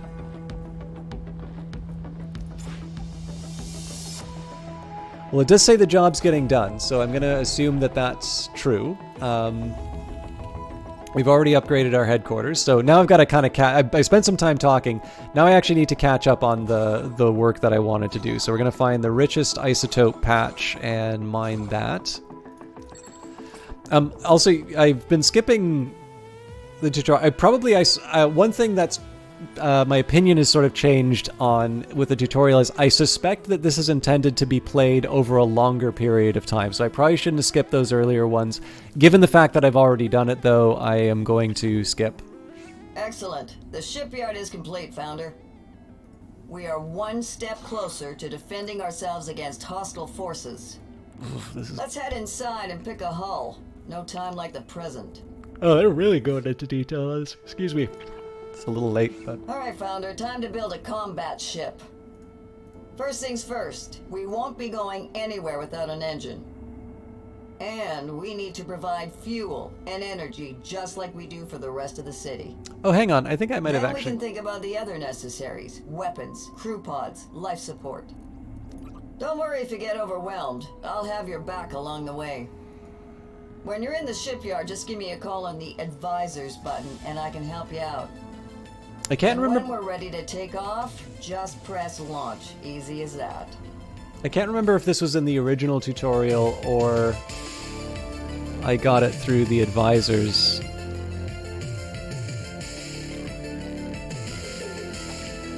Founder, I was wondering when you'd arrive. We got a lot of work to do. I'm Alexa Carrick, your military advisor. Around here, they call me the Admiral. I manage your ships, armaments, and military personnel. Plain language, that means I make sure that rebels and our competitors don't kill us. I've worked with a lot of startup cities here on Titan, so don't worry. I've seen it all. Landfaller cities come and go like the rain. For now, keep your eyes open and your mind sharp. If we want to survive on this poisonous rock, we'll have to work hard.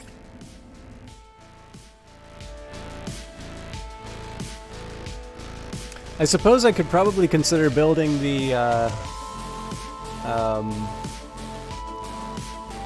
smokestack early, given that I don't have... well, one, there's just not that much for me to build right now. And two, all my pollution-generating buildings are already close by. We'll at least do one upgrade to the energy pylon for that.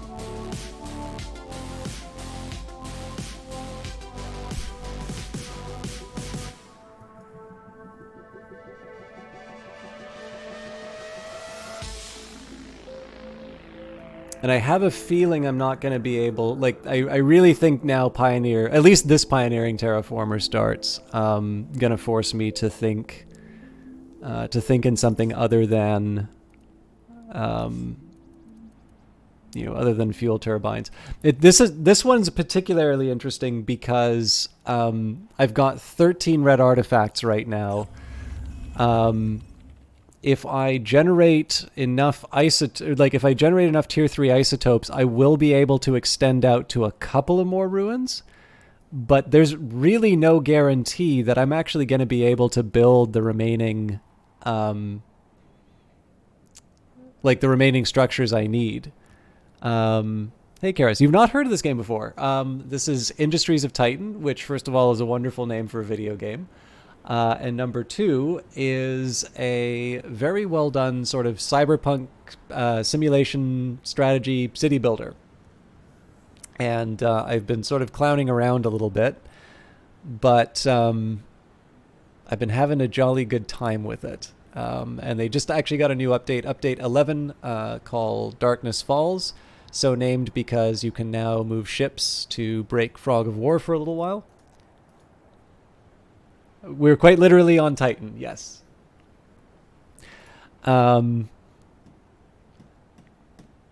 Okay, yeah, this gives me something to think about. So actually, I don't mind letting stuff run while I'm thinking this out. So the thing that's neat about this one here is that other than the fact that I can upgrade my headquarters, I really only have enough red artifacts to be able to unlock 2 more buildings, and I don't have any other way of getting red artifacts.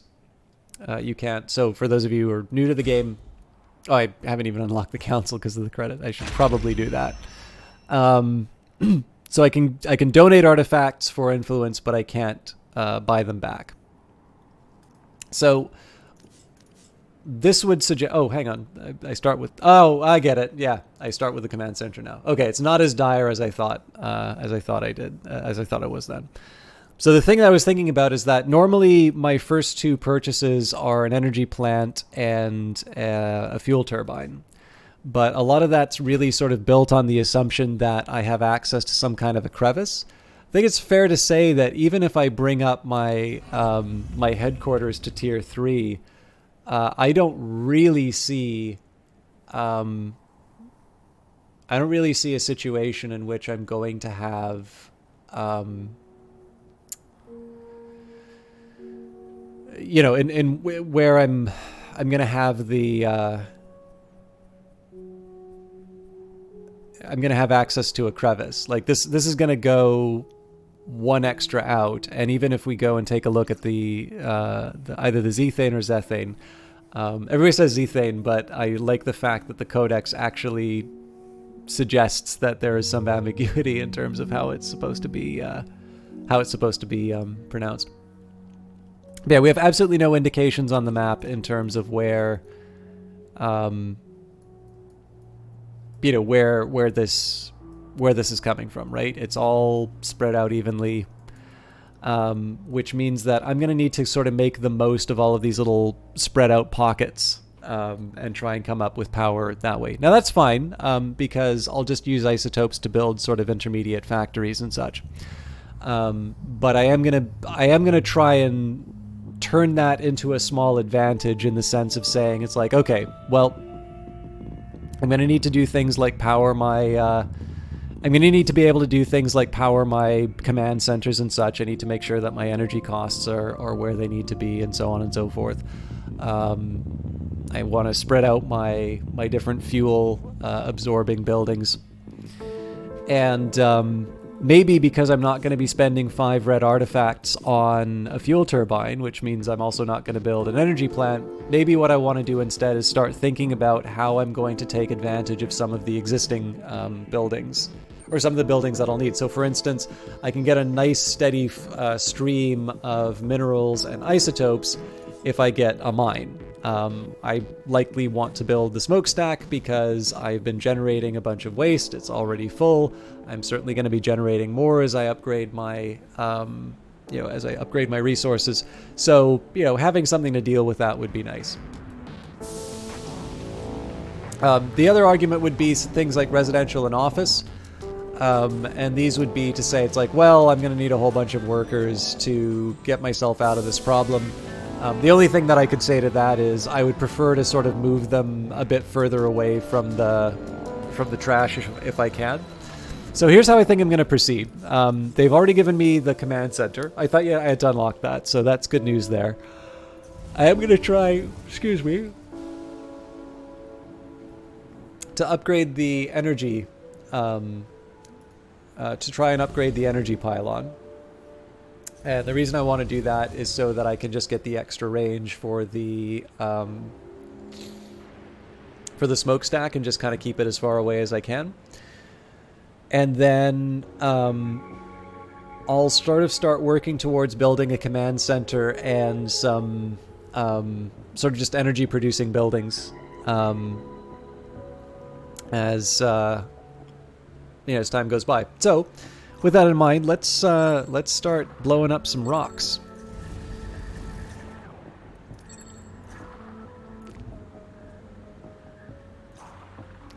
So the mine, well, let's say the mine goes here just for the distance. So then we could take a road.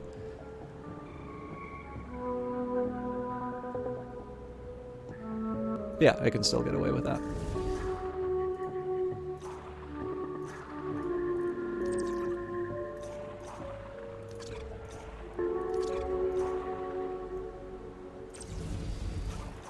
This will be the power plant. This will be the start for the smokestack. This is currently early access. Right now it is exclusive to the Epic Games Store. But I do believe that there is a Steam release planned for the game. And there was a little discussion earlier on about whether or not it would be an early access Steam release. As always, developers have something of an incentive to let you know when their product is available. And if they have not said so, it's probably because they have reasons for doing so. So with that in mind, please keep in mind that, like, I'm a guy who plays games on the internet and have no specialized knowledge of this. But given that there seems to be a very ambitious roadmap for what's going to be done with the game, and given that at least some of the tone of the broadcast on Monday was, suggesting that there would be a Steam release sooner than what it will probably take to implement that full roadmap. I suspect probably my guess, and keeping in mind that is only a guess, would be that there will probably be an early access period on Steam as well. But as always, that's a good reason to follow the Twitter account and go to the Discord so that when such an official announcement happens, you can confirm that. Okay, wonderful. It is launching. Okay, great. Again, it was like, it didn't seem like much of a secret, given the way you guys were talking about it, but I'm not going to be the one to build an unreasonable expectation for the game. So, but yeah, that's nice. That's nice that there's a confirmation on that. So.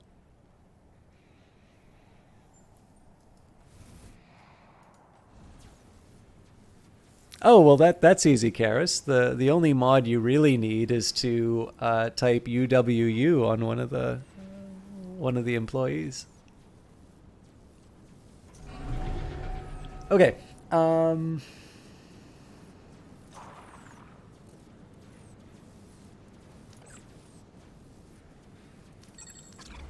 Let's start dismantling.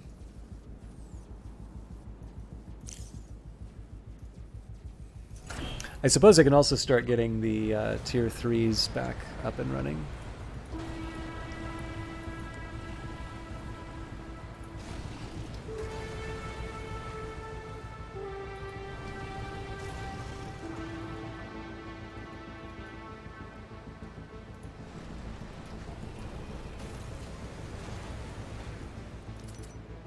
Yeah, so we're okay for minerals right now. I'm dancing around in terms of energy needs.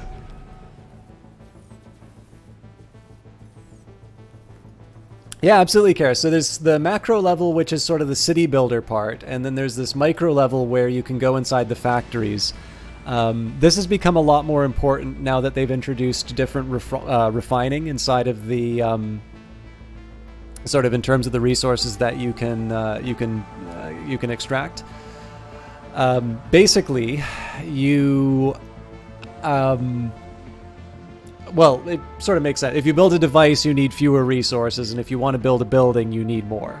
But rather than just kind of building an office building out of rocks that you find on the ground, you might want something a little bit more refined for the construction. And as a result, you'll usually start by building factories and lots of little items inside of them. I tend to like, for whatever reason, to leapfrog the factory stage and just try and build as many buildings as possible. And Pioneering Terraformer is really forcing me to reconsider that approach. So I'm going to put down a smokestack here for starters, but obviously I'm going to need to get rid of the waste first. While I'm at it, this is going to be geared towards power generation.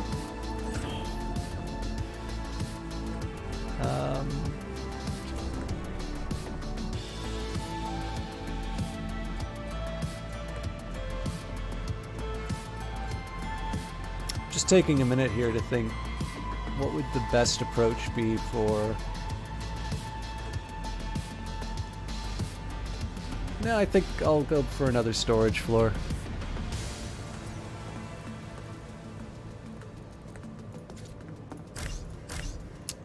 So I'm learning a lesson from my my timed contract.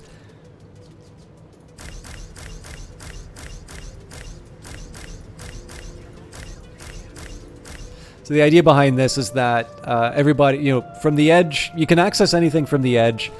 Every one of these can be accessed from the. Every one of these can be accessed from workers, and then all these waste receptacles around the edge. And then I just added this one here because in the end, the internal. The only internal. Actually, yeah, this is the funny thing. Technically, if I wanted, I could put. In fact, I will, because I'm just that kind of jerk.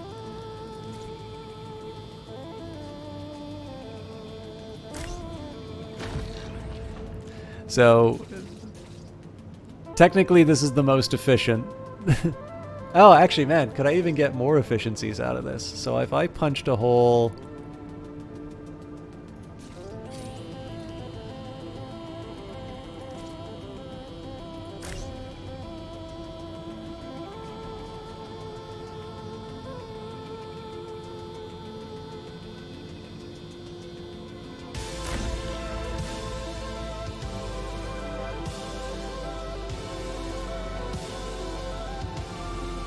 Well, that really only just gets me one more. I gotta wait till they get out, otherwise I'm gonna treat them like they're the pharaoh.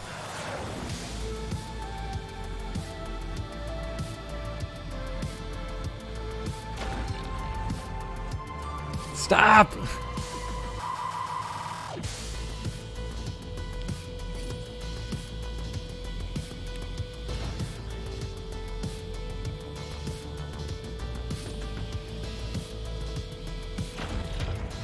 Alright, so we'll put that one down, and then we'll punch this one out.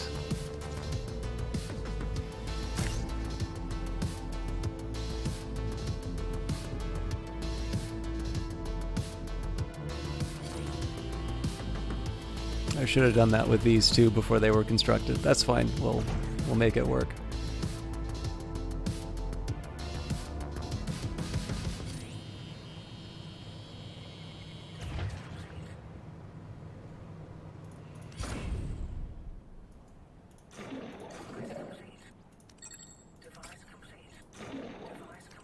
The nice thing about all the goofing off was that we have a bunch of influence that we can buy all this with. Games that tend to have the longest tail for me, games you return to time and time again, I'll have mod support, workshop, or otherwise. It can be difficult. The reason why you have 3,000 hours in RimWorld. I actually got RimWorld through one of those, one of the Epic sales, but I haven't actually put a lot of time in it yet. Like it's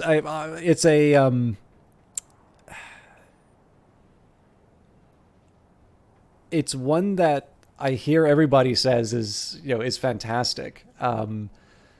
But I also have it. So one thing is that I know I have a hit or miss track record on games like that. Prison Architect feels like a game I should really enjoy, and I actually haven't quite been able to really get into it yet. And yet there are other sort of simulation style games that really work for me. And I think a lot of the ideas that I kind of keep hearing about RimWorld and what people get out of it does a lot for me. But I have a feeling that a little bit like a lot of the strategy games that I enjoy, it does require a bit of investment early on to like really get what people find appealing about it. So it's one that's kind of been sitting on my hard drive waiting for some quality time. But I did start this stream by talking about how I actually really need to finish an article before next week because I am scheduled to present it and the results aren't done yet. Okay. The reason why I left the headquarters was so that I can work on... Hang on, did they just... Oh, it's probably because I was looking the wrong way.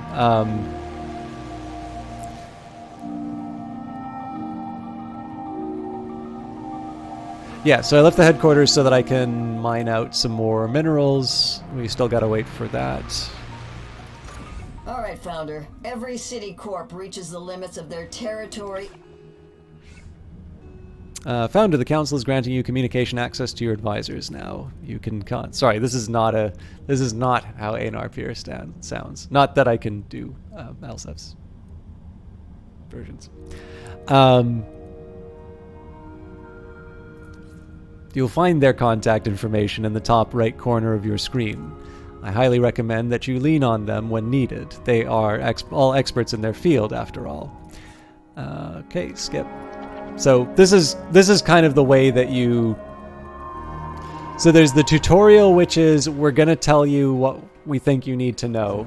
And then there is the, now that you have the basics, here is... And some of the stuff that was in the original tutorial is now in this advisor screen. So if you haven't been taking advantage of this, I highly recommend that you do.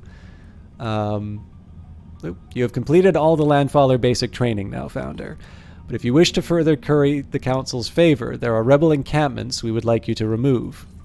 And don't forget to contact the advisors if you need them. You can also find handy tooltips on all of Titan's objects and buttons compiled by our archivists. That is all. Don't disappoint us. So again, we're dealing with the fact that we have a pretty impoverished start, and this is what we signed up for. One of the ways that I can sort of work my way out of this is to generate as much So one of the ways I'm going to work my way out of this is to have as many higher tier buildings. Like basically, I want the limited resources that I have to go further. Is kind of what I'm trying to say, and so this kind of implies that I'll have higher tier buildings than what you might expect. I think I've been messing up the priorities here.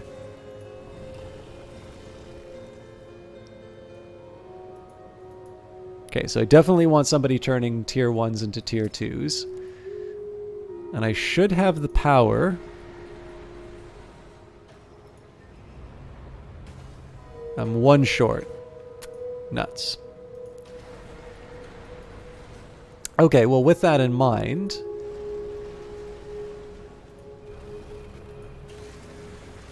I should at least be able to turn on the minerals. yeah, so the idea here is going to be that I want to try and get as many sort of high-level materials I can to build the buildings that I need. I am going to have to sort of bootstrap myself as far as power is concerned. But what I will probably do is I'll first of all exploit the resources that I have immediate access to. Again, I want to try and get this smokestack built. None of this stuff is going to be helpful, so I'm not worrying too much about how the how the waste is being dealt with. I'll deal with that when I need to. But right now, I just want to try and get the maximum distance from my energy pylon and potentially my headquarters, so that I can sort of take advantage of the distances. And really, what I'm doing here is I'm going to be building things in such a way that I'll have this nice road that kind of goes from headquarters to the isotope node, and I'm going to be able to build. Basically, what I want to be able to do is I want to build factories that are refining isotopes, that are refining minerals, and I'll use that to start building command centers to hopefully get me to a proper crevice, or at the very least to the next batch of things that that I can start building buildings from. Definitely looks like a game you'll fall into deep, but you should make sure that you have a few days off to strap in for the learning process. I actually think the game is pretty gentle in terms of its learning. Now, I did get to play this, so my original kind of perception of the game was probably very wrong. I think my original perception of the game was that it was doing for city builders what Into the Breach did for turn-based strategy, which is you get this very nice compact realization of it. So XCOM is wonderful, but especially with XCOM 2, definitely the scope is very big, and you can sort of in some ways see Into the Breach as sort of like indie XCOM, in the sense that you get a lot of the things that are very enjoyable about playing those kinds of turn-based strategy games, but it is very focused in terms of doing it. That may not be a great interpretation. It may not be a great description of it, but it kind of works for me in terms of explaining to people whether they may or may not enjoy that particular game. So because the first version didn't have everything in the roadmap, it still doesn't have everything in the roadmap. But basically because I was playing an early version, which is going to have the smallest number of things to do, I perhaps didn't appreciate that it was actually intended to be more of a simulation and to have things like, population and happiness and so on and so forth. So I've had the advantage of being able to learn this game update by update. And, in an earlier version, I was focusing a lot on energy credits, or not energy credits, just credits, because it meant that, they bought in a change where the workers that you had, you needed to pay their salaries, and if you didn't pay their salaries, you couldn't make more. But you also needed to buy buildings with credits, and so you could sort of see the patch that came, or the update that came after. They introduced the resource refining, and I was falling over myself trying to make enough money to just have this huge workforce. And what I didn't realize was I couldn't really build anything all that useful because I wasn't building. I knew how the refining worked, but I didn't quite appreciate how all of a sudden that became quite a bit more important. And so I've had the benefit of sort of being able to learn this stuff as it gets added into the game. And this update did a revision to the tutorial. It definitely feels like it's setting people up for what their subsequent turns will be.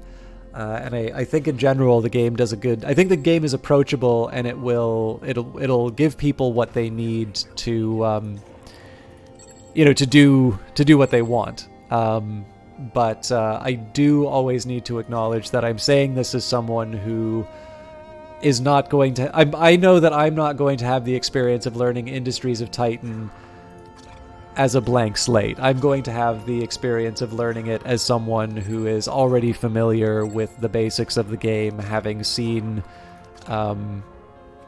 seen its development. And if I'm completely honest, like also having the advantage of, because I'm playing it early and because I am streaming the game, if I say, I did this thing and it's very annoying, there is some probability if you take a look at the, and this is true for anybody that does early access because, they've got a very active Discord. But if you take a look in the patch notes, you can see the little Saturn.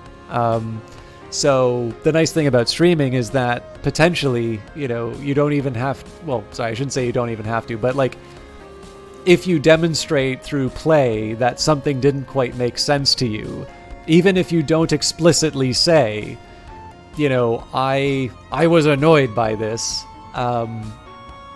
it might be a signal, at the very least, that it didn't work for you, and it may be changed. And then obviously if you play the game in the full version, you're going to be playing the game that is the result of all of that.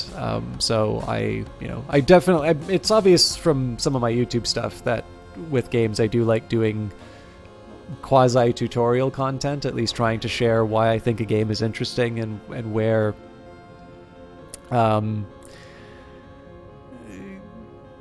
where I think the pain points might be for people. But so, for instance, the video that I put out a couple of days ago talks quite a bit about refining, because at the time that I had recorded it, people were talking a lot about running out of resources, and, Brace Yourself had put out the tweet that encouraged people to make the most of their resources. It was just kind of in the air that people didn't quite seem to latch on to refining maybe as clearly as they should have. I don't really think I suffered from that. I think the refining thing was fairly clear to me at the start. There were a couple points where I was like, wait a minute, why does it cost 200 to build this thing now? And then I'm like, oh, because it's worth 25 now. Like, I kind of feel like I picked it up. But, one thing I do try and keep in mind is it's like, okay, so if you've never touched this thing before, what is this going to feel like? My own feeling about the refining is that if I think of a game like Stellaris, and sorry, I know I'm talking about other games right now, but I think it's a helpful analogy in this case, and I am also kind of hoping that my isotopes get refined.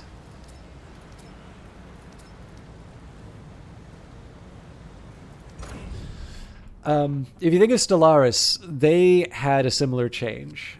So the game started off where you'd have energy credits, you had minerals, and you had food. And then with the Megacorps update, you saw the introduction of consumer goods and alloys, or this is basically kind of the guns and butter trade-off. So you're either going to build resources that are sort of the necessities and conveniences of life, if you want to use Adam Smith terms, or it's a war game, so you're going to want to have a big fleet, and you're going to have to direct some resources towards building and maintaining a navy. So in the old version of the game, you would usually put a very high premium on acquiring as many minerals as possible, because basically everything got made with minerals. You'd build ships with them, you would build houses with them. You could never have enough minerals, because in the end you would use minerals to build all of the things that would get you even more things, including even more minerals. And with the introduction of Megacorps, you had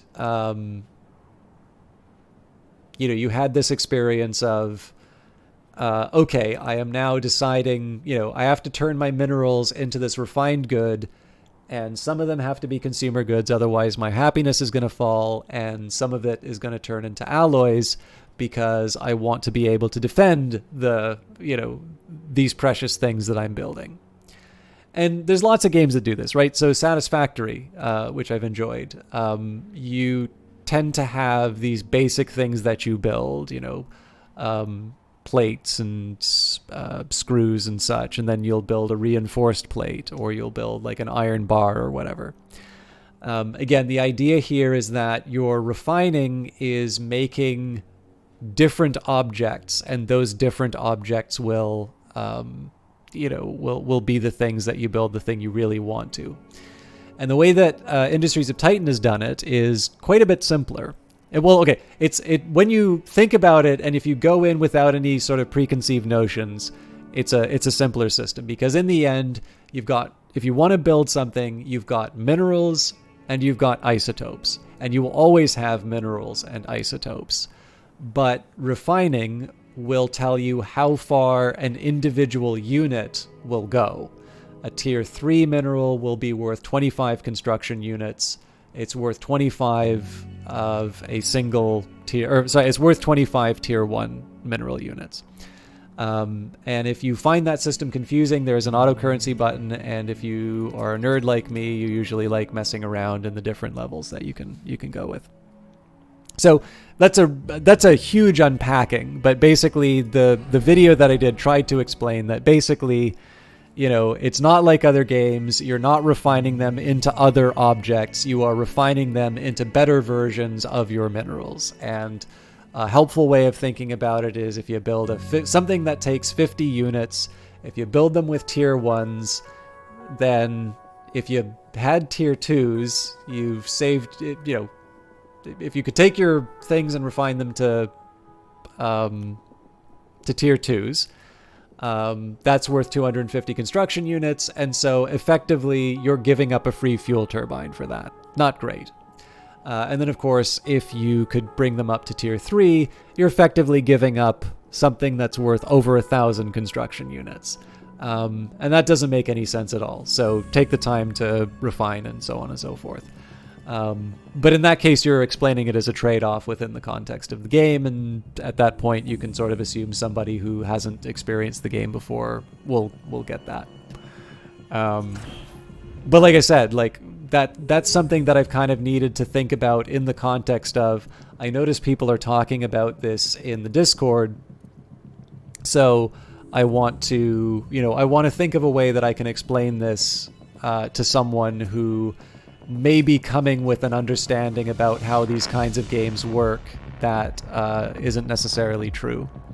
Anyways, I'm babbling on, and I need to think. So here's one thing that's going to be interesting for me. This is going to be a good learning experience.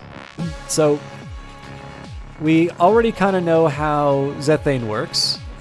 We've got an even 30 across the board.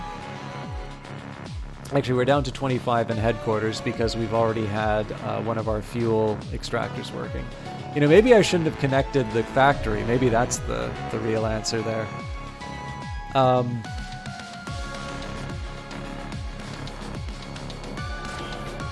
But basically, what I've got to deal with is that there's a certain...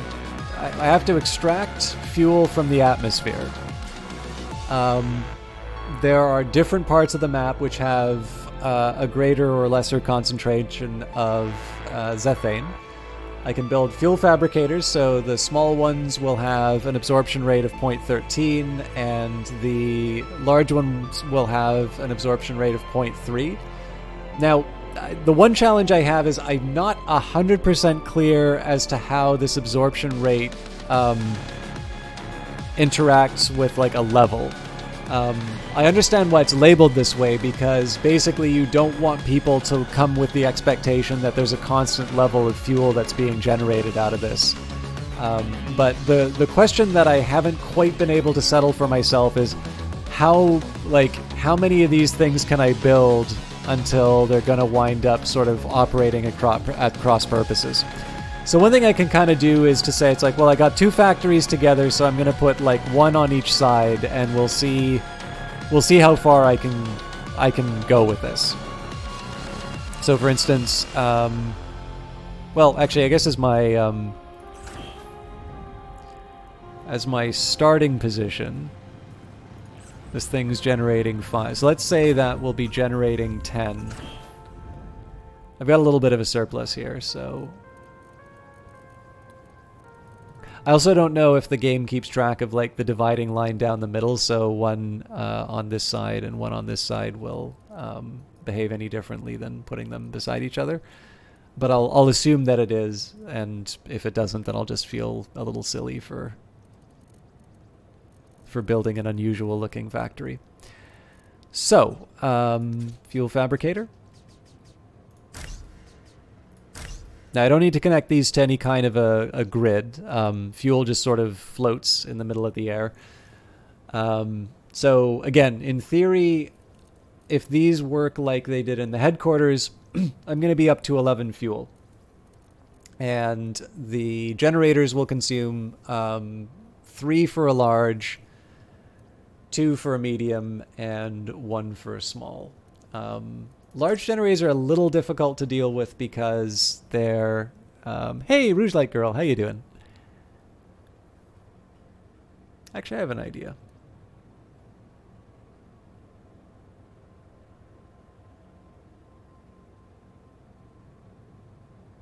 I'm gonna pause just so I can... just gonna mess around with a few ideas here, so...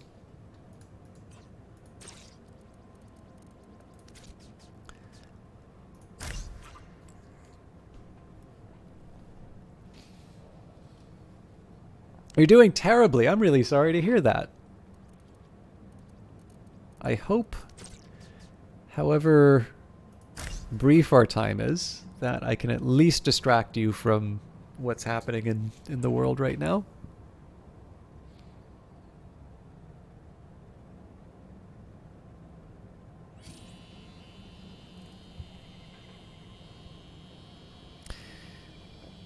All right.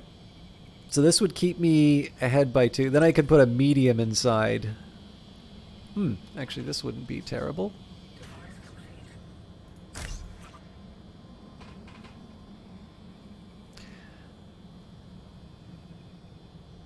So I'll be honest, I'm not quite sure why I made it this way, because obviously there's a whole bunch of...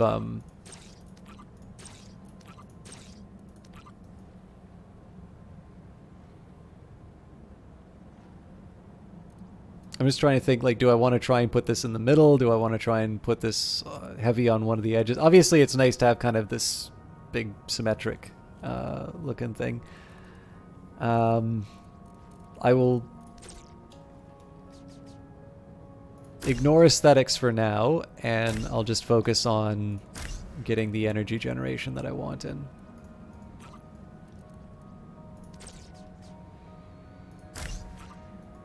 So we'll need a bridge and we'll need relays. This is just shy of what I need. If I build a large relay, this will cover what I need. Oh no, it's actually just shy.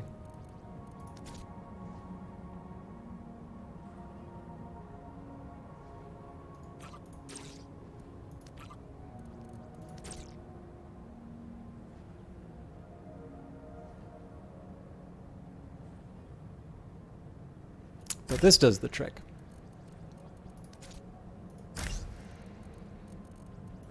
So put a battery in there, and then once all of that is in place, we will encase it in a medium generator. Now, Rouge Light Girl, I don't remember if you've seen Industries of Titan before. I think you have, but I'm a bit of a... I'm easily distracted, so... Not in a while. Okay, so this is a... They've actually put in a new update for the game, and they call it Darkness Falls, because you can now penetrate the fog of war with scout ships. We are nowhere near building those scout ships. But it's nice to know that we have the option. Also, I should see how many of my workers are working on things that I think are productive. A lot of construction jobs, which I think is good. I am trying to get to 72... Oh boy.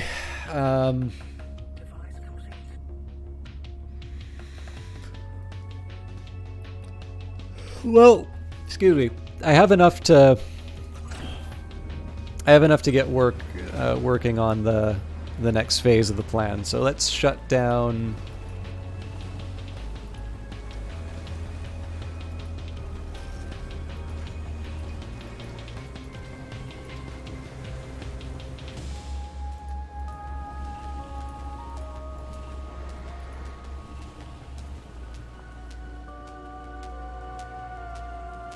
Yeah, so basically what's going to happen here, the eventually the employee is going to take their seat at the employee module.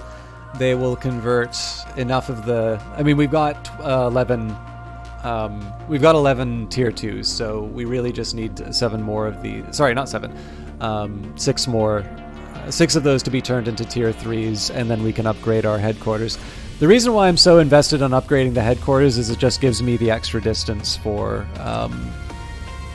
Oh, that's right. I wanted to upgrade my energy pylon as well. Oh, we need 36. Well, that's fine. Actually, I'm still gonna... Same thing I said before, except that I'm gonna do it for... I'm gonna do it for the energy pylon. So this is gonna be more.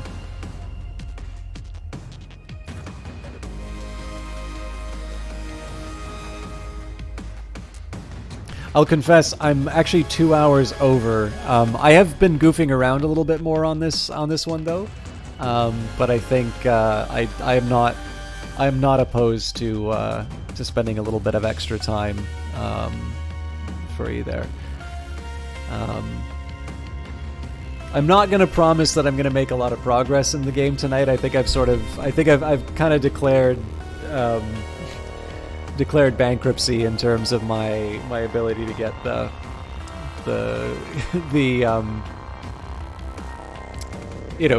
anything productive in the game done. But the art is wonderful. If you are not following already, there is a Twitter account, Sir Kama, who is I think the official title is art directing, and for some reason I keep thinking their name is Matthew when it's Antoine.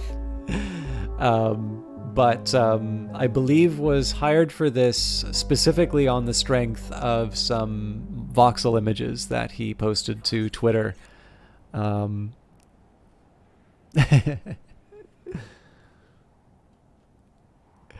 But yeah, it's a Sir Kama is a wonderful account to follow if you like this art style. And of course, there's the the Discord, and there's the Industries of Titan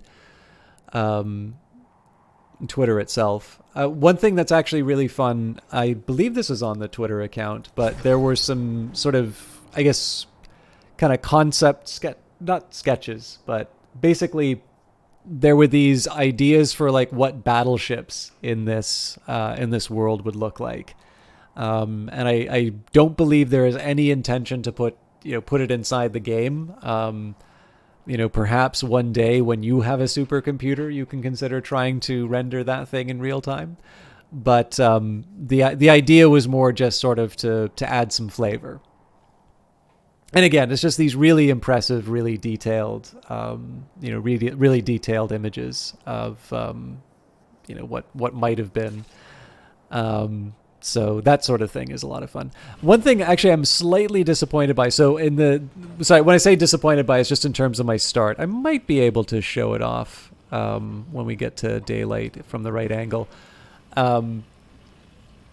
But there's lots of little details in the environments that you can catch as you keep going by. I'll show off a couple of them when the sun is up.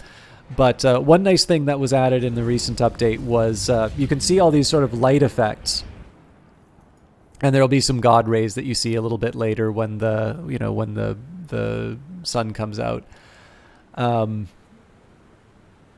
These are, the game already looked nice, but like there's a lot of just nice little details that are really really selling the kind of the cyberpunk aspect. The incessant rain, the light and so on and so forth. But I was messing around before the broadcast, and I actually looked into the water, and I could see the reflection of my headquarters in the water. And I mean, in one sense, right, like we're spoiled by so many high quality games that it's, you don't really think it's like, well, of course you'd see the reflection in the water, right? Why wouldn't you? I see that in the real world. But it's just this nice little detail that, even if it is something that an engine sort of, you say, hey, this is the material that I want this thing to have and take care of that for me. obviously I'm tremendously trivializing the work that a bunch of people are putting into this, but like, in one sense we can become very spoiled by expecting to see stuff like that all the time in our games. And in another sense, I was just realizing, like, as I zoom in the game and I'm looking through, I'm still finding little details that really just kind of sell you on the reality of this world. There's also little things too, like when this factory, maybe not this factory, but this one, as it starts getting a little bit messier, you'll start seeing like just bits and pieces kind of hanging on the roof and such. And so if you keep the inside untidy, you will see that reflected in the outside, which is another detail that's nice.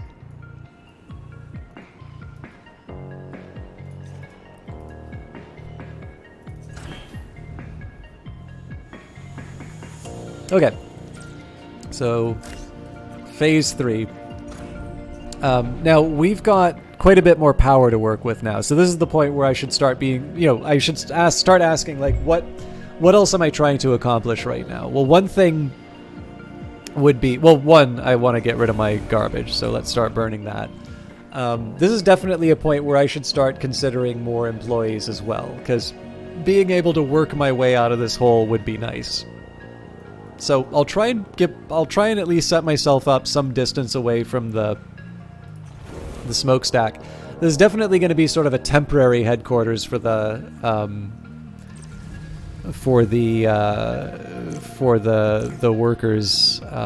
workers hideaway, but we'll set up another factory.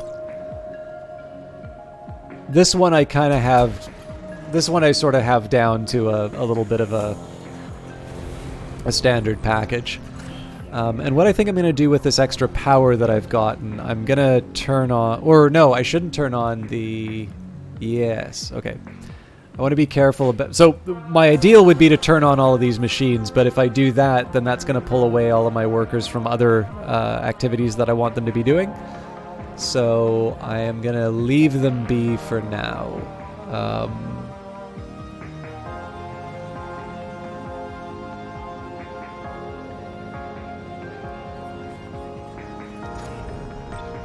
I also think I'm out of, well, not entirely, but I am starting to run out of isotopes, so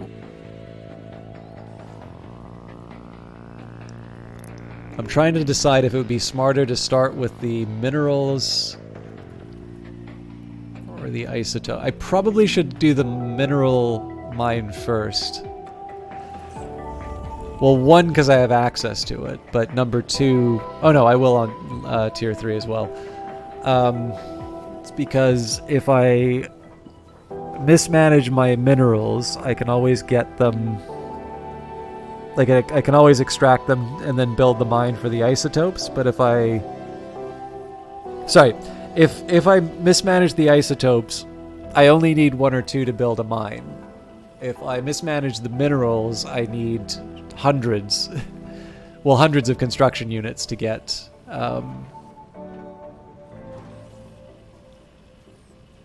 the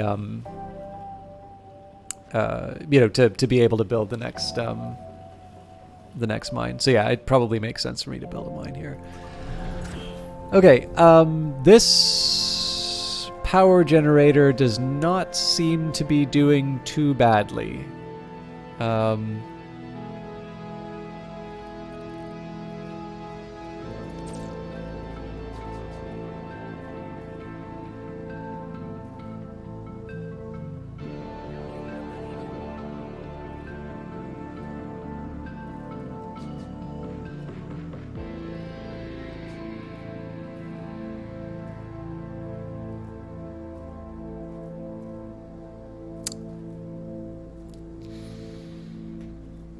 Sorry, I'm thinking.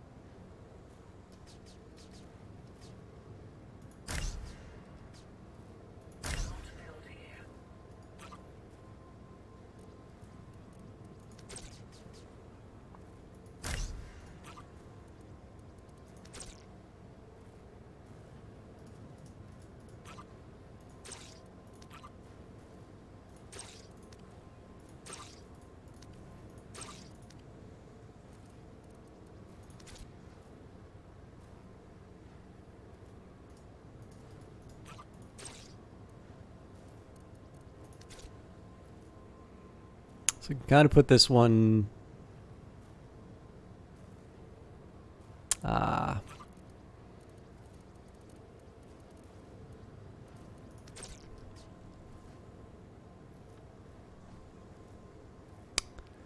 Nope, not even close. Why did I even think I could do that?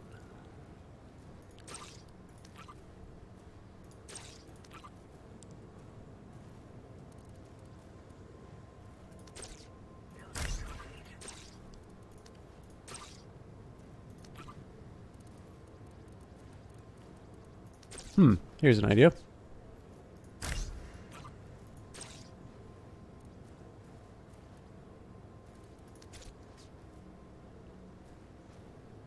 Okay, so that touches everything that I want. I guess I lose that generator in the middle doing that, but maybe that's not so terrible. Okay, so I fill that with batteries. I mean, if I really want the medium generator, I just stick it on the edge here, which admittedly is not like the prettiest thing.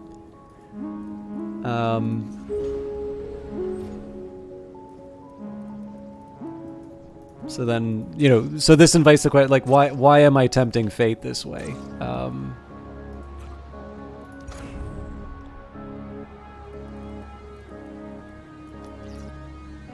Uh-oh.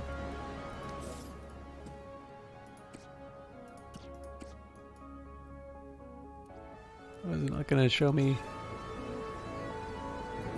Well, see, that number's already kind of dropping a bit.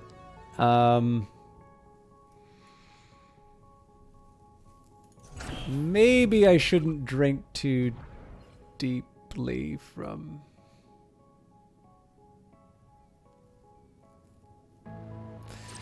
Nah, I think I'm going to be a little more cautious on this. Because there's already like a couple of extra floors that I can stick on this thing.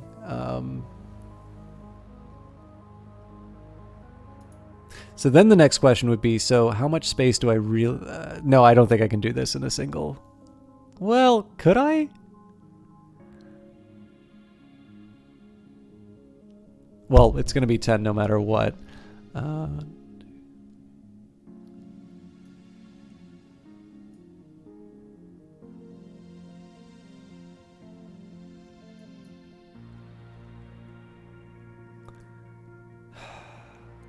I don't think I can pull that off, sadly. Getting tired. Thanks for the stream. No problem, Mosquito Control. I know it's a bit of an odd one tonight. I really don't know what triggered this.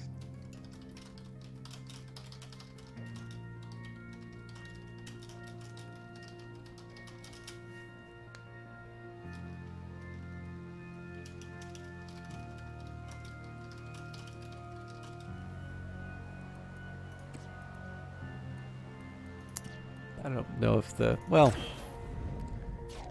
I guess I'll show it the nuts.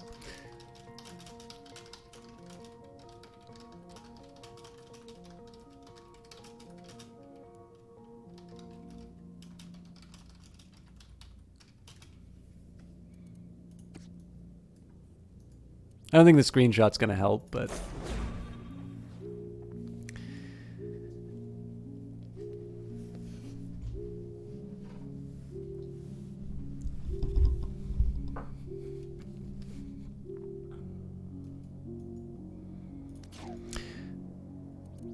Okay, so maybe the better question on this one is, what do I want to do with the extra space? So it's not like I need more...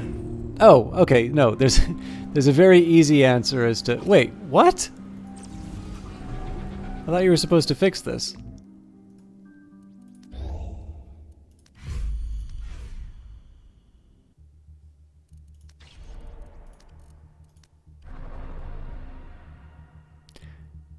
I thought I sent off the fix.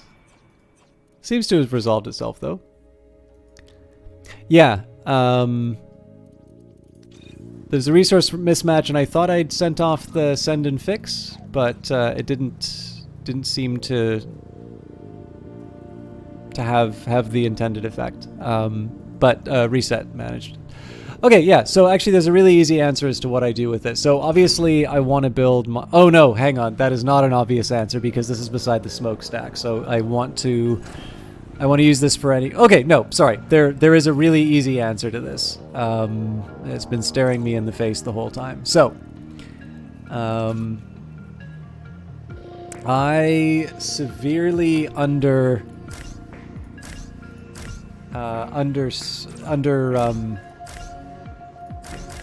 resource. I definitely do not produce enough. I should do this the other way around. I definitely don't build enough storage for stuff, so we are gonna go, like, these buildings are gonna be dedicated towards generating and storing power and fuel and such. I kind of need to pick a cutoff for this stuff.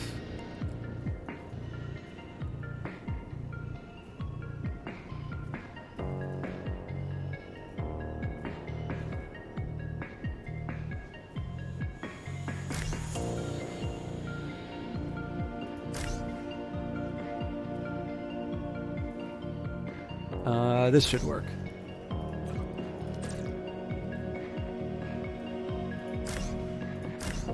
Oops. This is gonna get expensive in a bit.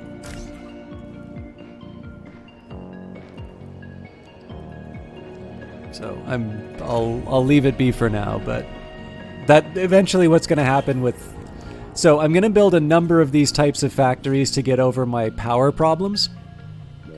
And they're just going to wind up also being these big sort of fuel and energy storage buildings as well. Looks like I'm actually already running into my... Looks like I'm already starting to run into some shortfalls. I'm going to have to keep an eye on that.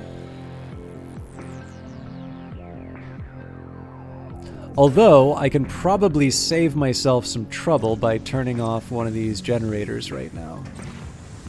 I don't really need that power, so we can at least get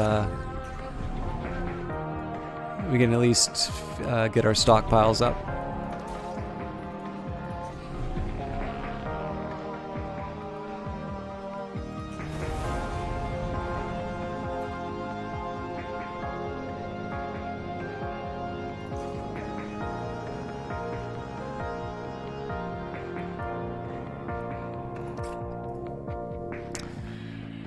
Okay,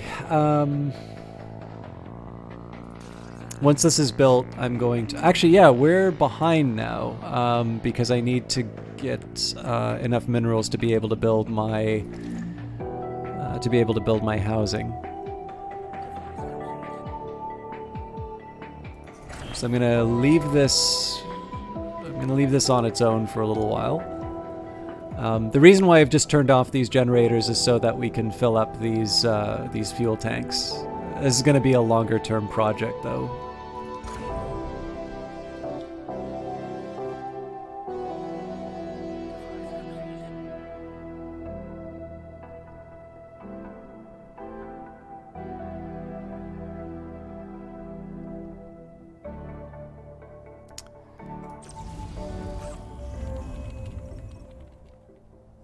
The brass ring is still to get to 72 isotopes and be able to upgrade the headquarters to just to, you know, bring in all the goodies. I suppose one thing that I can do, I was talking about this road that I would be building, so I can start blowing up the rocks that are in my way there. So let's say we build... Yeah, so we'll build the mine here.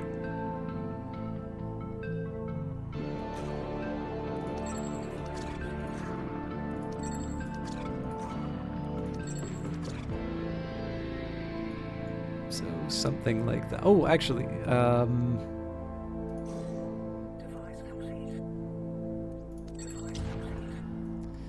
so I can stick the transportation hub just in this little corner over here.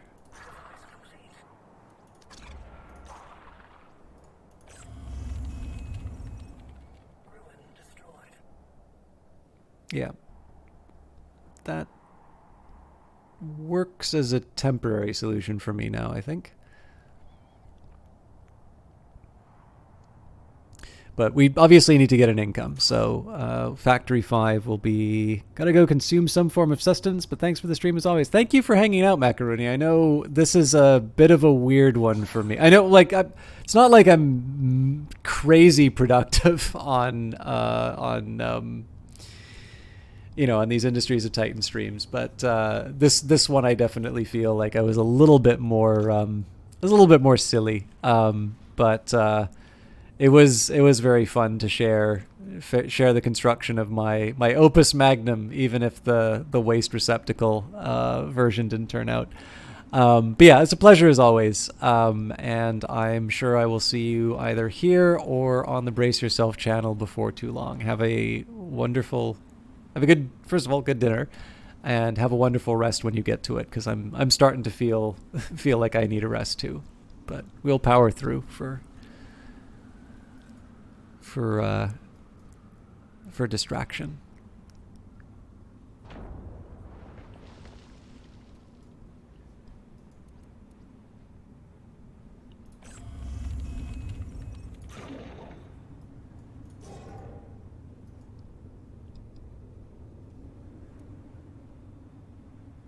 Also, I want to know where these 11 red artifacts came from, because we got a smokestack.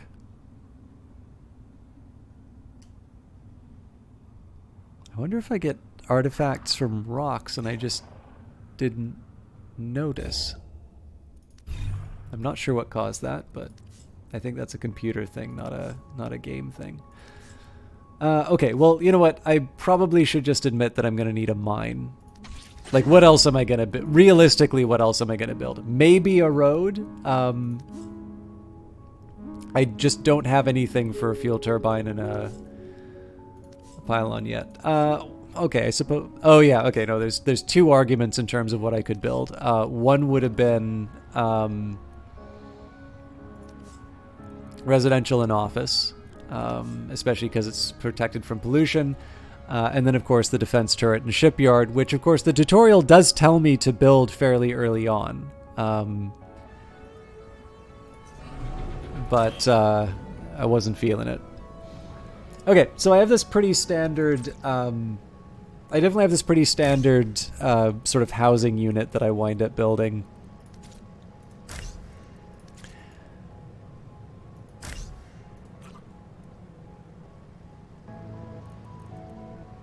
I think I'm giving up too many construction units doing this. So I'm just going to wait to replenish.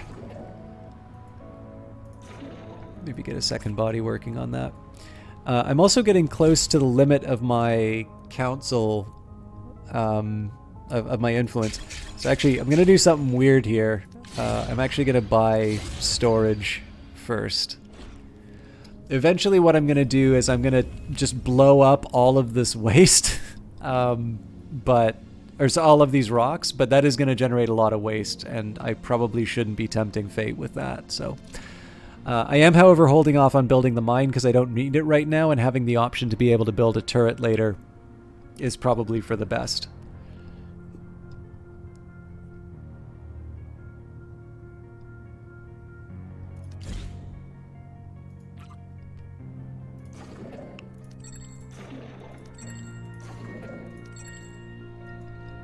Figure I might as well put a claim on all the available resources. So, yeah, we've got somebody working away at tier 2. Ah, well, yes, that's the problem. We're working away generating tier 2 stuff, which maybe we don't need right now.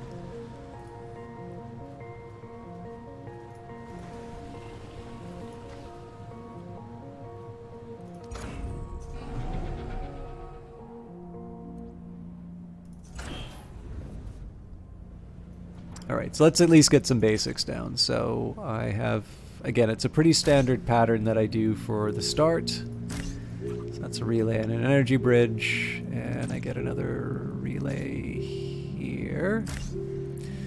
So the nice thing is that a habitat pod, habitat pod actually costs 4.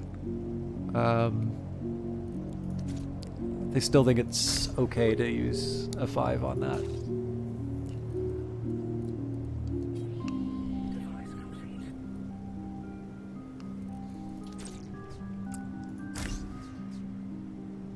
And then we stick a couple monetization stations close to each other. And we basically wind up repeating this. We wind up repeating this a few times over. And just wind up building... Actually, you know what I think I'm going to do? How many people do I have working construction right now? So I've got 4... It looks like 5 free... units. Okay, well, with that in mind, so the idea here is one of them is gonna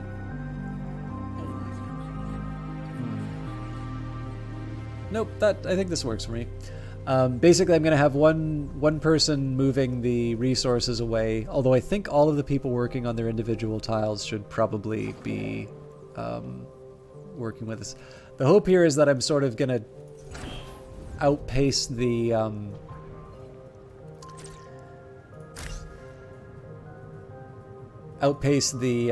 refining.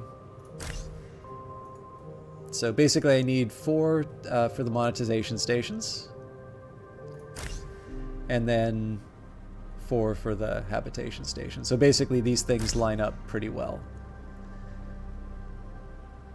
And then the nice thing about this coverage pattern is that it covers basically all of the different devices that I'm going to create internally and externally, and then I basically just build a ring around the edges here.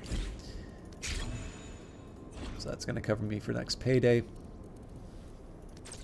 So first thing I should probably do is actually put down as many habitat pods as I can. And this is sort of a lesson that I took from the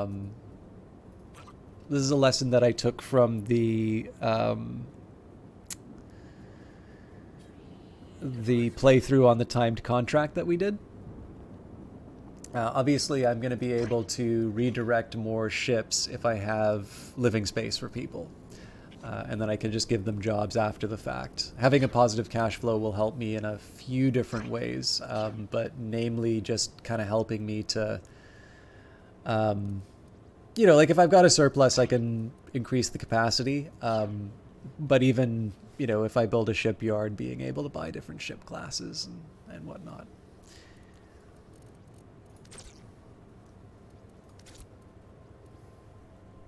Oh. So there'll be 2 monetization stations beside it. We'll stick one here, stick one here. Again, 2 monetization stations, so that's equivalent to 6 when you put them horizontally like that. This you can build symmetrically. So 1, 2, 3, 1, 2, 3, and then now we spend the rest of the time building monetization stations. So we've got 7 individual... Okay, so I can build 3. And then I'll try to be patient. Oop. Looks like we got more. So the idea here is just kind of wait until I have the individual resources and build what I can.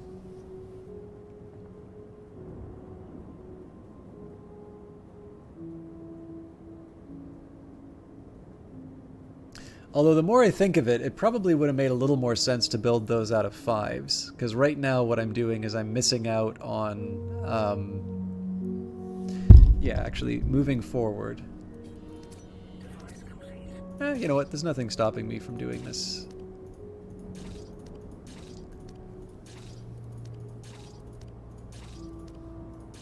I feel a little bad about redoing all this work, but... so the reason for the change of heart is simply that I am actually short on... I'm short on minerals in general, and I've decided that I'm not going to be building a mine early.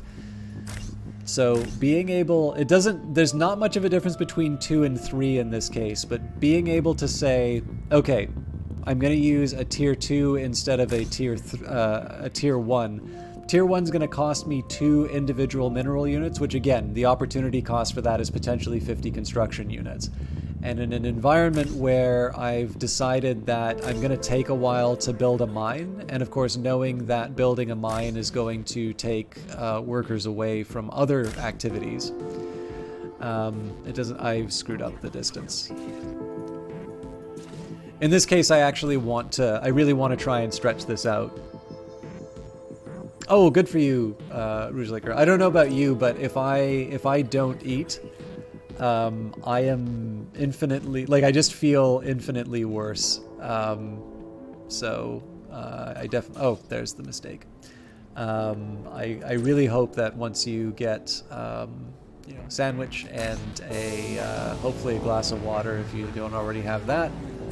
I'm hoping that will do at least. So obviously that's not going to fix everything, but I hope that at least gets the very natural, the very natural contributor to your feelings. I kind of hope that puts it to the.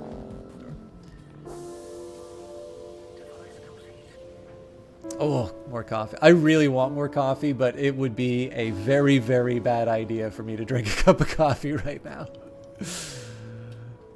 All right.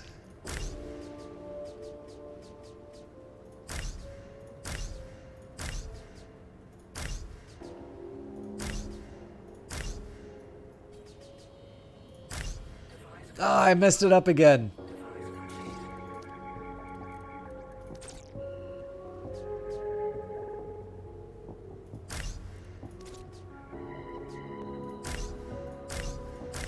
Okay, good.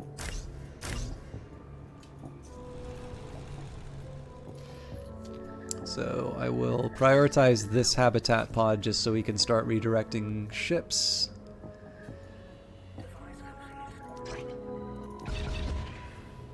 That almost perfectly covers us. We gotta deal with the 2 remaining that will be coming out of here, but that almost completely filled our. Oh, we're draining battery though, so we gotta turn these things back on.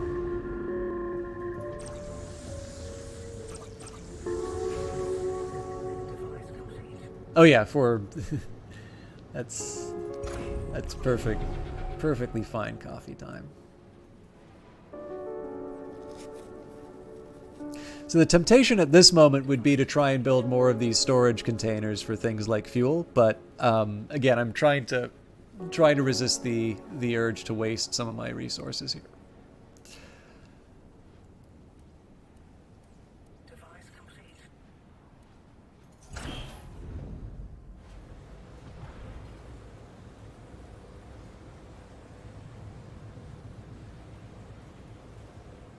Did I forget? Oh yeah, nope, I know what happened here. So we'll turn this one off, turn this one off, turn this one and this one off, and we will get people working on the minerals again. Oh, but I do believe I have enough to upgrade the headquarters, so that is a bit of a boon.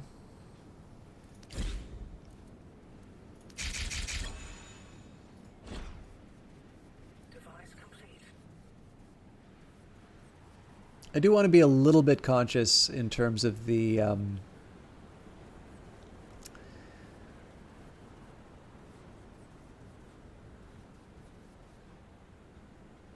want to be a little bit conscious in terms of the cash flow.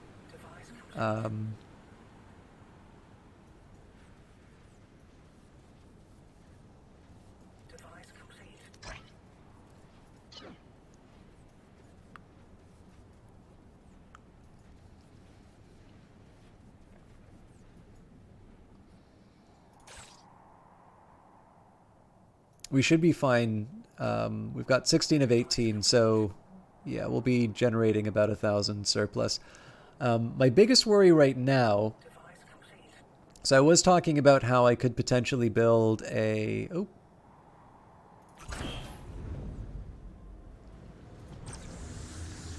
So I gotta turn this one on, but I'm a little curious why... Alright, now we've got a fuel problem.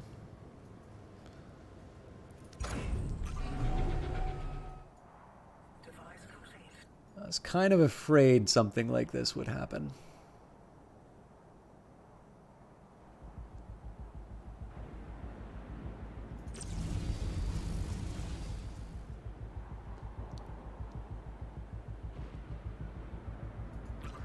Okay, my answer is going to be to build, so this is going to be another power factory. If I need, I can sort of drag one out to the side over here, but again, the hope is that this will wind up becoming a sort of a residential area.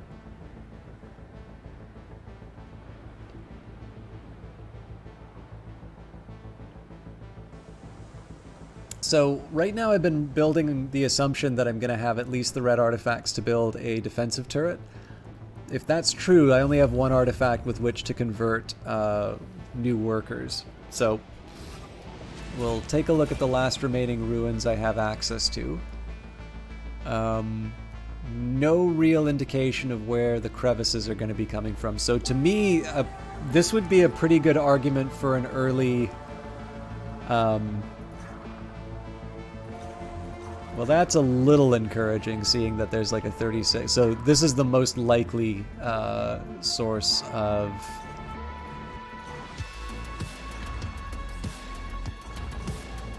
Zethane.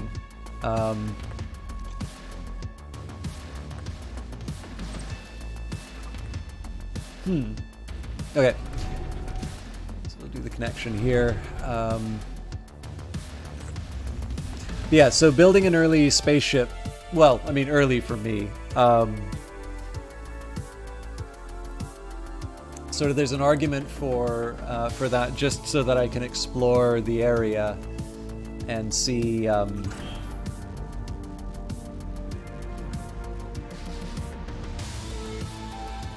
like basically see where I'm going to be able to set up a fuel turbine. So here we'll claim the 2 red artifacts. There's no red artifacts to claim here, so we'll grab the resources. Now this is going to be particularly painful for me, but I think it's better that I get this over and done with early. So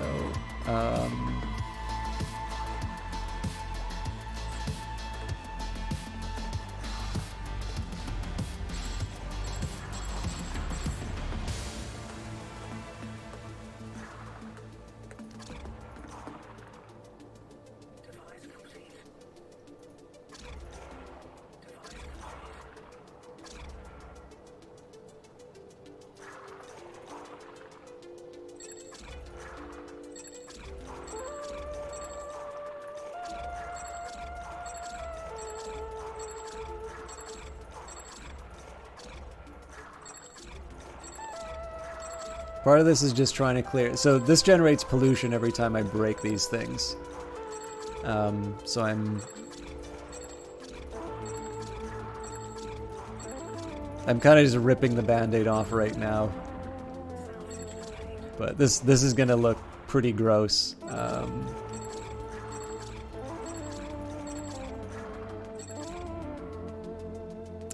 51.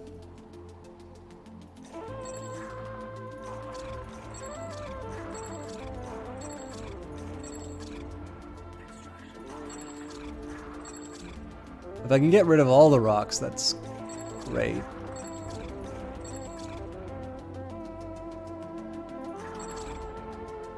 Not quite, but close.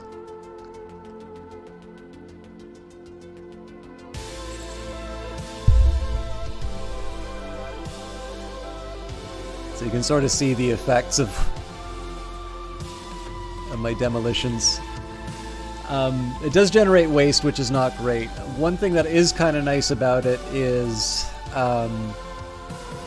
the patch note said that there is a higher chance that there's valuable materials found inside. So we will wind up with a little bit of, a few minerals and isotopes for our trouble. But this is really more just, I kind of have to do this right now, so I'll get it done. And again, partly this is just a matter of trying to keep the distance the distance between something that generates a lot of pollution like the smokestack and where I'm eventually going to be putting my people. This was available within the range of the energy pylon, which is why this factory is currently here, but eventually the plan will be to have something that's completely independent of my other operations. Now, I did say I was going to be building another fuel plant, so let's not take anything for granted as far as energy is concerned. So fuel fabricator, this is going to cost 10, so we'll put, again, one on each end for starters.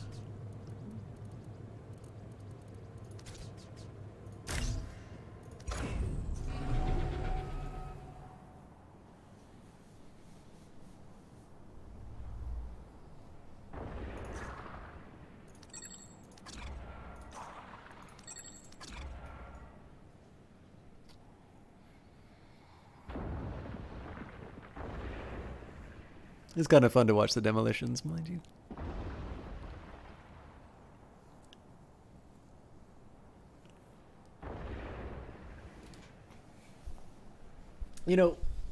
One thing I will say for the new pioneering... So it may be that I just got kind of lucky on some of my my previous pioneering terraformer runs, but I really feel like either the change to... I think there were some changes to map generation earlier. At the very least, they added more landmarks. So there's like large ruins, there's some diversity in terms of rocks, there's some features like that. I have a feeling there were some tweaks to the map generation made as well. And I will admit that the different starts, there were differences, but I didn't really feel the teeth of some of the restrictions, particularly in the case of the pioneering terraformer. This one definitely is stripping away a lot of stuff that I kind of take for granted in Industries of Titan, and it's definitely been really interesting to try and think about how I overcome some of these shortfalls. I'm up to 8 red artifacts, so something's happening to make that number go up.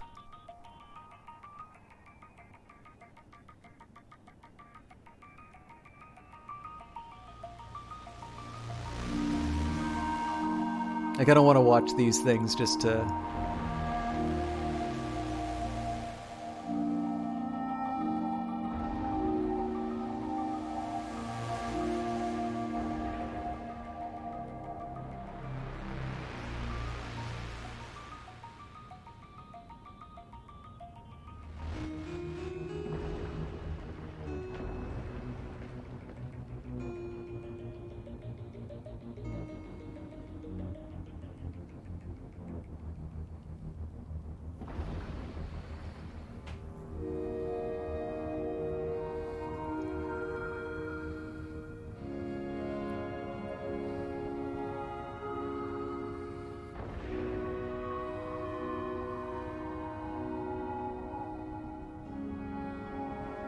Of course, now that I'm looking for it, I'm not going to get any red artifact. I could swear, though, that we have a larger number than we had before. What is going to be interesting is if I go to pollution mode. This is the effect of blowing up the the landscape. The biggest thing is right now these workers are or citizens are the expendable ones. Once I have sort of the colony out on the side here, I'd really prefer to avoid generating pollution on those guys. So, plus again, if I have idle workers, they should be able to, pick up all of these. Looks like it's just kind of one each time, but still not something to get too upset about. All right. So, why are you not... Oh, probably because they're all blowing up stuff. Okay, we're going to fast forward to just get through that.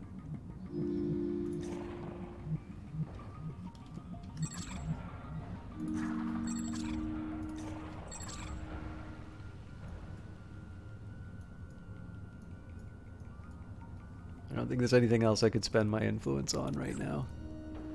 Oh, I was wrong.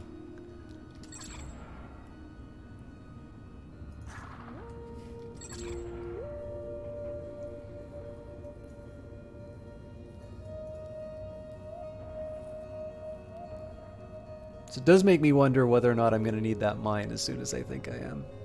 Or as I did.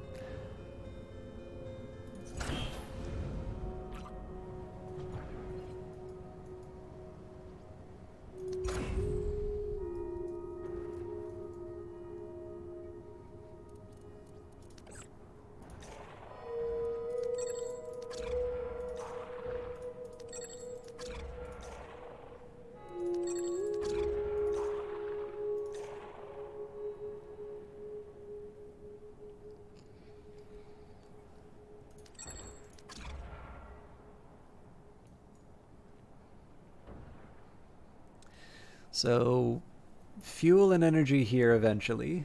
I mean, we're kind of already doing what I think I should be doing with the smokestack. There's not much to say there. I would eventually like to be building more sort of fuel storage and energy storage, but not the highest priority for the assets I have at the moment. Yeah, so we'll build the other fuel fabricator.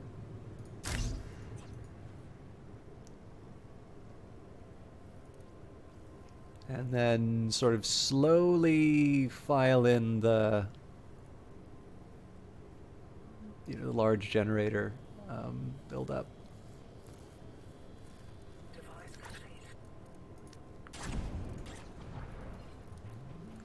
Should probably name these.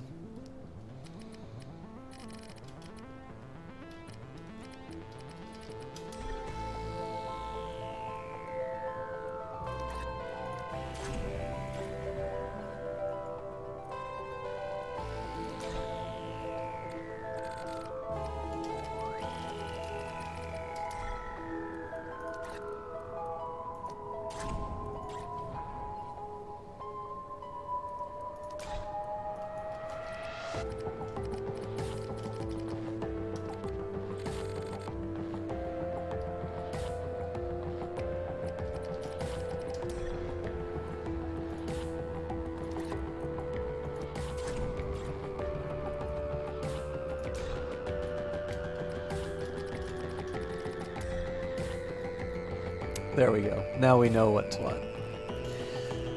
Okay. So, same idea. Basically, I'm going to replicate Power Station 1 and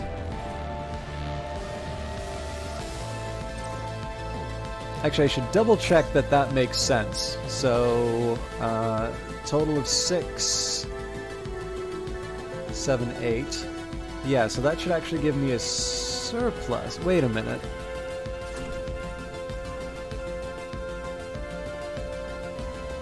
So where'd the shortfall come from?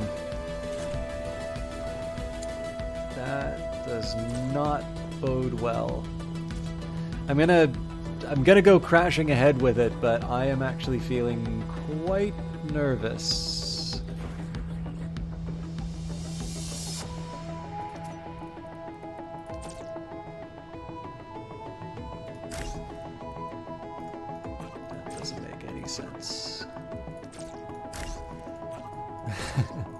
Third time's a charm. Alright, so.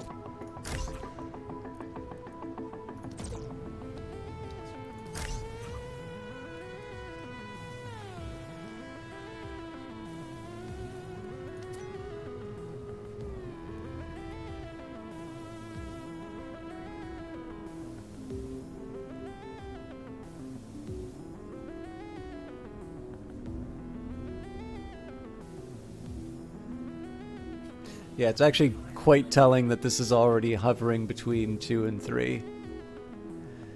So maybe I just cool it on this one.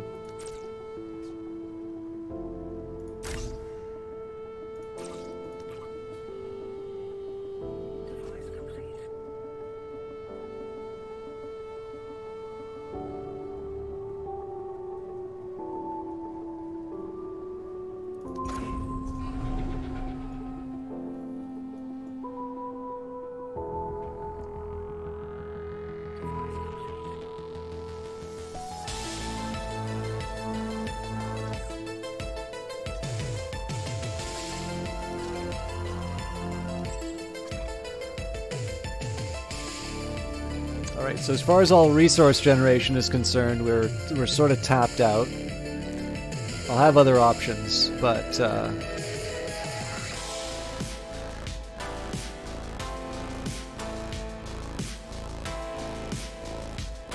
we know for sure that it's 8 red artifacts. Now, basically, to use the red artifact, I get 3 free employees. And then I need to make a hard decision in terms of where I want to go for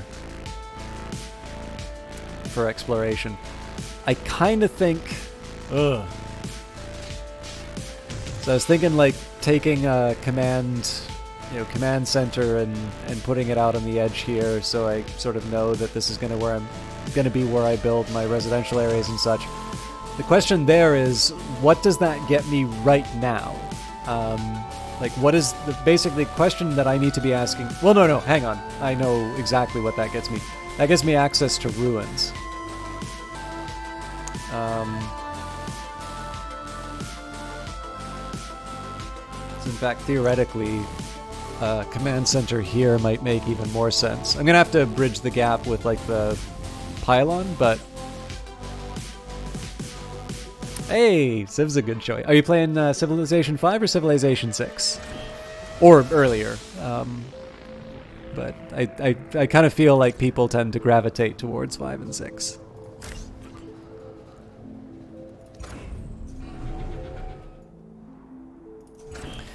Okay, so I think fuel's going to become a problem soon, so I don't think it would be a bad idea for me to start building some large fuel tanks.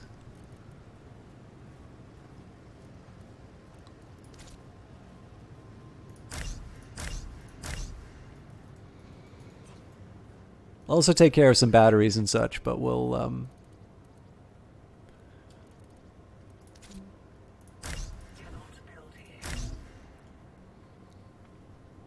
playing 6 at the moment. Definitely got a lot of hours in 5. Yeah, actually, the funny thing for me is that I actually rather like 6, but when I take a look at my actually, I mean, Firaxis is basically the company that I. Okay, I'm going to turn off some generators just so I can try and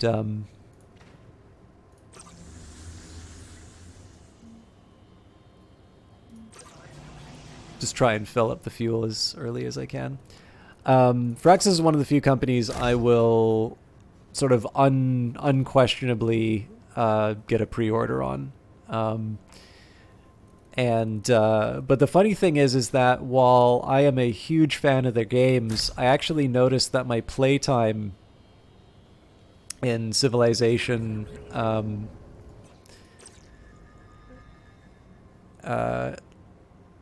really?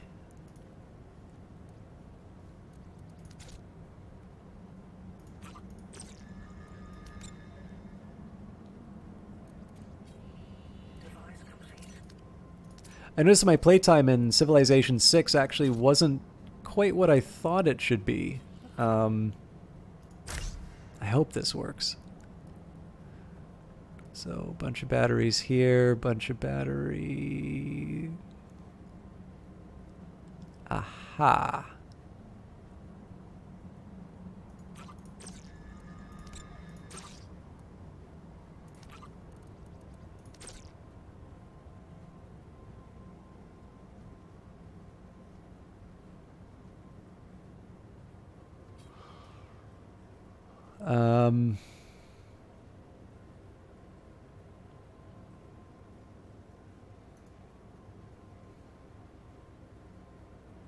Okay, that works. This is gonna take some fancy footwork, I think. Oh, and again,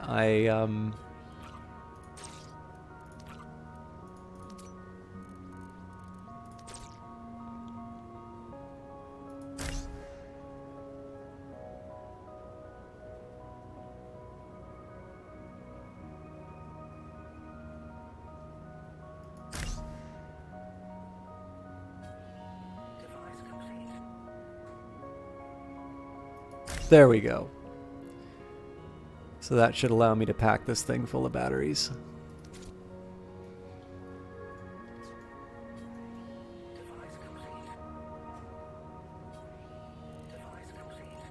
Actually, I think I'm gonna get the fuel tanks down.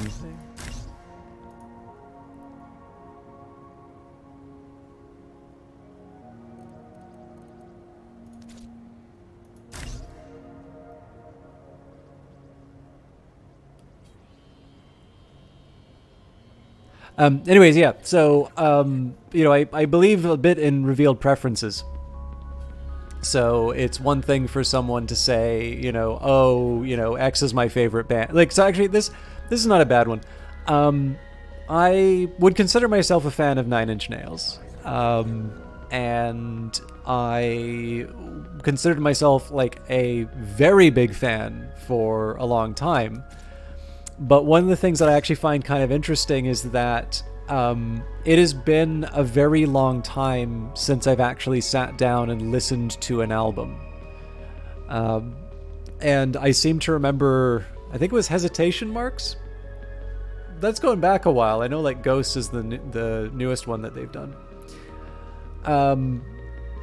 But it's, I think, fair to say, I haven't actually spent that much time like listening to them, and the last, you know, the last sort of album that was something you would sort of recognize as a normal rock album wasn't quite to my taste. Like, you know, there were some songs that I liked on it, but there were some other ones where I was sort of like, this is not quite what I remember. And so, you know, the thing is that I will say, you know, there's no question about the talent. Like the fact, you know, the Trent Reznor's, I think, got 2 Academy Awards now for composition. He was nominated for 2 this Academy Awards, one for Soul and one for Mank.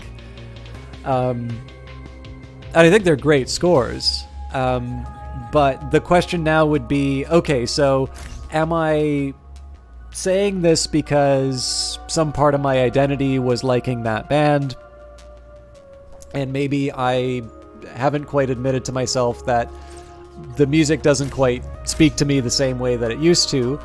Or, you know, do I just like novelty, or, you know, whatever, any number of reasons why I may not want to, you know, feel like it right now. One thing I will say is Apple Music has been wonderful for sort of broadening my horizons. I've been listening to a lot more jazz, for instance.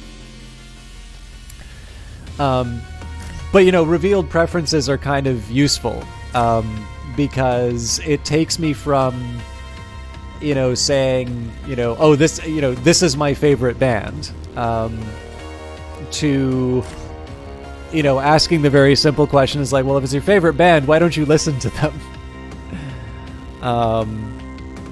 So with that in mind, like that was kind of what I was wondering about Civilization 6 for me, which was, as much as I admired the game, I did notice that compared to the time that I was spending in Civilization 5, it was very hard for me to say, wow, even then I'm draining the fuel. That's pretty scary, actually. So it means I'm kind of on this constant downward trajectory. Not great. It means I'm going to have to keep building these power stations over and over again. I'll work with it. But yeah, it's like, you know, again, it's not like some gotcha to say, oh, you don't actually like what you like. But it is very helpful, particularly like, so, you know, think about somebody playing a game, right? If you're trying to decide whether or not something is working, and you,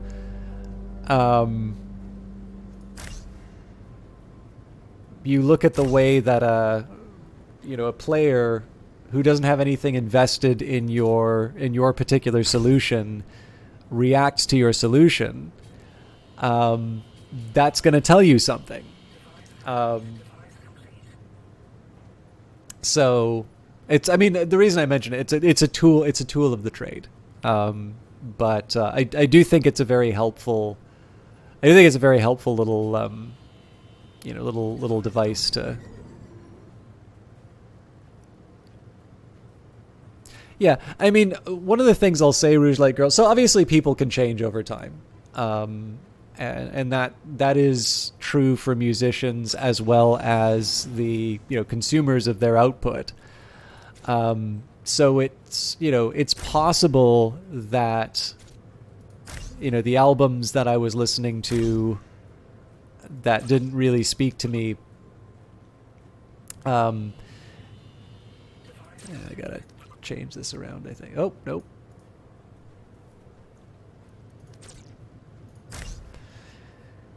I need to accept the possibility that it's just not for me anymore. And that, the music has always been like that, and that at a certain point it was, it was something that I enjoyed, and it's now something that I find sort of hit or miss. And then the other possibility is that, bands do tend to innovate and shift with the times. And it could just mean that, this is what modern music sounds like from this musician. And that maybe I just don't care so much for contemporary music. I don't think I'm quite like cranky old man enough to be able to say that with a straight face, but, it's possible.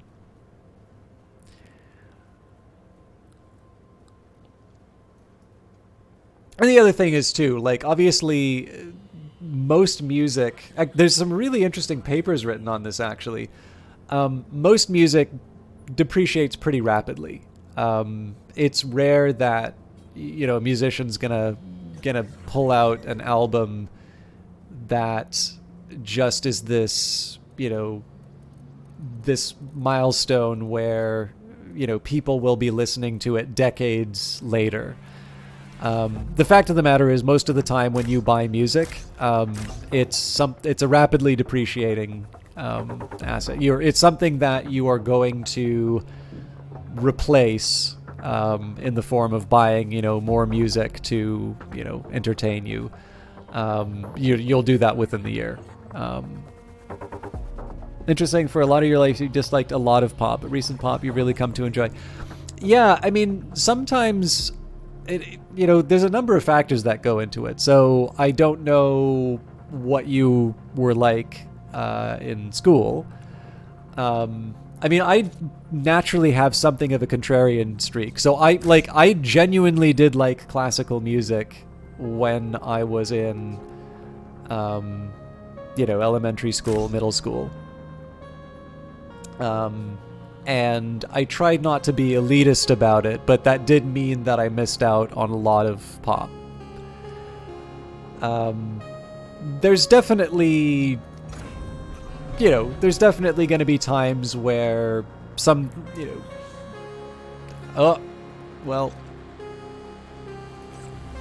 we went as far as we could with what we had, so... new founder. Did you really think your little startup would escape our notice? We know we're taking money from the council, and we know exactly where your loyalties lie. Don't worry, we're only going to destroy your city, dismantle your corporation, and take you as a prisoner. It won't be painful, at least no more pain than you've inflicted on your employees.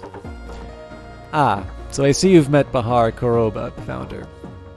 They are the leader of one of the many disparate and desperate groups that call themselves rebels.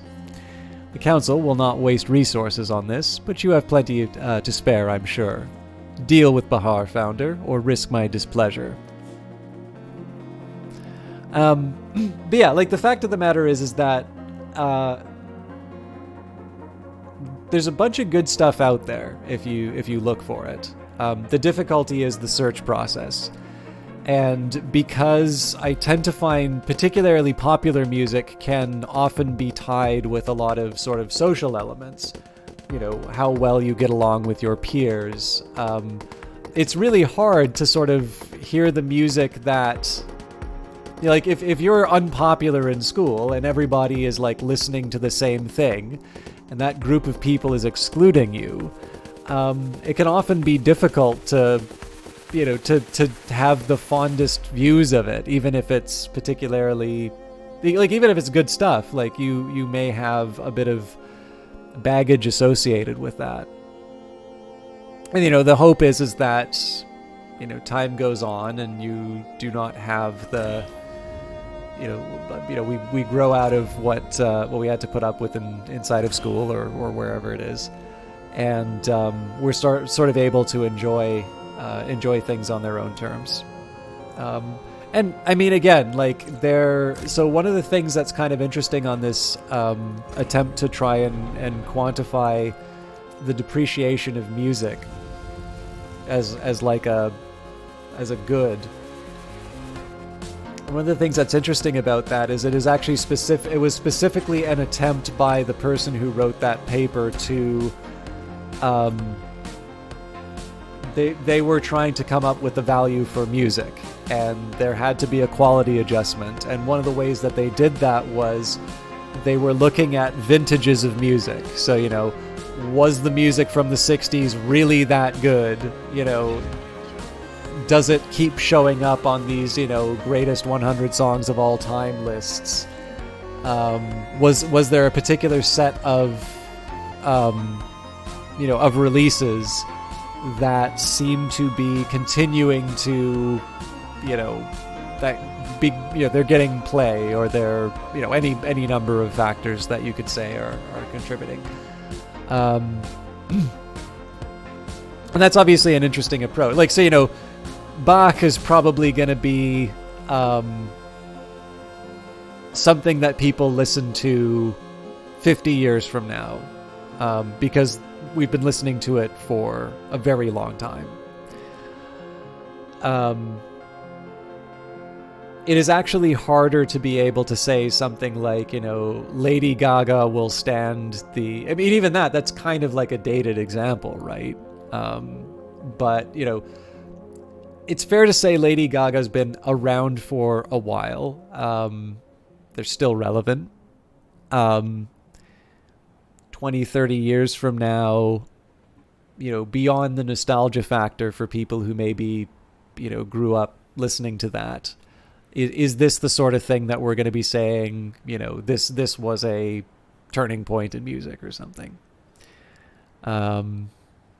You have baggage associated with Evanescence. You can't spell the word, but your friends all thought they goth, and I was like, please no, yeah.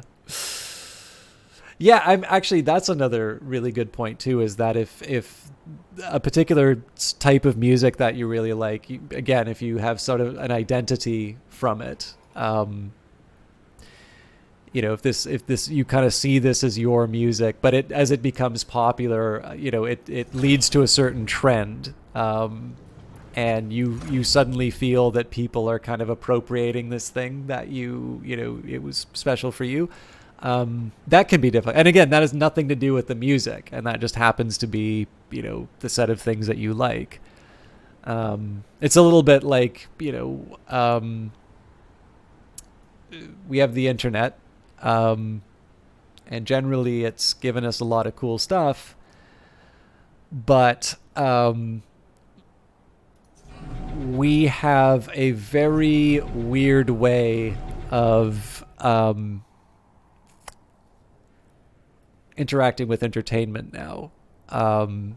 We have this really weird idea that we are somehow entitled to, because we're big fans of it, we're sort of entitled to shape the way that it's made. And in some, so a good way of this, early access, right? It actually really helps to have, for some games at least, it really seems to have helped to have sort of this iterative approach, and to be able to get feedback over the course of making the game to help it take the shape of, take the shape that that the developers want. There are some other cases where that would be a terrible idea for some games, and I think that there are some limits in terms of how effective that's going to be. So for instance, if you made music that way, does everybody on Twitter get a vote, do the following chord progression? That just doesn't quite make sense. But obviously the really negative way that's manifested itself is the idea that you've somehow been betrayed, because someone made a movie you didn't like. I don't really know a lot of people who make, entertainment products who go out of their way to make a bad, a bad product. But they happen, right? Oh yeah, and fair enough, Rouge Light Girl. Yeah, that's probably what I was talking about, was more sort of the extreme example. But yeah, being judgy is a thing too, right? Like, obviously, if you see someone sort of putting on it, to me, I always find, a lack of authenticity very difficult to stomach. Personally, it's one that's all I've always been a little troubled by whenever I encounter it. I'm really trying to think about how I'm gonna make them, because it's really clear that the numbers are falling, and it's not like I can exactly like run around. It looks like there's definitely something down here though, or it could just be these little weird, lights. But it really does feel like there are some higher values on this side. So maybe the first command center. I don't know. I'll have to work it out. Right now, though, I got to deal with my batteries.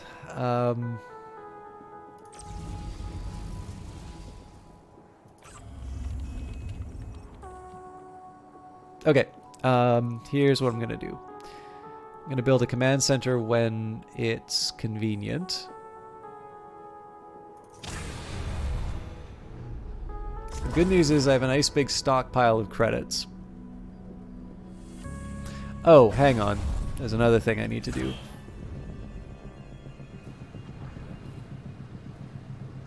Oh, God. Again, I'm running out of space for everything.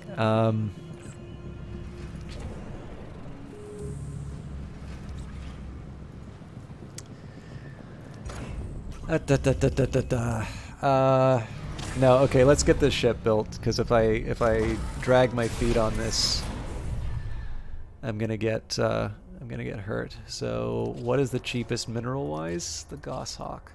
Okay, so I need 240. What's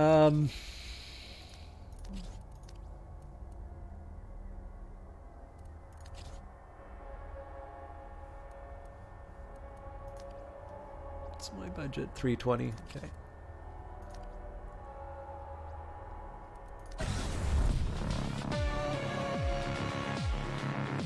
So we're going to turn the shipyard off for now to preserve the energy. And we are going to go pretty hard on upgrading our minerals.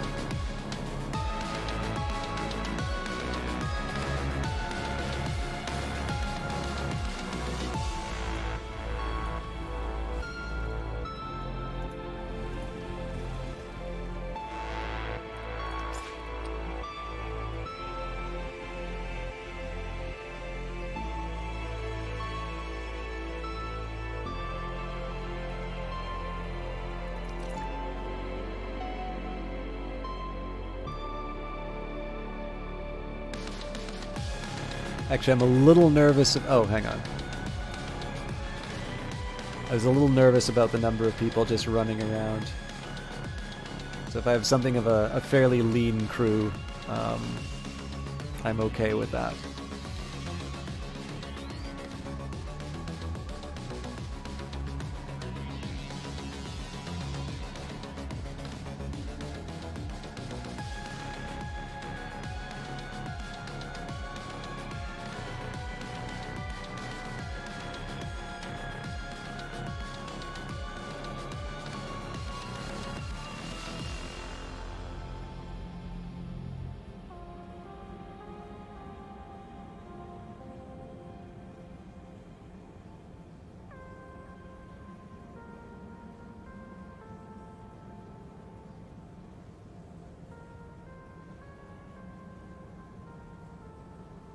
The idea here is I'm trying to get enough minerals for the Goshawk. Goshawk? Honestly, any ship that I can build at this point. You're personally offended by the existence of movies made by Adam Sandler? Okay, here's something. I'm not going to argue that you should like Adam Sandler movies. I actually think Adam Sandler movies, at least at sort of the peak. So like, I really don't know a whole lot about what his current output is. There would be a fairly good okay, so what you need to do to kind of get where I'm going with this is to think about how you define a movie star. And while it's probably not the first thing that people come up with in terms of like on their own, I think a fairly, at least if you describe the job of a movie star, you would say someone who sort of brings in an audience for a large, in order to achieve a large box office, right? So why is Tom Cruise a star? Well, it's because when Tom Cruise stars in a movie, he tends to attract a very large audience, thus kind of justifying his high salary and, essentially either you're able to make a different type of movie than you would otherwise, or you have a certain degree of certainty in terms of your return, however you want to sort of articulate it. This small but reliable ship is a favorite among young corporations and packs a surprising punch. I guess the good news here is that this is a pretty fast one too, so... So yeah, I mean, I do think that there is a reasonable argument to be made that there is a sort of a box office component to, the definition of a star. People who don't sell movie tickets tend not to be considered stars for very much longer. So why am I setting this up? The reason for this is that if you think about, Adam Sandler, what is true of a lot of his movies?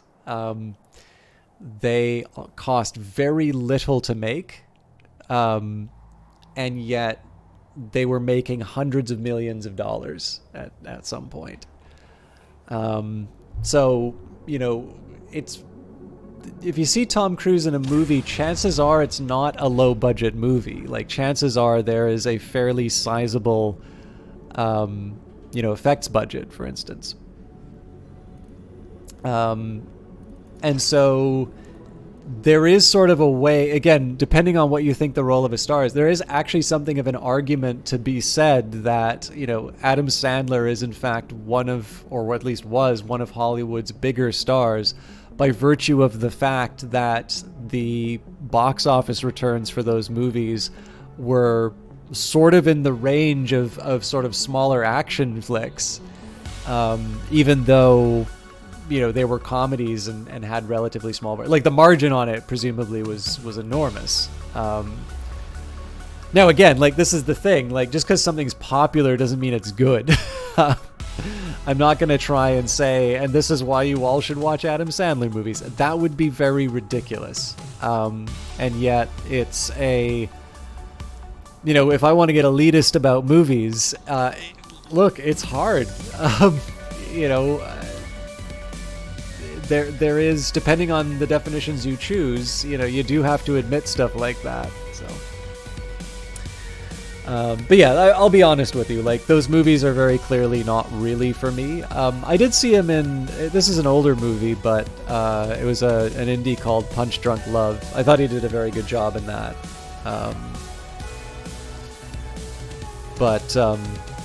Yeah, I mean, it's kind of like a lot of, like, there's some really funny parodies, and then there is a lot of parody which does not age particularly well, and the does not age particularly well type of parody, I could take it or leave it.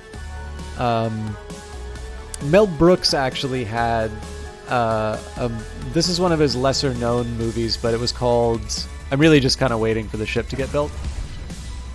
He had one called High Anxiety, which I thought had some really funny takes on Alfred Hitchcock movies. I remember finding it really funny when I saw it. And I think the thing that's nice about that one is because you know that there is a... Like, the joke is on a really well-known director and type of movie. That's something that probably has outlived the more immediate... you know, kind of the more immediate...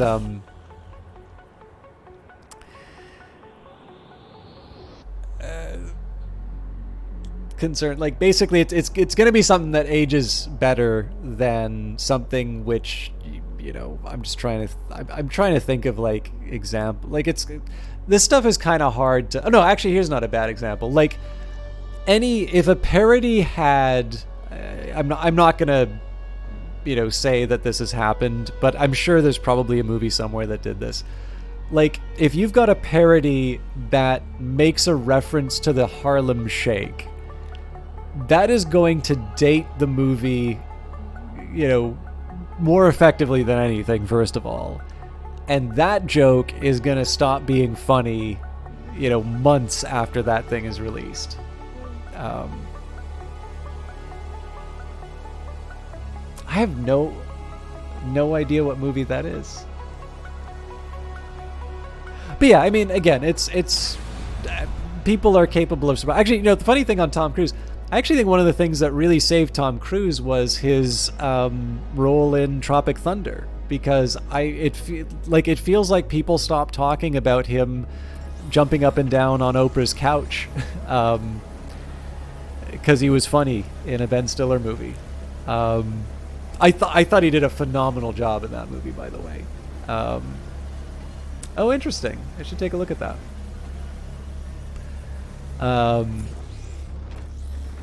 But yeah, so it's, you know, obviously people have depths. People are onions. But yeah, I don't know. It's some of this stuff, I think... I mean, so definitely there's a lot of stuff which is a matter of taste, for sure. And then I think another factor is sometimes it's a question of just sort of thinking about what the thing you're trying to optimize on is. So, you know, all of that stuff I was kind of saying, you know, well, what is a movie star for lack of a better term? This is going to block the entrance, isn't it? Okay, can't do that. I'm assuming I can't do that, at least. Most moviegoers are not going to worry about that problem. But it's still probably relevant if you're trying to explain the success or you know, why you keep seeing this type of movie being made.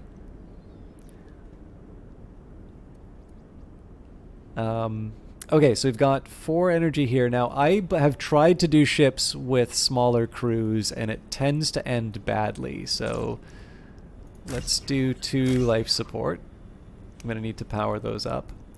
So we've got 2 life... And I usually want to do a medical pod, so we'll stick one of those in as well. I guess I got to put it on its side.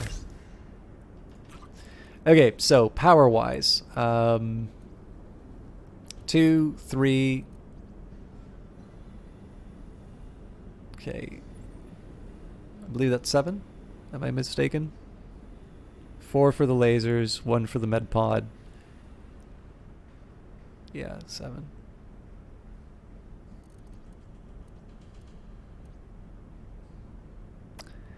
And there's no way I can fit a...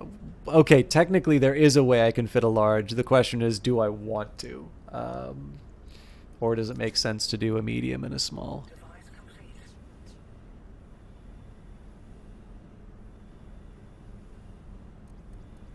Yeah, you know.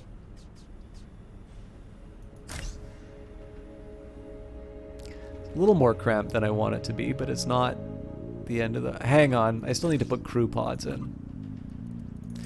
Alright, we'll do a medium and a small.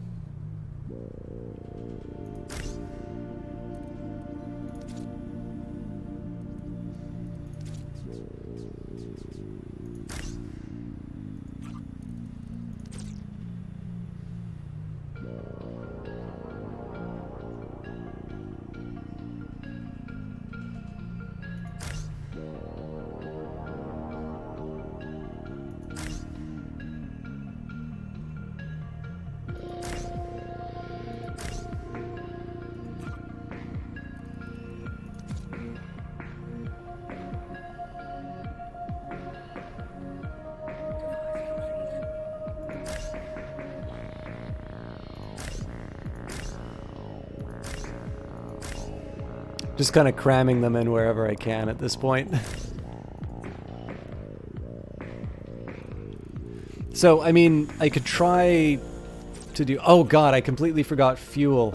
Oh, this is not going to be good.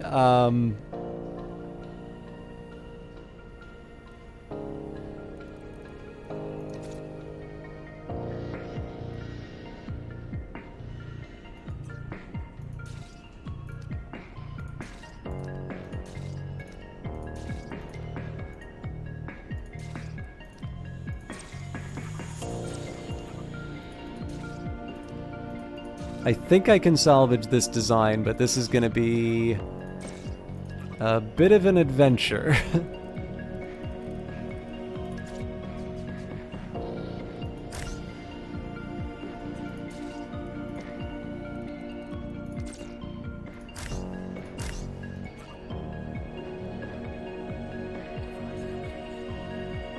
I have 21 minutes to get this thing off the ground.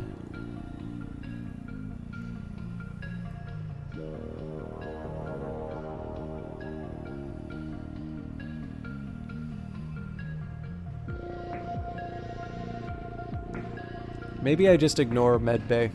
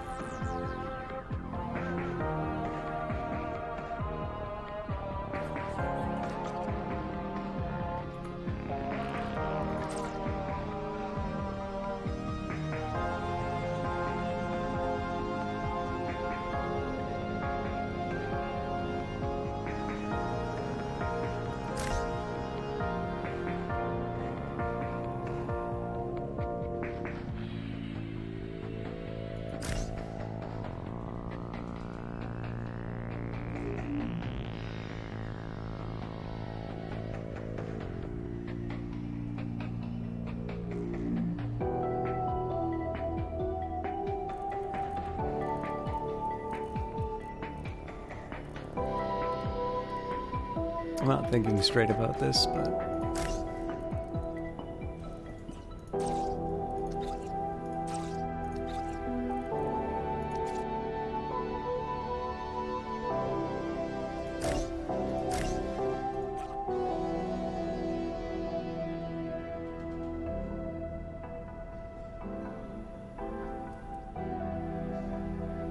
Hey, it'd be cool if I had an engine in this thing too, huh?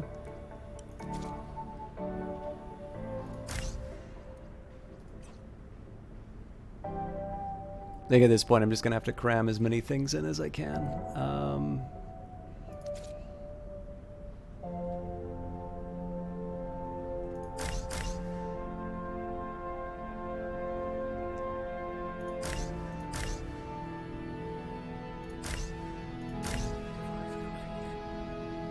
Okay, that covers the crew.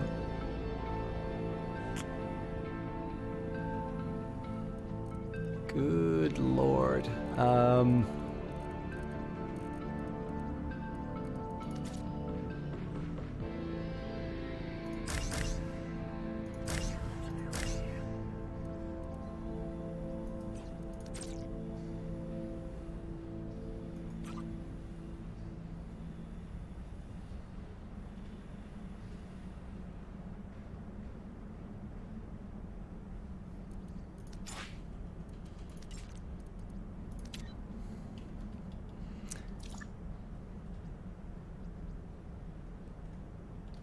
Okay.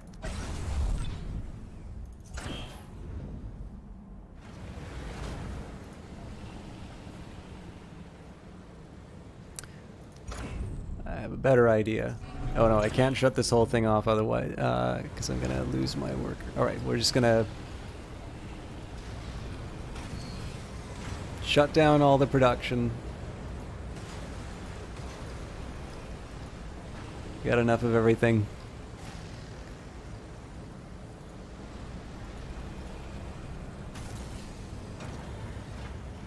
More importantly, we're going to preserve some battery life. This is one dedicated guy. Alright, no longer dedicated.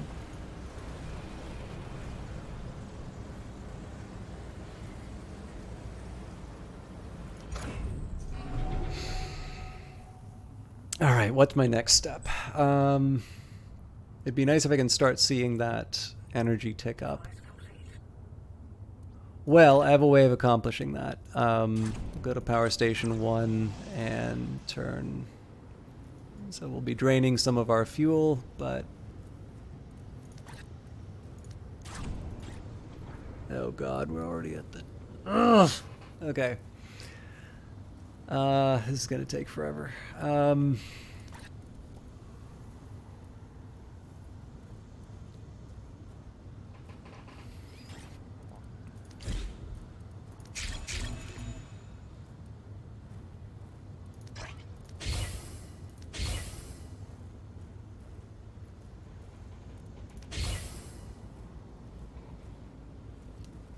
Again, I'm just trying to spend the influence and the credits where I get them. I'm not worried about the fuel drain. I am worried about whether or not I can get this thing off the ground on time, because I did put in those orders a while ago. In this case, I'm just going to say... Oop.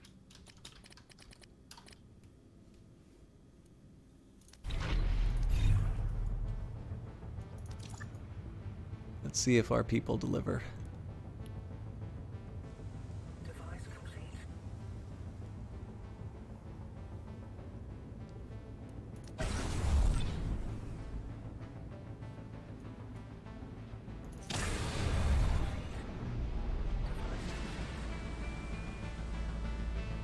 What?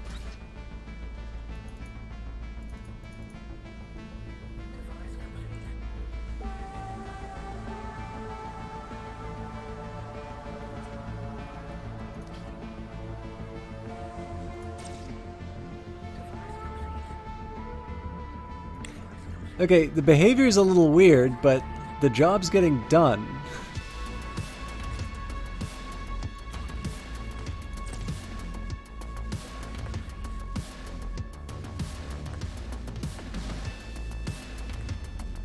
I really don't think I can cram in any more parts.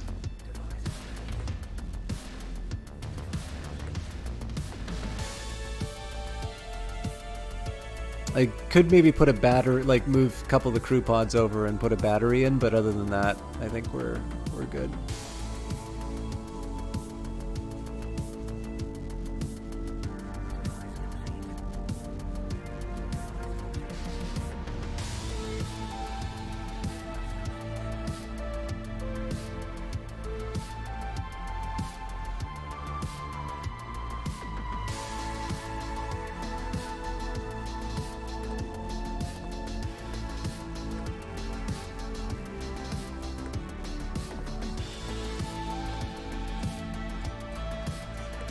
Oh wow.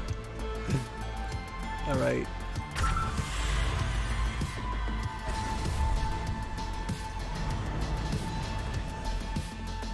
Turn this thing off for now. So while we're waiting, I mean, this is my only defense right now, so I want to be a little careful with it.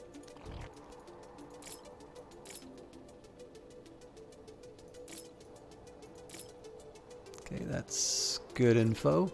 Okay, so there is a crevice here. This is an enemy shipyard, so that's actually good intel. So we definitely want to move down south because we can get an early win against the rebels, and we can claim some much needed Zethane.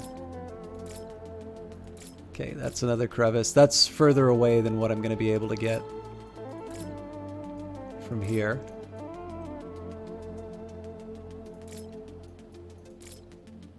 Okay, there's the other base.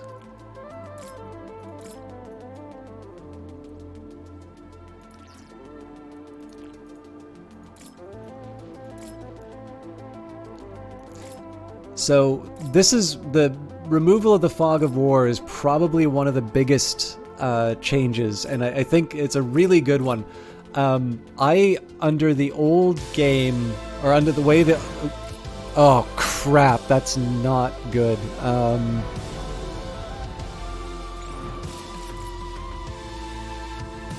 I gotta repair this thing in 3 minutes.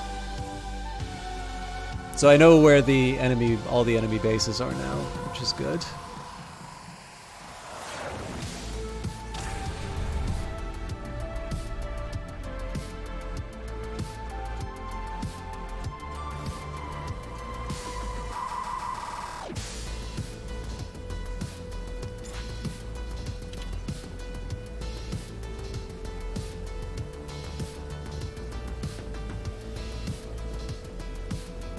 We've definitely overloaded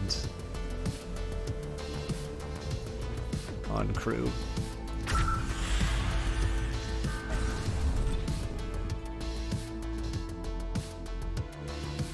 But I will show a little bit more of the ship combat, because I tend not to build a lot of shipyards. But yeah, so the one thing about even though the new update might be a little bit less I don't want to say bombastic, but like it's less in your face in terms of just dumping a whole lot of new major features. The fog of war thing is actually a really big deal for me, because it's changed the way that I think about the earlier stages. Shipyards were definitely sort of afterthoughts, particularly because once I had a number of ships coming up, they would tend to be... What would tend to happen is things would slow down quite substantially. Whereas now, instead of sort of guessing, you can build a little scout ship and you can try to...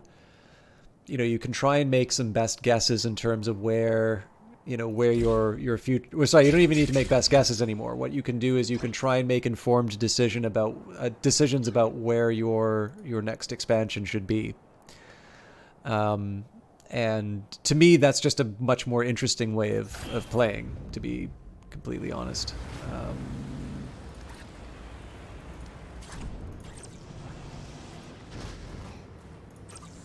don't think I can get away with turning off more than one. Well, I know I can't, but I can turn off the shipyard now, and then we can... That is not where I want to do it. My God! Admiral Yamaha is coming over the hill, the sea, the sky. Anyway, sorry. That was a lot more clever in my head. Piebald Panther versus the Freedom K1. Alright, so this can be a bit like FTL if you want. So let's target there.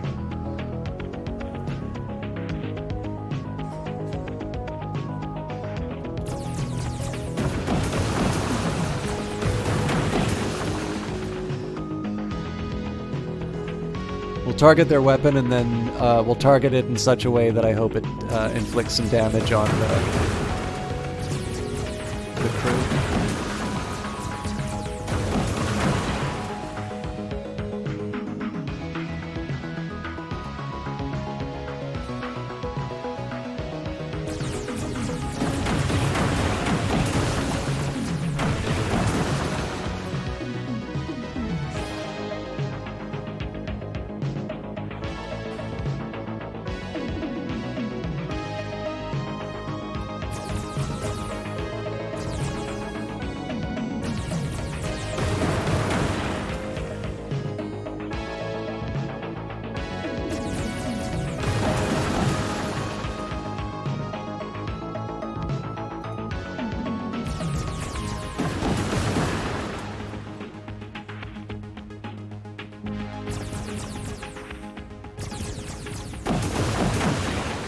Trying to target the crew if I can.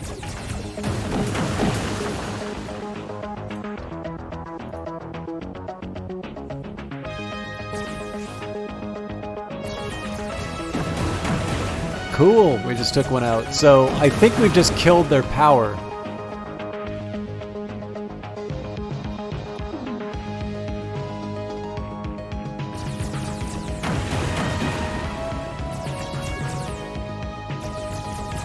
This, I'm pretty sure, is a new song for the update, and it's pretty great.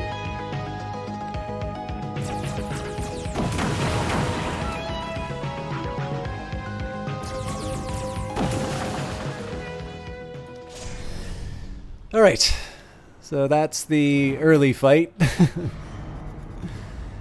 but we made it. So the problem is that I have 8 workers. 6 of them are on the ship, and they can die on the ship. So this clearly is not sustainable. I am going to repair it, and I'm going to do what I can to, try and keep it in good shape. But this is no way to operate. I definitely need more red artifacts. So let's start by clearing everything out. We will do a repair job. And I think this will be where I start to wrap it up, but let's talk a little bit about some next steps. So first thing I should be doing right now, well, I'll let the repair happen. But what I need to be thinking about right now is expansion. Now there's 2 ways that I can think about expansion right now. One is to say I have enough sort of set aside in these power stations and such that I can get by. And then there's another version that says there's no way this is happening. I need to find a more reliable source of power. I am somewhat inclined towards that second category. So where am I going to get my red artifacts from? Well, I'm going to get it from this cluster of relics right here. The other thing that it will get me is... Oh, are you done already? All right, I approve of your work ethic. We are going to turn off the shipyard because it has a very high energy expense. So what I'm actually going to be doing here is, well, first of all, we'll go to the Grand Factory and we will... I want to be a little careful in terms of how I convert things, so...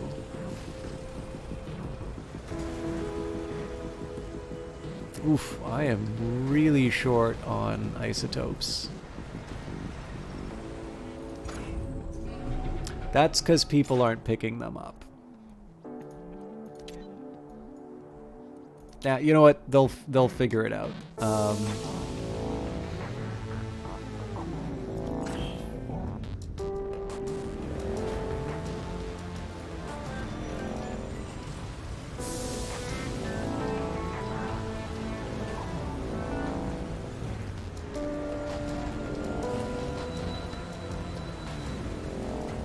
So the challenge with this is that I've got four people who are going to be assigned to processing.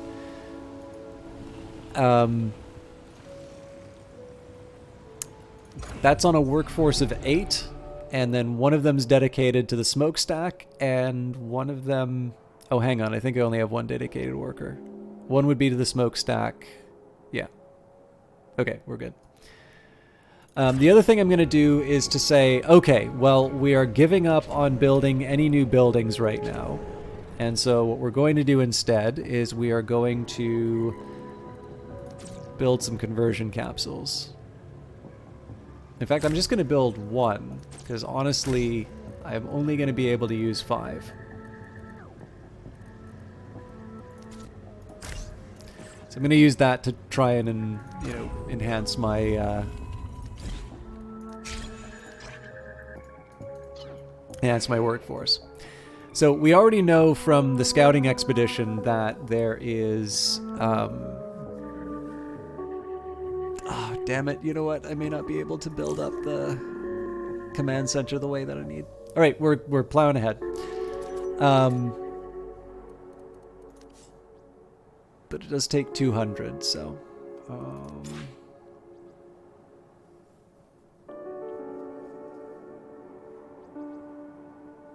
What on earth are they constructing?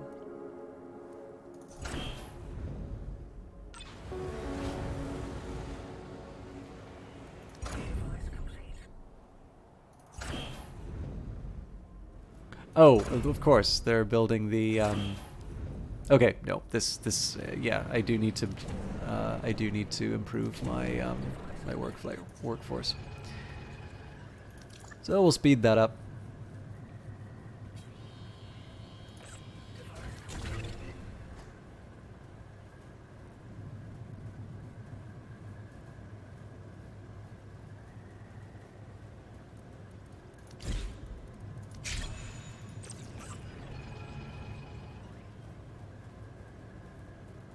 Again, I'm not worried about the battery drain because we're gonna pull that out. One thing right now is I'm just kind of waiting to get the level 3 mineral. Sorry, the tier 3 mineral to be able to build the command center. The thing that worries me the most is the potential that the command center is not going to get me to the crevice that I need. But you know, I'll run that risk. At this point here, I'm short on resources, and I suppose in the worst case, I can dismantle and then move the command center to the ruins. But again, right now I want to use what I can of my artifacts. The red artifacts will get me new workers. New workers are going to be the thing that feed the production and give me my much belated expansion. The good news, of course, is that there's only 3 rebel camps. So one nice thing is that we know where everyone is, and I'm going to be able to use that to be a little more precise in my strikes.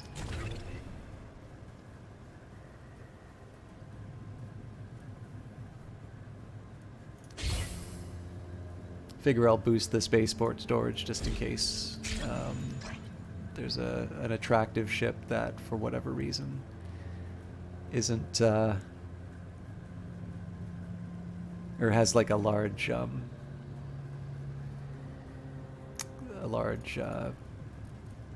am I trying to say? Like large cargo.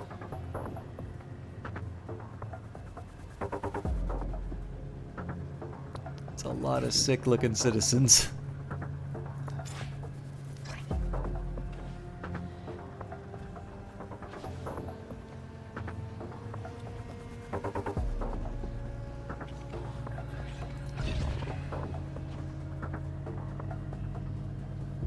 That doth sort of helped us in the sense that it balanced things out for the staggered XM17. Though advertised as a 3-person ship, mining companies have been known to squeeze crews of 10 into an XM17. And again, we're waiting on the participant to show up. Only 2 more of these and then we can dismantle it.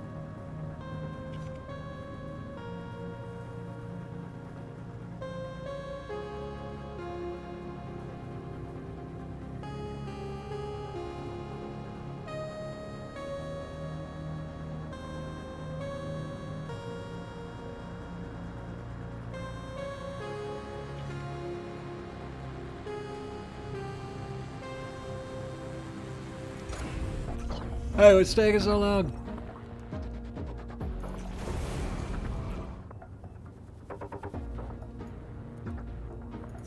Also, I'm curious why I'm not seeing any conversions for the... because it doesn't have an output. There we go. Yeah, so I've just been wasting my workforce that way. That's embarrassing. Alright, now this is much better news. So I'm going to set up the command center. Now the really important thing here is that this thing's not actually going to be working on its own. One, I'm going to need to upgrade it, first of all. But number 2, I'm also going to need to extend the energy pylon. Actually, I can do that right now. But given how scarce... Well, I haven't upgraded anything, so... Looks like I gotta stick with what I was given. Yeah.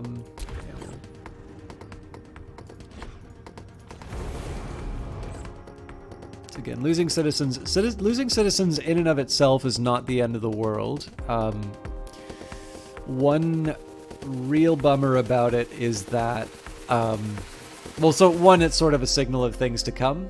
Number two, it is a little inefficient in terms of the amount of credits that you can rely on.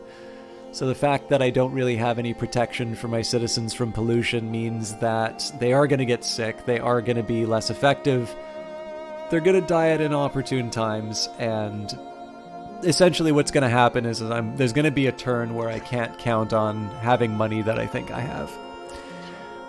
But again, I'm sort of at the point here where I feel the best use of my remaining resources is one, sort of improve the size of the workforce. So that means building new workers, and then we need to get access to better. We need to get access to basically better power sources, and that will come in the form of crevices. In fact, it's right there. So, but it's past water. That's a shame.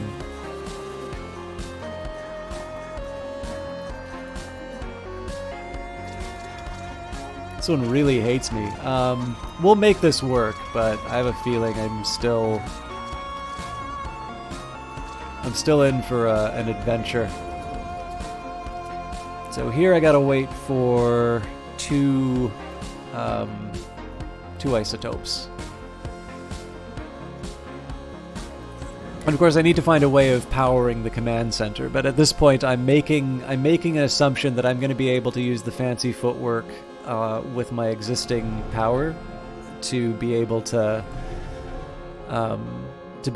be able to get me the what am I trying to say? I'm gonna rely on sort of maybe these brownouts in the worst case scenario to recharge the batteries. I've got 13k in the batteries right now, so it's not the end of the world.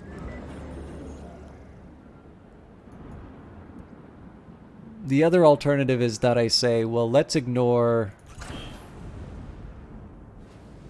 Yeah, you know what? I'm going to say let's ignore minerals after this one's done.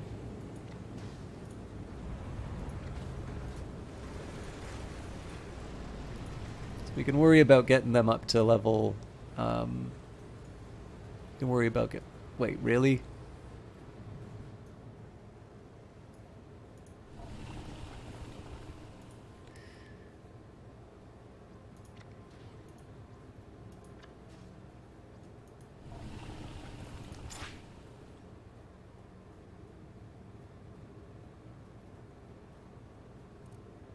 Am I missing something? Have they decided to just stop following orders? Oh, well, this one. Okay, yeah. That's on me.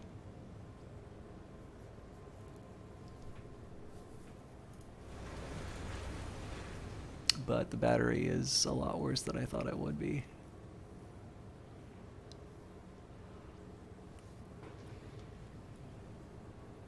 All right, I'm trying to keep it pretty lean. I guess the other thing I can try and do is just turn on the power. But now I've got a fuel drain, so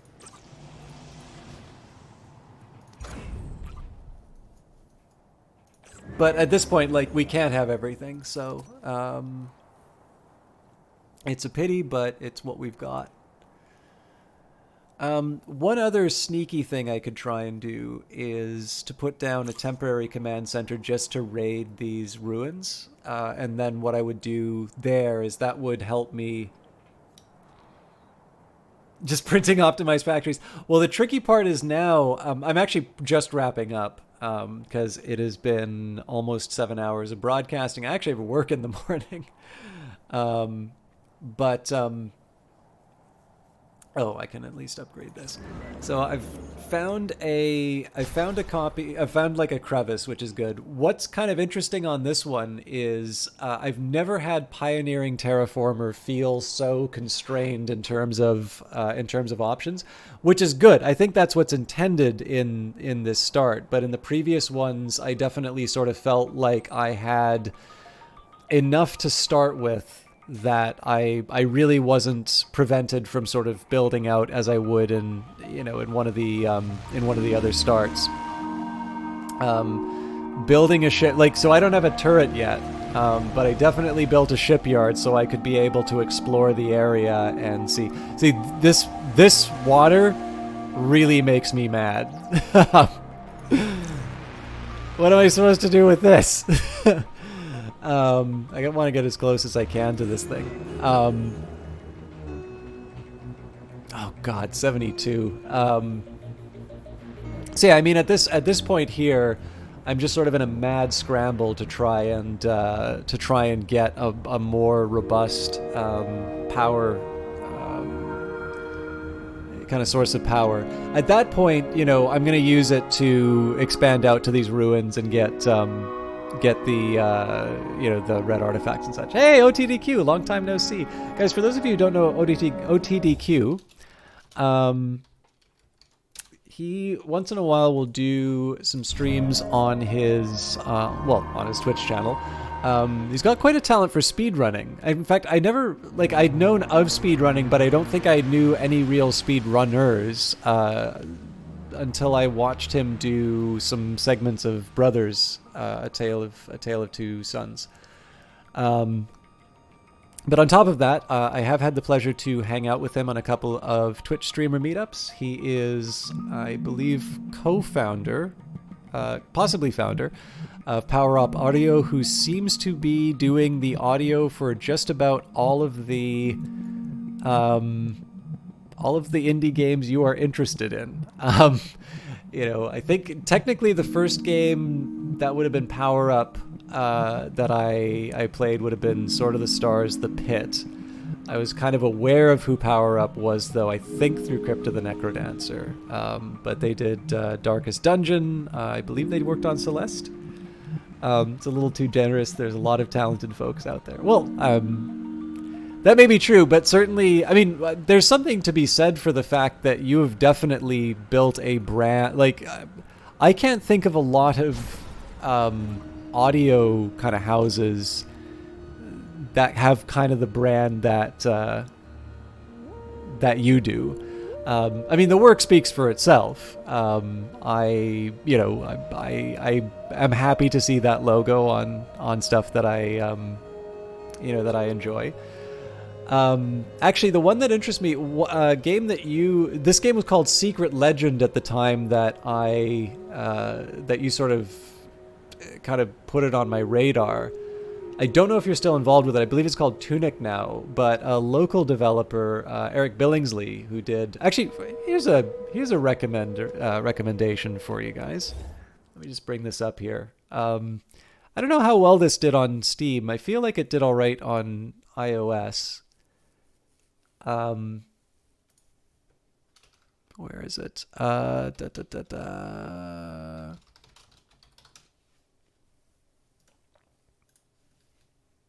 This is a nice little, it's a really nice little indie. It's a puzzler. It's a puzzle game about erosion.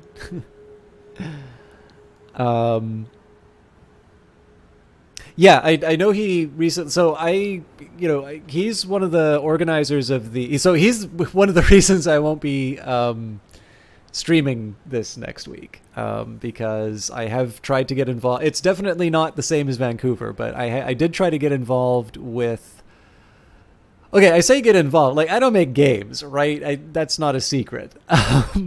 But definitely the Vancouver community was interesting and supportive and something that I wanted to be part of, that I sought out something similar in Ottawa. And there's this group called Dirty Rectangles that I eventually sort of found, and I've tried to be as supportive as I can. I know Eric is one of the people who organizes on it. For those of you who are looking at that link in there, Eric is somebody who was a programmer on Cuphead. He recently joined, so he also was doing this game on his own called Spring Falls, which I actually did do on stream. I really recommend it. It's a really lovely puzzle game. I will confess, the last level is very difficult. I don't know if there's been like an update, but it's really worth it in my opinion. I mean, obviously after that I was kind of curious what was next, and then out of nowhere, I think, he mentioned that he was working on Tunic, and I was like, really? That really neat looking kind of indie with a fox and a secret language that Kevin had mentioned in Vancouver. What an incredibly odd coincidence. Oh yeah, no, so basically, like, I would have loved to have done a PhD, but I ran out of money. So I took, I took the opportunity that I could, and, I mean, I had a few opportunities, but, I ultimately went to Ottawa, and I really do miss Vancouver quite a bit. I have been every once in a while just sort of looking at opportunities, as they emerge. I mean, again, like, Ottawa has its virtues. Like, the museums are wonderful. I don't know. Like, I really like. First of all, really like Vancouver, and I don't know. I also sort of think some of the things that I moved out here for aren't quite what they were promised to be. And you can never really know that at the time, but I think one of the big things about this is that rather than mope about it, it would be nice to be a little bit more proactive in bringing about change. But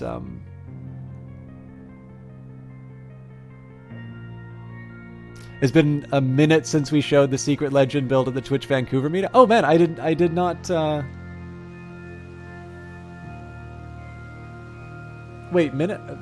So was that? Sorry, am I parsing this wrong? Like, was there a meetup that you just did, or are you referring to like when you first showed? Or no, if you're referring to see. Oh, gotcha. Sorry, no, I see. It's sorry, 7-hour stream. I'm totally out to lunch. I totally should have got that, because you called it Secret Legend, which was the old name. I had everything. I had all the information I needed to be able to parse that correctly. I just did whatever the linguistic equivalent of a pratfall is.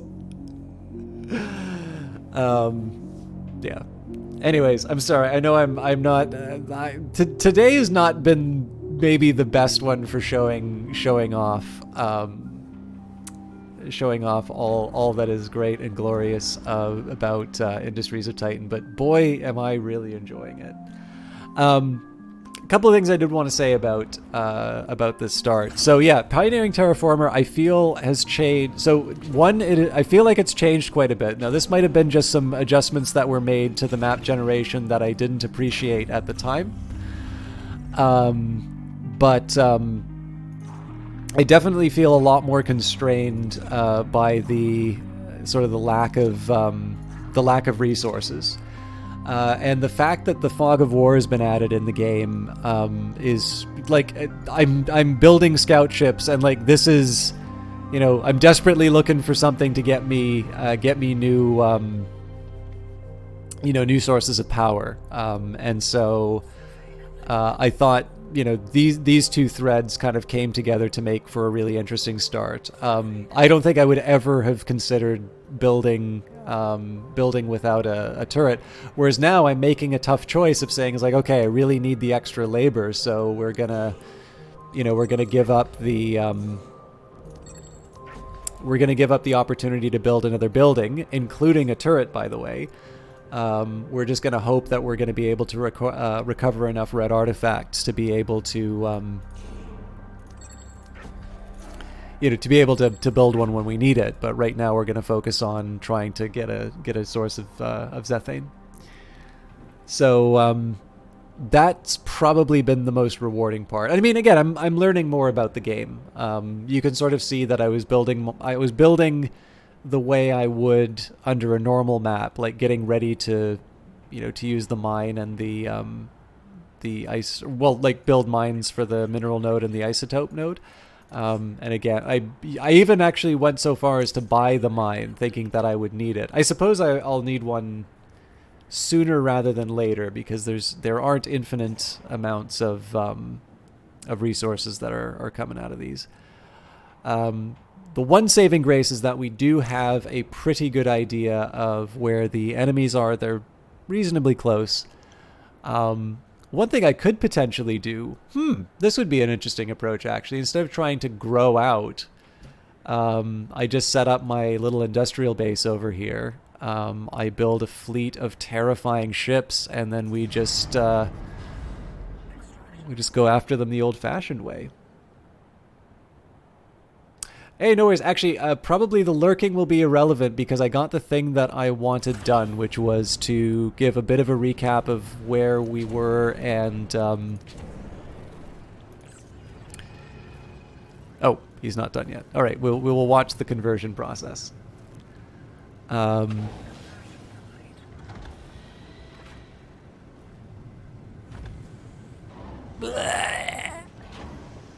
cleaning that up later. All right. Oh god, do I really want to do the... No, I can't. I can't.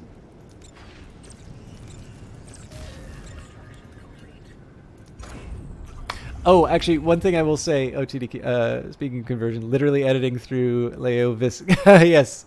Actually, I was talking about, I wound up going on a probably completely pointless econ rant around the wonderful turn of phrase, human asset instead of human resources. Lots of little touches that I really like. So yeah, that is very appropriate. What was I going to say? I don't know if you like this sort of thing, but if you haven't seen it, I've got a super factory that I made in the Discord under the IoT photos. So I am reasonably proud of that contribution to the meta. Or alternatively, that source of profound anxiety. Because there is one feature about it which is unorthodox, let's say. But yeah, anyways, guys, I'm sorry. I really wanted to try and put in some extra time. I am really enjoying pioneering Terraformer here. This is a really interesting way of approaching it. And I think it's kind of neat to see, I guess especially because of the fog of war, like, it's definitely feeling like there is a viable option of just building a fleet and sort of decapitating the, the bases before they become too big. Like, it feels like I can do this somewhat leaner, leaner venture and just plow a bunch of minerals into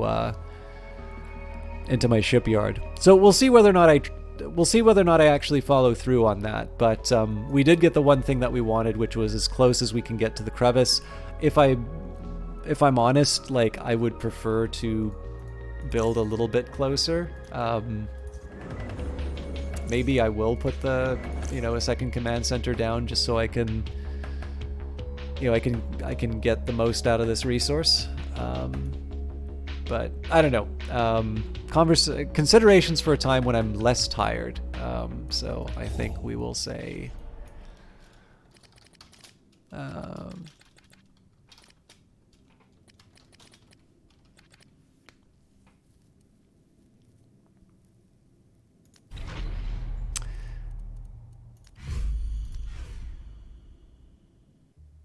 I think we'll call that here. But thank you all for sharing this with me. This was a lot of fun.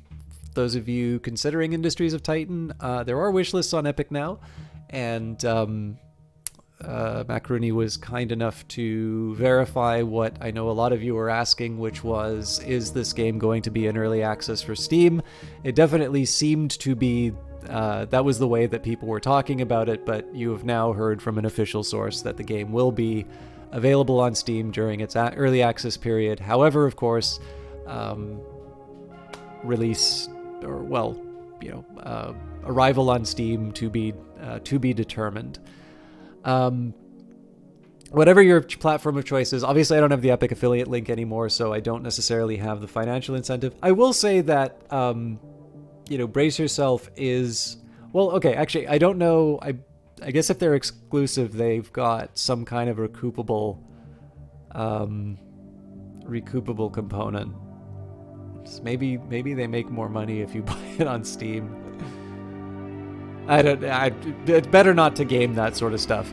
Obviously, developers will make a little bit more if you buy it on Epic. On the other hand, with the Epic versus Apple lawsuit, we are starting to get an idea in terms of when people buy stuff on the Epic Store, and it does seem to be exclusives are really what's driving it. So, as always, I mean, you have your platform of choice. It's up to you to decide where you want to buy. And the only thing I will say is, if you are interested in this game, and either you currently don't have the means or otherwise are not at the point where you're ready to buy the game yet, you do have the wishlist option right now, and it's helpful to indicate your interest. It lets other people know that the game is around and that you're interested in it. And I suspect also too, I guess everybody's got their own system, but I'm sure it does help people try and anticipate what the demand for the game is going to be. So can't speak on the specific contract, but in general, if you see an exclusivity period of any kind on a platform or marketplace, there was likely a monetary incentive there. Yeah, well, I mean, obviously not speaking to Industries of Titan, but I know usually whenever I've heard about the Epic deals, it's been that there is a guaranteed, basically guaranteed sales. But from what I understand, that's recoupable. So if that's true, I guess technically what should happen is, Brace Yourself should get all, they should get the money from Epic, and then everybody buys on Steam, so then they get the revenues from Steam and the revenues from Epic. But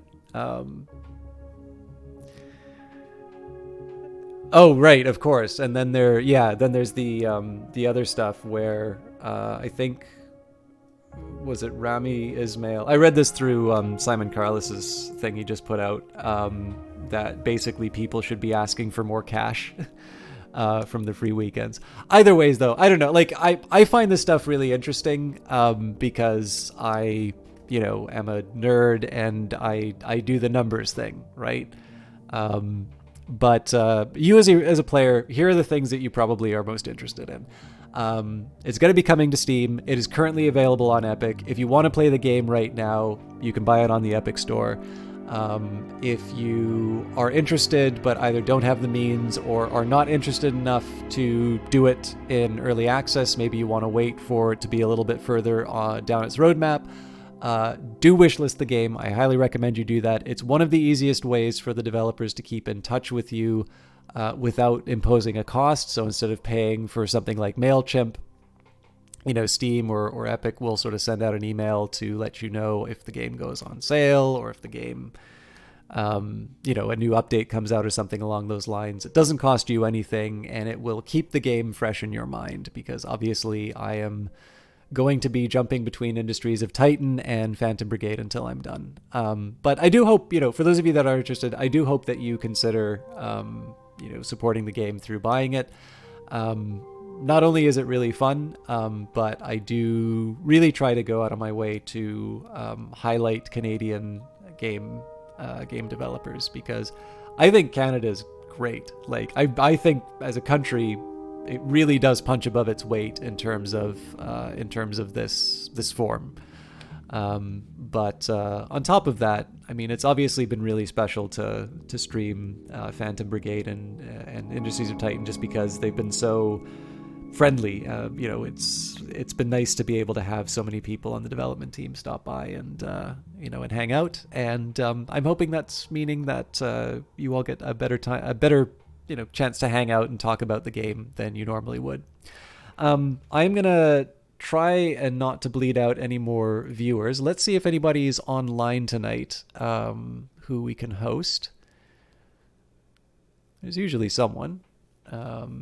But of course, my first...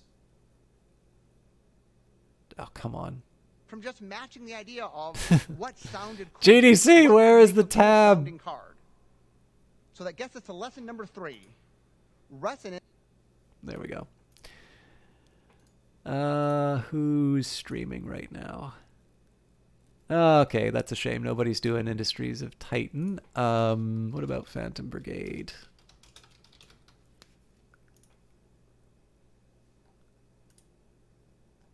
All right, I will say this.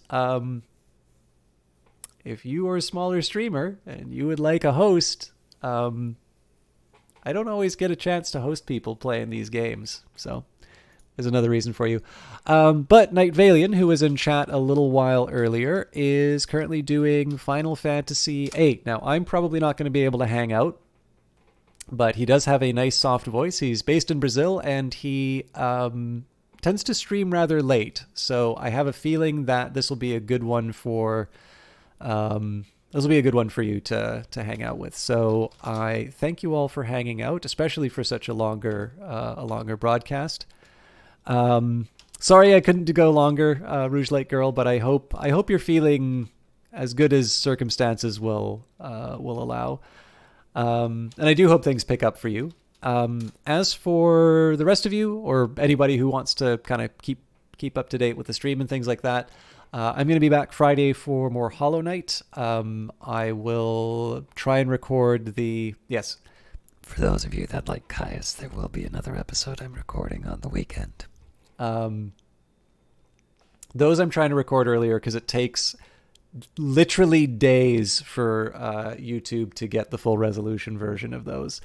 But I am enjoying Elder Scrolls. It is still my first time through the series. That will be up on Tuesday.